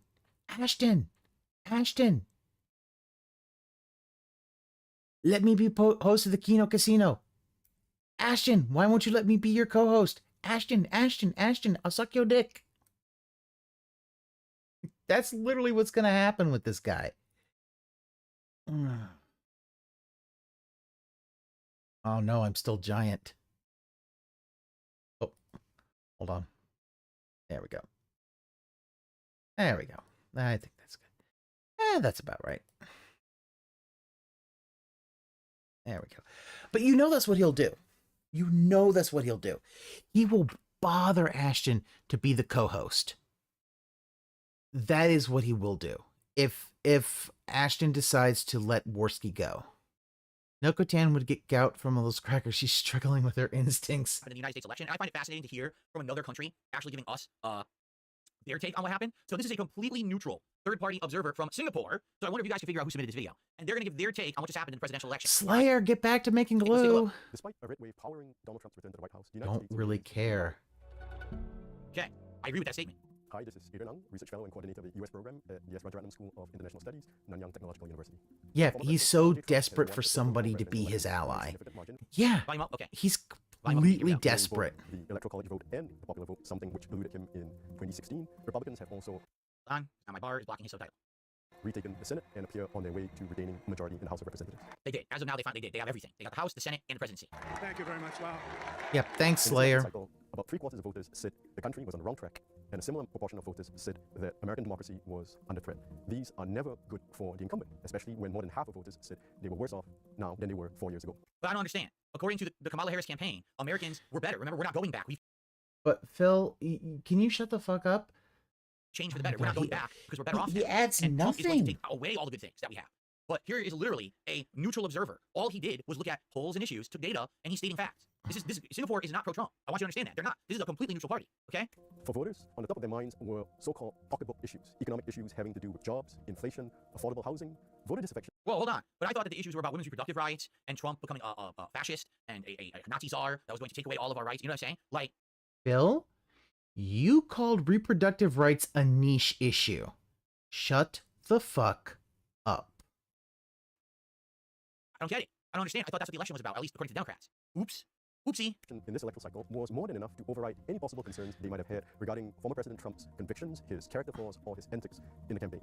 So let me get this straight. The American populace didn't care that the Democrats literally prosecuted him, Trump, for something that literally they all do too. They all commit these little white crimes and things, and they all get away with it because none of them prosecute each other. But all of a sudden, when someone's their political rival does it, then they go after him. They totally shot themselves in the foot, because if they equally went after everyone this way, then there wouldn't have been an issue. But the fact is, these people do these things all the time. They misappropriate funds, they misclassify things, they do it to benefit themselves because they're rich and powerful, and all their buddies are the people who prosecute for it. So they say, Misappropriate funds? Phil, are you sure you want to say that? Like, Phil, you do know that the whole thing about misappropriating funds, that shit you've done. That whole thing about you saying save the house, all that stuff went to WWE champions. Very little of it went to taxes. turn a blind eye. I don't care that you did it. But all of a sudden, Trump did the same thing they all do, and he's the devil. Wait a minute. I think the American people were smarter than that. Yeah, Phil refusing to acknowledge assassination attempts on Trump. There are a good amount of people who saw it happen, saw that picture, and many politicians would sell everything for it. Yeah, no, that's what Medicare basically was like. Yeah, no, remember Medicare was like, yep, election's over. And I think even me being a little left-leaning kind of didn't want to believe it, but kind of knew, yeah, it's probably over. Like at that point, yeah, you're probably not going to win. But that's the thing. Phil doesn't understand. Like he doesn't understand this. And oopsie poopsie. Voter disaffection powered a Republican wave that swept across the country. But also the fact that he called. That's crazy. Look at this. This is insanity. So basically, only the two areas of the country that are ultra liberal, the Northeast and the West Coast, voted liberal. The entire rest of the country. Minnesota, is that part of the East Coast or West Coast? Colorado, East Coast or West Coast? Illinois, East Coast or West Coast? New Mexico, East Coast, West Coast? He said, we've had enough. The county level, where the vast majority liberal, the Northeast and the West Coast. That's crazy. Look at this. This is insanity. So basically, only the two areas of the country that are ultra liberal, the Northeast and the West Coast, voted liberal. The entire rest of the country said, we've had enough. The county level. Look at this. He said the Northeast and the West Coast. You have Colorado, New Mexico, Minnesota, and Illinois that voted blue. Like, Phil, we have eyes. We're not blind like you are. We have eyes. We can see. What about Colorado? What about New Mexico? What about Minnesota? What about Illinois? Do you know why those states went blue? No? Okay. Where the vast majority of the country's 3,000 counties showed a rightward shift in favor of the Republicans. That's just crazy. Can also point to a larger structural realignment of the American party system in favor of the Republican Party. Different voters are now moving towards the Republicans, especially young voters, African Americans, Latinos, Asians that were hitherto stalwart parts of the Democratic coalition. So gee, maybe if the Democrats actually wanted to win, they should have actually ran on issues that those people cared about, instead of their little issue they picked here and the little issue they picked here. And remember what we saw last week? The woman who sadly was abused when she was 12 and had to have an abortion. The woman who got pregnant and then Roe v. Wade got overturned. She couldn't have the abortion. She had an infection. Okay, those are the exceptions to the rule. The common voter is not the person in that position. You have to run a campaign based. God fucking damn it, Phil. Women's reproductive. Okay, say it with me. Women are half of the country. Women's reproductive rights are not a niche issue, Phil. They're an issue for half of women. Like, my God, it really is. This is, yeah, blame it on the tism, nothing else. Like, this really, I know the whole thing in that, but it is really, he can't even see the board. But this whole thing is, if it's not an issue I care about, it's an issue nobody cares about. What the fuck, dude?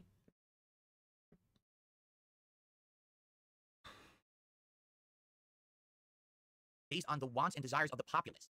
It's okay to want to help those who are in those outlier positions. I feel. Yeah, look, little woman issue. Like, the fact is, reproductive rights is a big fucking issue for women. You know? You know? They don't want some fucking gay-ass cat boy saying, your body, my rule, my choice. Or so, your body, my choice. You know? Acting like he did anything when the fact is he's just hiding, hoping that, you know, the federal folks don't come calling out and having any other charges for December 6th. What the fuck? For those people. But that's not how the election gets won. It's like they don't understand politics, but they're fucking politicians. He really... Dems lie, cheat, and steal. Detractors are all Dems. Aqua Saber, I'm sorry, you're a Democrat now. According to Sneed Cobain. These groups are moving towards the Republican Party because the party... Imagine he said, well, I'm a guy, so I wouldn't know or care about this stuff. Yeah, Twitter would nuke him out. Yeah.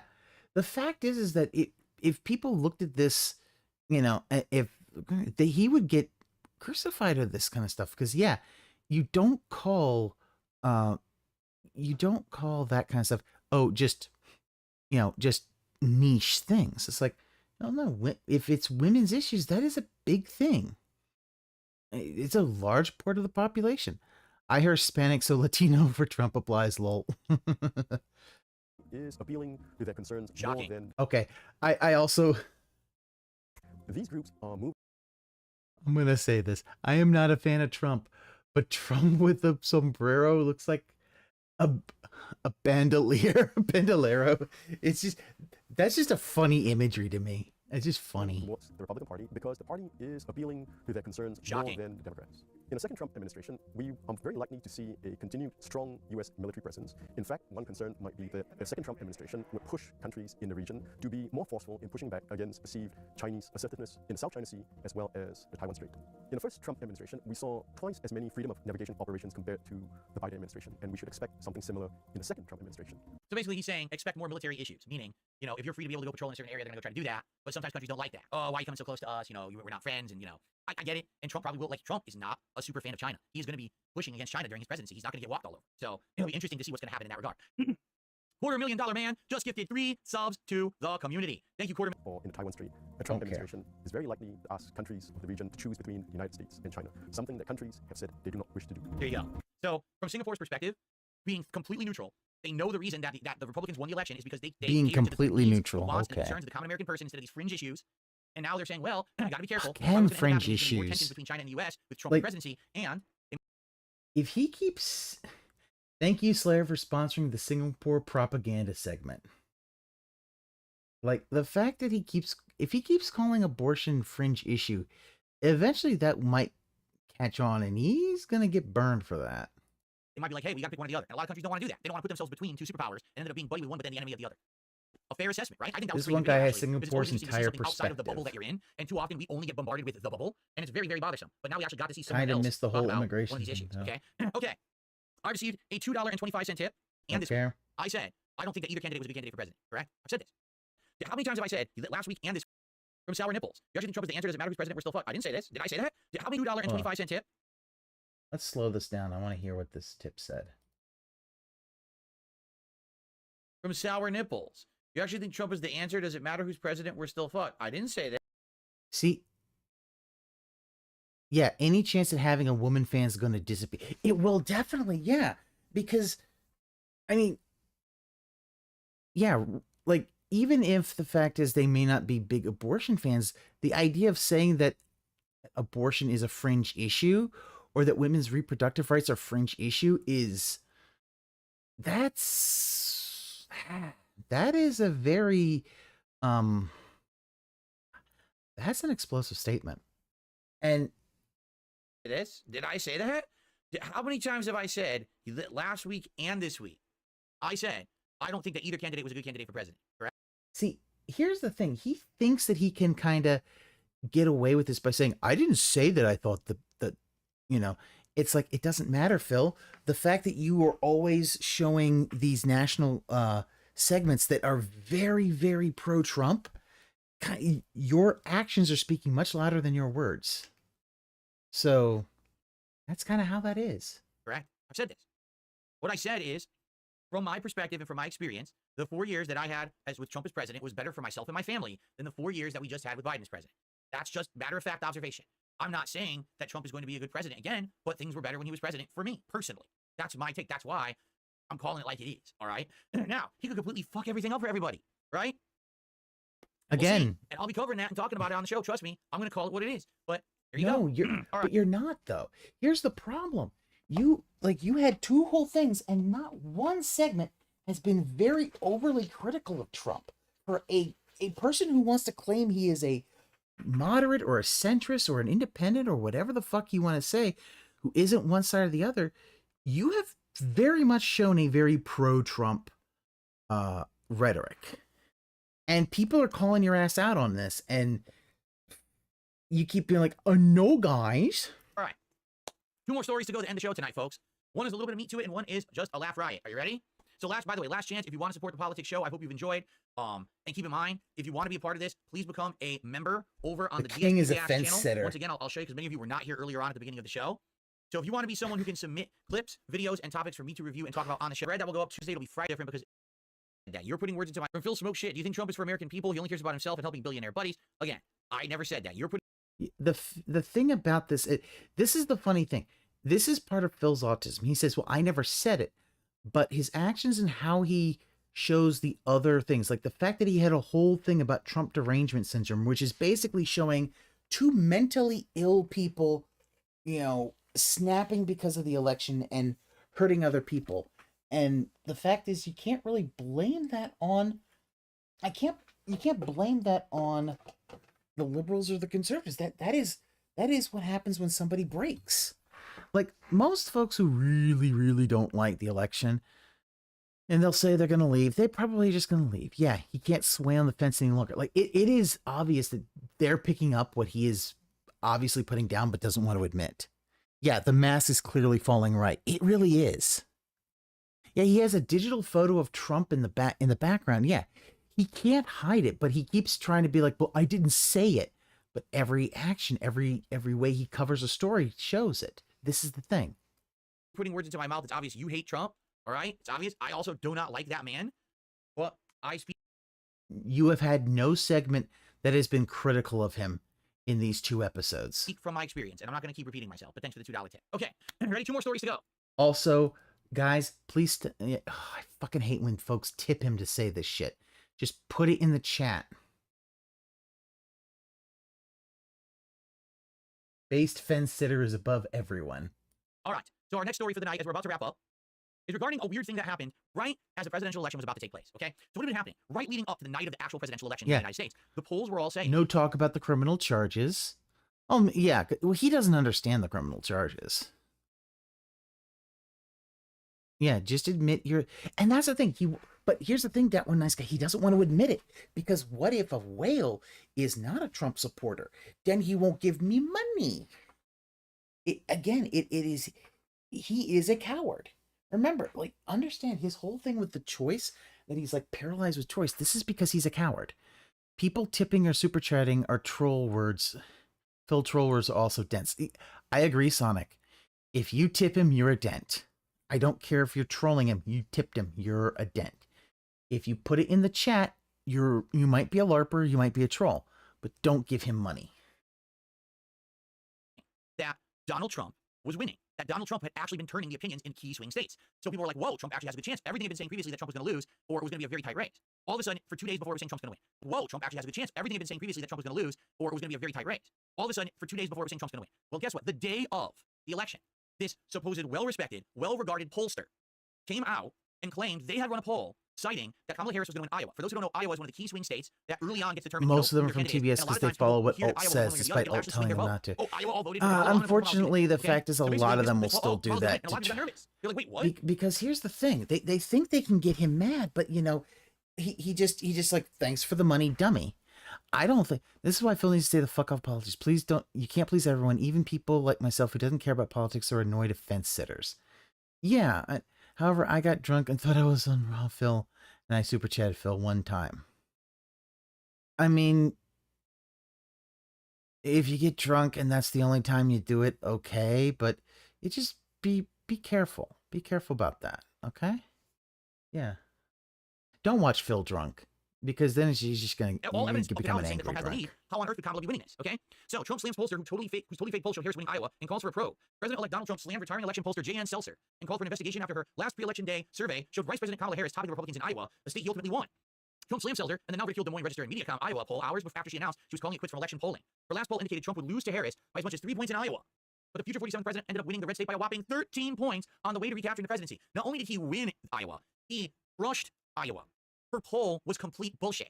It would have been one thing. I mean, here's the thing. That was the same thing in 2016. Pollsters got it wrong. This, like, I'm sorry, but, you know, this happens.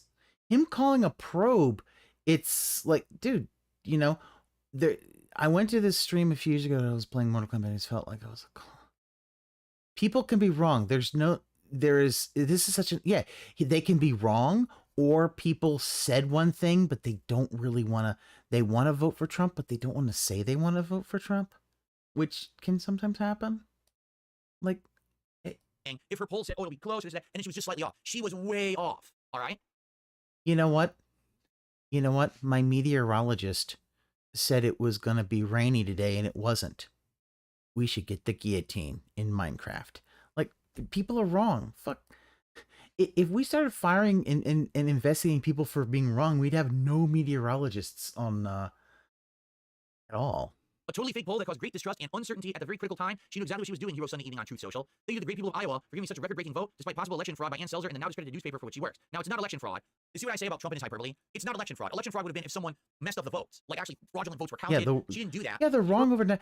Yeah, because it's forecasting. It's predicting. But weather can be very hard to predict. You know, they move a little bit. And yeah, they're wrong 90% of the time. Now, most of the time when they're wrong, it's just, oh, the highs and the lows. Sometimes they're wrong about, oh, we might get rain. Well, we don't get rain. Sometimes I don't think we're going to get rain. We get rain. It's life. Her poll had nothing to actually do with election votes. It was an early poll supposedly saying people were saying they were going to vote for Kamala Harris or Trump. It's not election fraud. But you understand what I mean about Trump? He says things that are hyperbole that aren't true. She's never going to be held accountable for election fraud. It had nothing to do with the actual vote. But Phil, he's calling for a probe.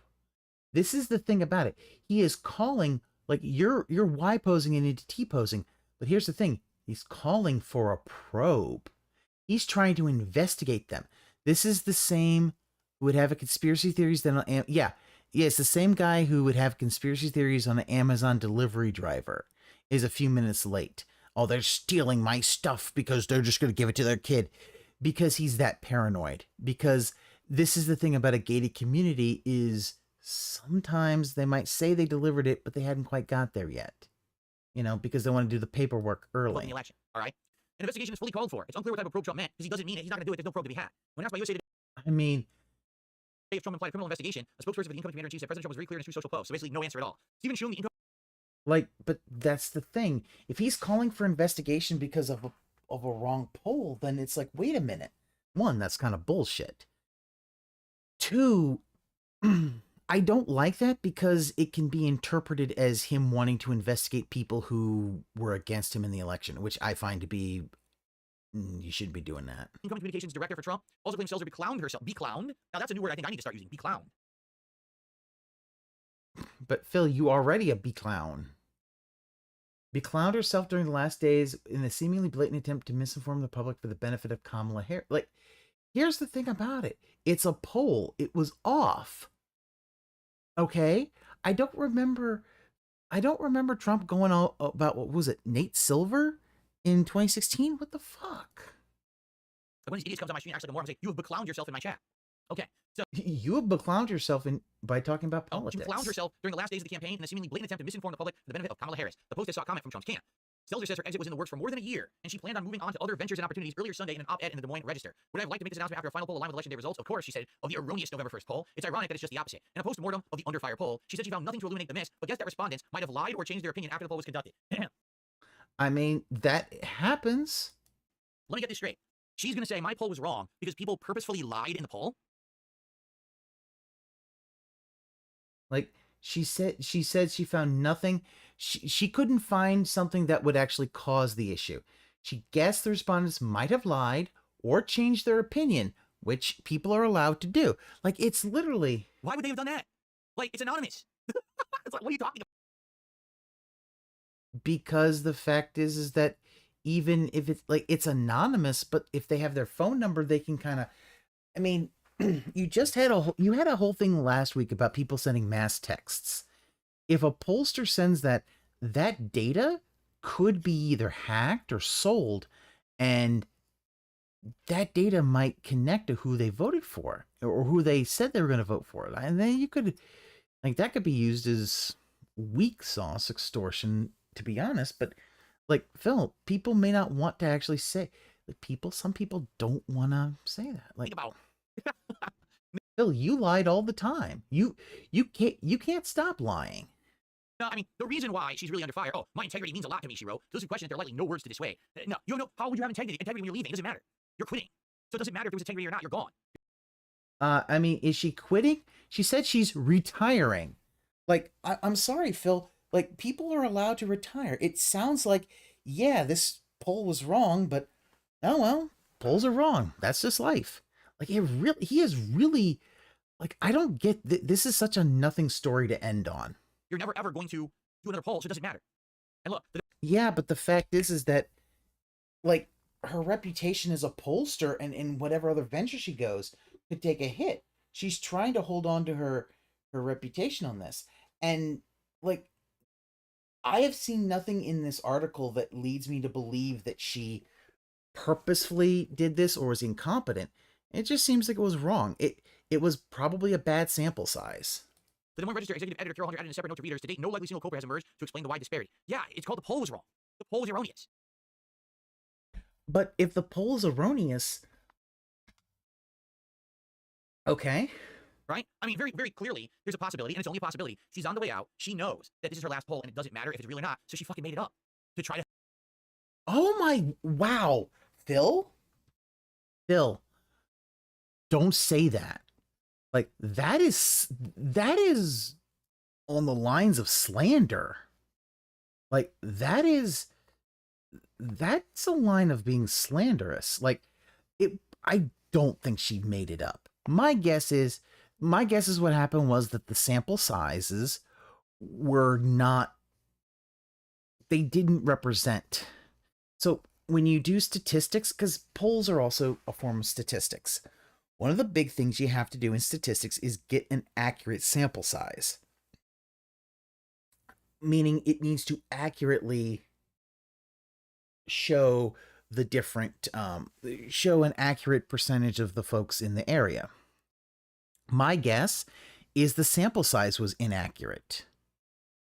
It leaned maybe a little too liberal.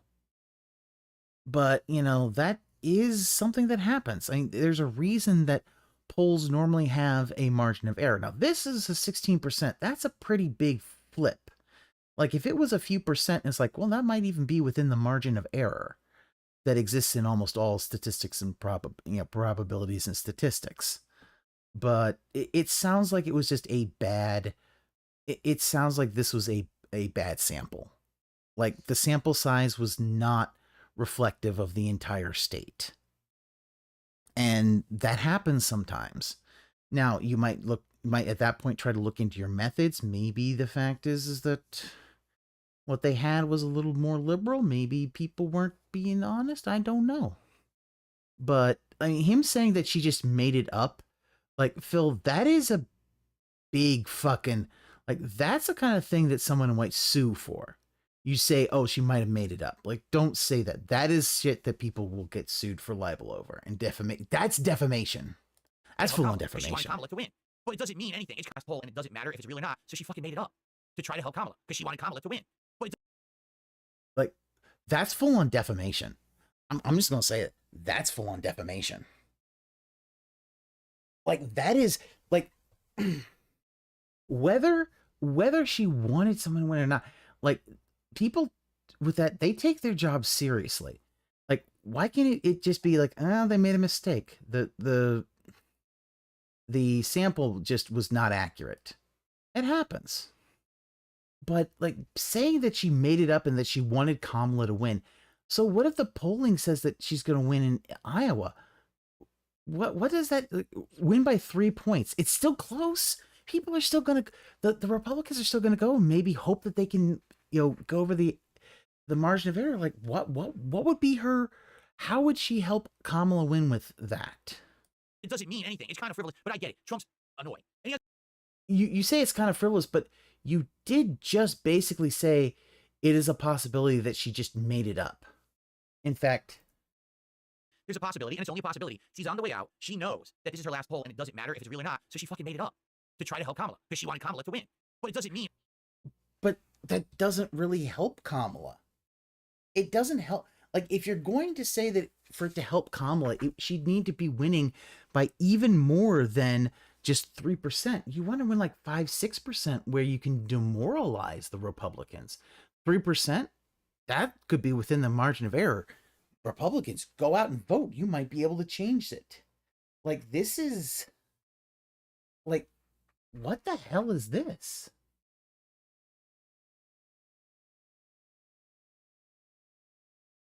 Anything. It's kind of frivolous, but I get it. Trump's annoyed, and he has a right to be annoyed. But then he has to go on and he has to bluster and he has to use hyperbole. Oh, there's going to be an investigation. Oh, there's not going to be anything. This is exactly the same what we said about Hillary Clinton. Oh, investigation, lock her up, and then nothing. He didn't do anything, right? Yeah, but here's the thing: when you start having presidential candidates who start saying we're going to investigate this kind of stuff, I mean, this is already he has basically said that the Biden administration used the Justice Department to investigate him illegally. Like, him saying a probe in an Iowa poll that really doesn't mean anything in the long run, it kind of sends the same signal of, are you just investigating and trying to harass people who were against you, or who, you know, had polls that were against you, especially if the, you know, like a Des Moines, what was it, Des Moines Register or something, if that might be a liberal paper or something like that. Like, that feels kind of off. He's not going to do anything, okay? All right, ladies and gentlemen, this has been a great night. I've had a great night with all of you. I hope that you've enjoyed DSPolitics here tonight. I'm going to leave you with one final topic. And we need to find, I want to do a topic like this every week. DC, the statement is saying they don't know why it got the result. You are really impressive in your reading skills. And I actually hope that I can get a topic like this every week, all right? But I don't know what to call it. So everyone, I'll leave your opinions and your feedback on this. The final segment of the show this week. You ready? Ladies and gentlemen, I present to you our final story of the night. Ellen DeGeneres and Portia de Rossi are leaving the U.S. and moving to the UK. You ready? Oh my God, who the hell cares? Ellen DeGeneres and her wife Portia de Rossi are leaving to England, or they're living in England, and planning to sell the U.S. home according to multiple reports. Find out why. Take one guess why. The pair moved to England and plan to sell their residence in Montecito, California. Multiple outlets have reported on November 20th, citing sources saying the reason for the relocation, former President Donald Trump's victory over Vice President Kamala Harris, who Ellen had endorsed in the 2024 election earlier this month. E! News reached out to reps for Ellen and Portia for comment, but they have not heard back. It seems the couple who tied the knot in 2008 is already settling in across the pond, as they were spotted last week visiting British host Jeremy Clarkson's pub, The Farmer's Dog. As seen in a video his girlfriend Lisa Hogan shared on Instagram, Ellen and Portia watched an acoustic performance of the chorus. Ellen has owned several lavish properties in California over the years, including Montecito near Meghan Markle and Prince Harry, as well as Oprah Winfrey, who recently moved to the Cost Walls, a celebrity. Yeah, who cares? Burford, the Rap, and TMZ has Oh my reported. God, The people 66-year-old leaving. largely stepped away from the spotlight in recent years. In 2022, she ended her daytime series, The Ellen DeGeneres Show. Yeah, at least After those 19 celebs who are moved to doing it England, actually investigation moving. and allegations of Yeah. toxic work environment. 3 senior staff members exited that production in 2020, with Ellen apologizing, saying things were going to start to be different, but then she just quit the show in 2020. So, the story is, Ellen DeGeneres has left the country because Donald Trump won the election. I have one response to this story. Good. Now, everyone else who's a little whiny baby and can't take it, also go with her. Leave now and let the rational thought people stay behind. Okay? He thinks, wow. Yeah, why do you get, listen, Phil, like, go have fun in the UK where people don't care. Yeah, like, here's the thing. Like, Ellen and Portia are basically going to have money and they're going to go, like, here's the thing about it though, Phil. Like, you are not rational. Like, you get mad about everything. Like yeah, they're like, if you're gonna say you're gonna leave, then save up to go. But I mean, I understand. My guess is that they basically, Sam Jackson won in Canada. I mean, Sam Jackson wants Canada because the fact is he could probably live in British Columbia and he'd probably still be able to make all the movies that he wants to. You know, I mean, the fact is that yes, the celebrities are gonna go. And guess what? Okay. But here's the thing. You want to say, oh, the rational people. Like, what the fuck? Yeah. Yeah, Ellen has fuck you money. Get out. We don't need these kind of fucking people who whine and bitch and complain and cry and scream and cope and seethe. Wah, the election, Wow. Phil, I mean, you've whined and cried and seethed on camera when you don't get your money. Hell, there was the whole thing about the scorn thing where you weren't getting your money. You just held a thing, get a job and get money and give it to me. Like, this is just whiny. People like Phil who don't vote and bitch harder than the celebrities staying. Yeah. Like, here's the thing. There are some celebrities who are staying. There are probably going to be some who will go. Guess what? Okay. Now, it is well within your rights if you feel that this election is the last thing for you and you were going to leave America. I understand, and that's fine. You know? But remember, well, and here's the thing about it. Weren't there conservatives bitching and moaning in 2020 when Trump lost? I thought I heard them say they were going to move to like Australia or something. I thought I heard that. I might be wrong about that though. But here's the thing. We don't need them. We're here to try to live and coexist. We don't need these people, these rabble-rousers, these idiots who don't even understand how democracy works, sitting here crying about it. They don't even understand how democracy works. Phil, you don't understand how democracy works. As Zed will go away unless he hits the tip skull yesterday. Yeah, like this is the thing. There's a problem with most trying to move to Canada. It's getting work visas, so actually doing it is harder than just saying it. Yeah. Yeah, unless you maybe had like dual citizenship beforehand, it's probably going to be a lot more difficult. Because remember, Canada's a much smaller population-wise of a country. I mean, they're what? I want to say like 5 to 10 million, maybe more. I can't remember exactly. But I don't think I don't think that they, because part of it is the further north you go, the less populated it is. Just leave the fucking country. I wish more celebrities would do this. If you don't like how it works, leave. Stop trying to have an influence over everyone If you don't like how it works, Phil, like you've been bitching about Twitch ever since you left. else in this country who's a normal person. Because Ellen DeGeneres is not a normal person. She's insanely rich. Why? I'm not sure. I never thought that her stand-up was funny. I never thought that her show was entertaining or funny. I've seen several episodes of it. I could literally go right to sleep when it's on. I've never once cracked a smile or thought that there was anything of value. Wow. Canada's popular. Oh, 40 million. I'm sorry. That one. I have been underestimating Canada. Oh no, please don't do war crimes on me. And all the people who use the southern border weather, who have no idea just what snow, are just gonna complain. Yeah. Yeah, I know USA was over 300 million. I thought Canada's population was much lower, but apparently it's a little more than 10%, but that's still a big influx going into Canada could cause issues with jobs. You know, that's still, you know, a lot less people. But, and here's the big thing. Canada does have all-dressed chips. I want all-dressed chips. Like, and he's talking about, and I don't understand why. It doesn't matter. Like, she had a daytime talk show similar to Oprah. It was syndicated. People watched it because, hey, guess what? Sometimes in the middle of the day, you need something to put on the TV. Value. It's the most milquetoast, boring, shovel crap that I've ever seen on daytime TV. It never. I mean, it's kind of like your milquetoast shovel crap that you have on the internet.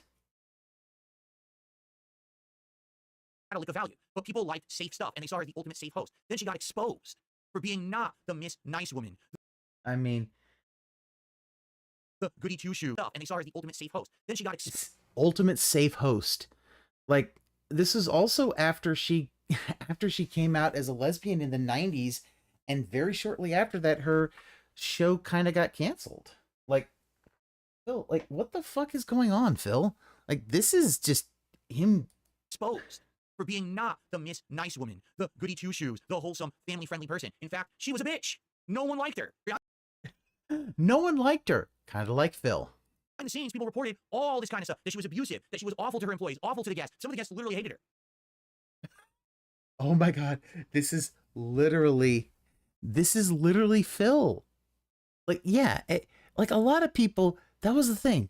That I had heard that she wasn't the nicest to her employees. And then when this came up, and you're like, yeah, I'm not surprised. She doesn't come off like a cuddly person. That comes off like that. It came off a little bit like that was a facade. Yeah, I don't understand how it's political. Yeah, like I don't get it either, Aquasaber. Like, okay, Ellen and Portia left. Okay. So some celebrities left the country. Okay. You know? This is basically him just crowing because the mask is slipped far right. But then you go, what's the right thing to do? If you don't go on the Ellen show, people are going to say that basically you didn't really do the right thing and you snubbed her and you're going to be bad in Hollywood. People are going to Well, here's the like it. So people had to tolerate her for 19 seasons of shit.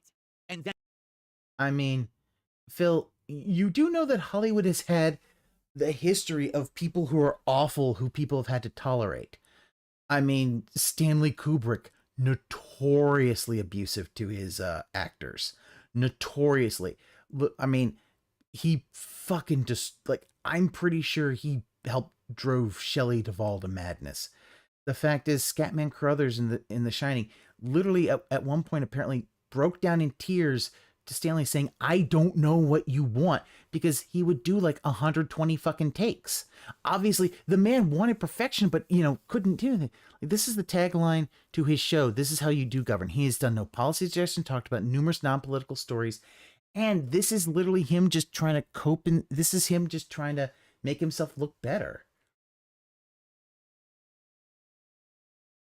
then finally, people came together and stepped up and exposed her for the vile person she really was, and then no one wanted to watch her show anymore. She tried to come back and failed miserably. Good riddance to bad rubbish and rich bitches like her who didn't deserve a lick of success to begin with.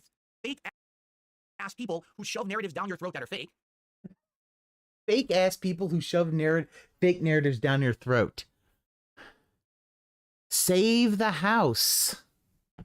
I wish more of Hollywood would leave, because there's too many people like her who keep trying to sway Americans who are hardworking and live in the real world, not the planet and the universe they live in. Yeah, this is, yeah, no, the fact is, this is so sour grapes. He is mad that he doesn't have as much money as her, that she was able to put on what was probably a mediocre show and able to get a lot of money.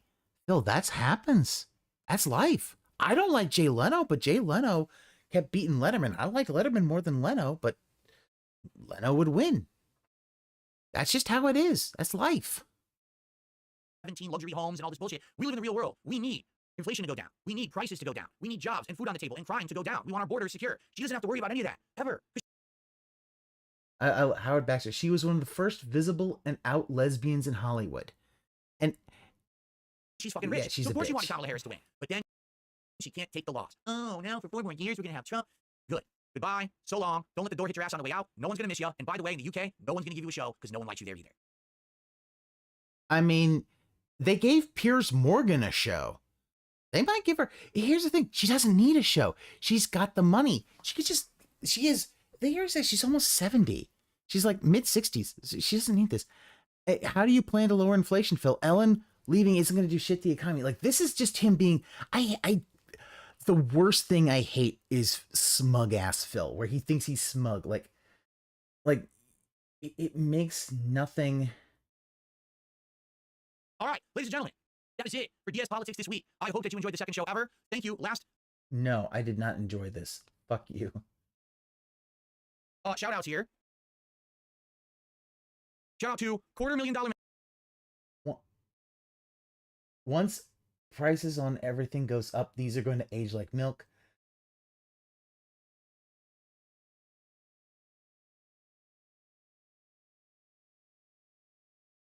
Man who gifted, I believe, 6 subs, $5 more, which means we're at $255 more, which means we're at $249 of support tonight here on DS Politics. The attendance was outstanding. You guys were an absolutely great audience. I hope that you enjoyed my broadcast. You can see the clips over there. 9th, so you know it's not Thursday night next week because I have a Thanksgiving celebration clips. Guys, I'm out of here for the night. Reminder that tomorrow we're back to a final day of gaming. We're going to have a fun night. Everyone, have a good night. And, of course, God bless America. See you tomorrow. Bye-bye.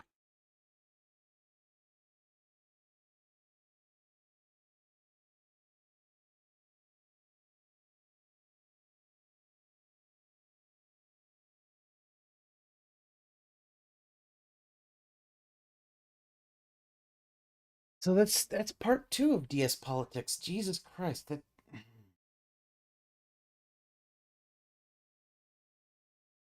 I need to get faster at doing these.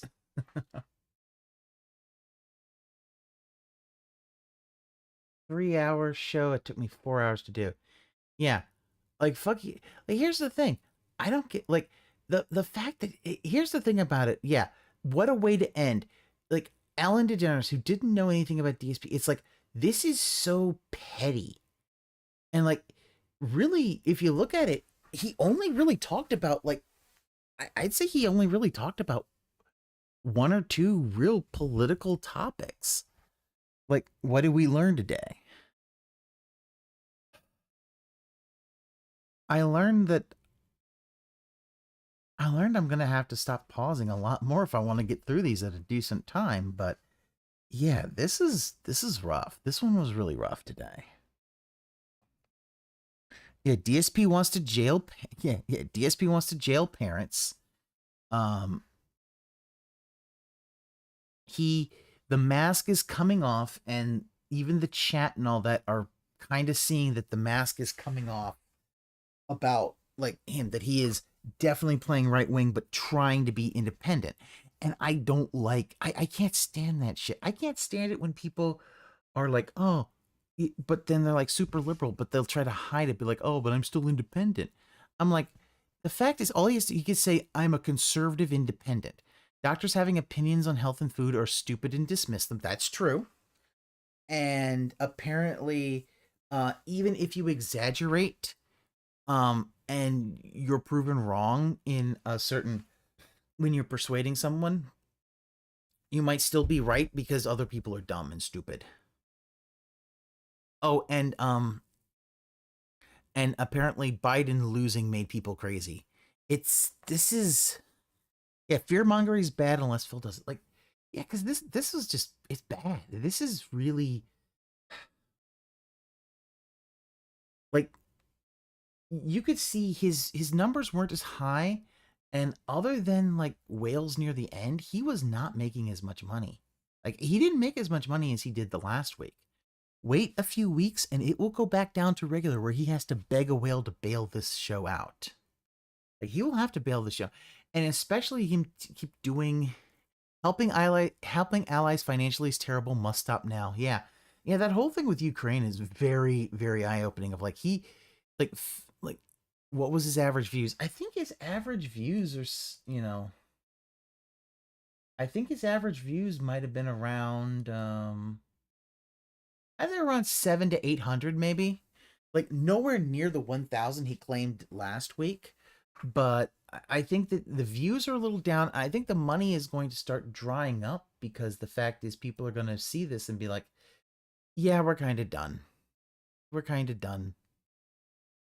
So I think that what we're going to see is we're still in kind of a high of the initial thing, but I think as people see it more and more, and it probably gets circulated more and more, you're also going to see where he's not going to be able to hold that mask and fence sit. The way he's doing these political streams, he might as well just stream on YouTube. Yeah, there's no reason for him to stream on Kick for this. He won't use gamer words. He doesn't. And hell, also also we learned that he refuses to use ad blocker because he's an idiot. Like, here's the thing. Ad blockers also can be good at keeping things like spyware that comes in some of those ads away. I mean, it's not as good as a full-on malware protection system, but, it can help. It's part of a it's like, kind of like how the cereal is part of a complete breakfast. An ad blocker is part of this complete host intrusion prevention system. But, wow. He complains about ads but won't use it, or he doesn't know how to install. Well, the things he claims that if they have an ad blocker on, it won't do. It really is, he's probably too dumb to know a good ad blocker, and he doesn't want to do any of the research. So he'll instead let it just happen, and it's like, okay. Like, uBlock Origin's pretty good at keeping most of those really annoying ads away. That they'll just block them. And, we also learned that, he really wants to show you the stuff about Seattle, even though nobody lives in Seattle. So. Ended 102 minutes ago, yeah. Yeah, that's surprising. Yeah, I need to...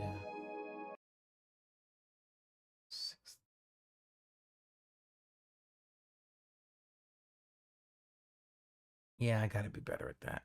Yeah, uBlock Origins and Firefox. I mean, that's really what I tend to use for a lot of that other stuff. I don't use it when I do this stuff because Chrome tends to work a little bit better with my music and all that. But it is late. I need to get going, and I got to be better at not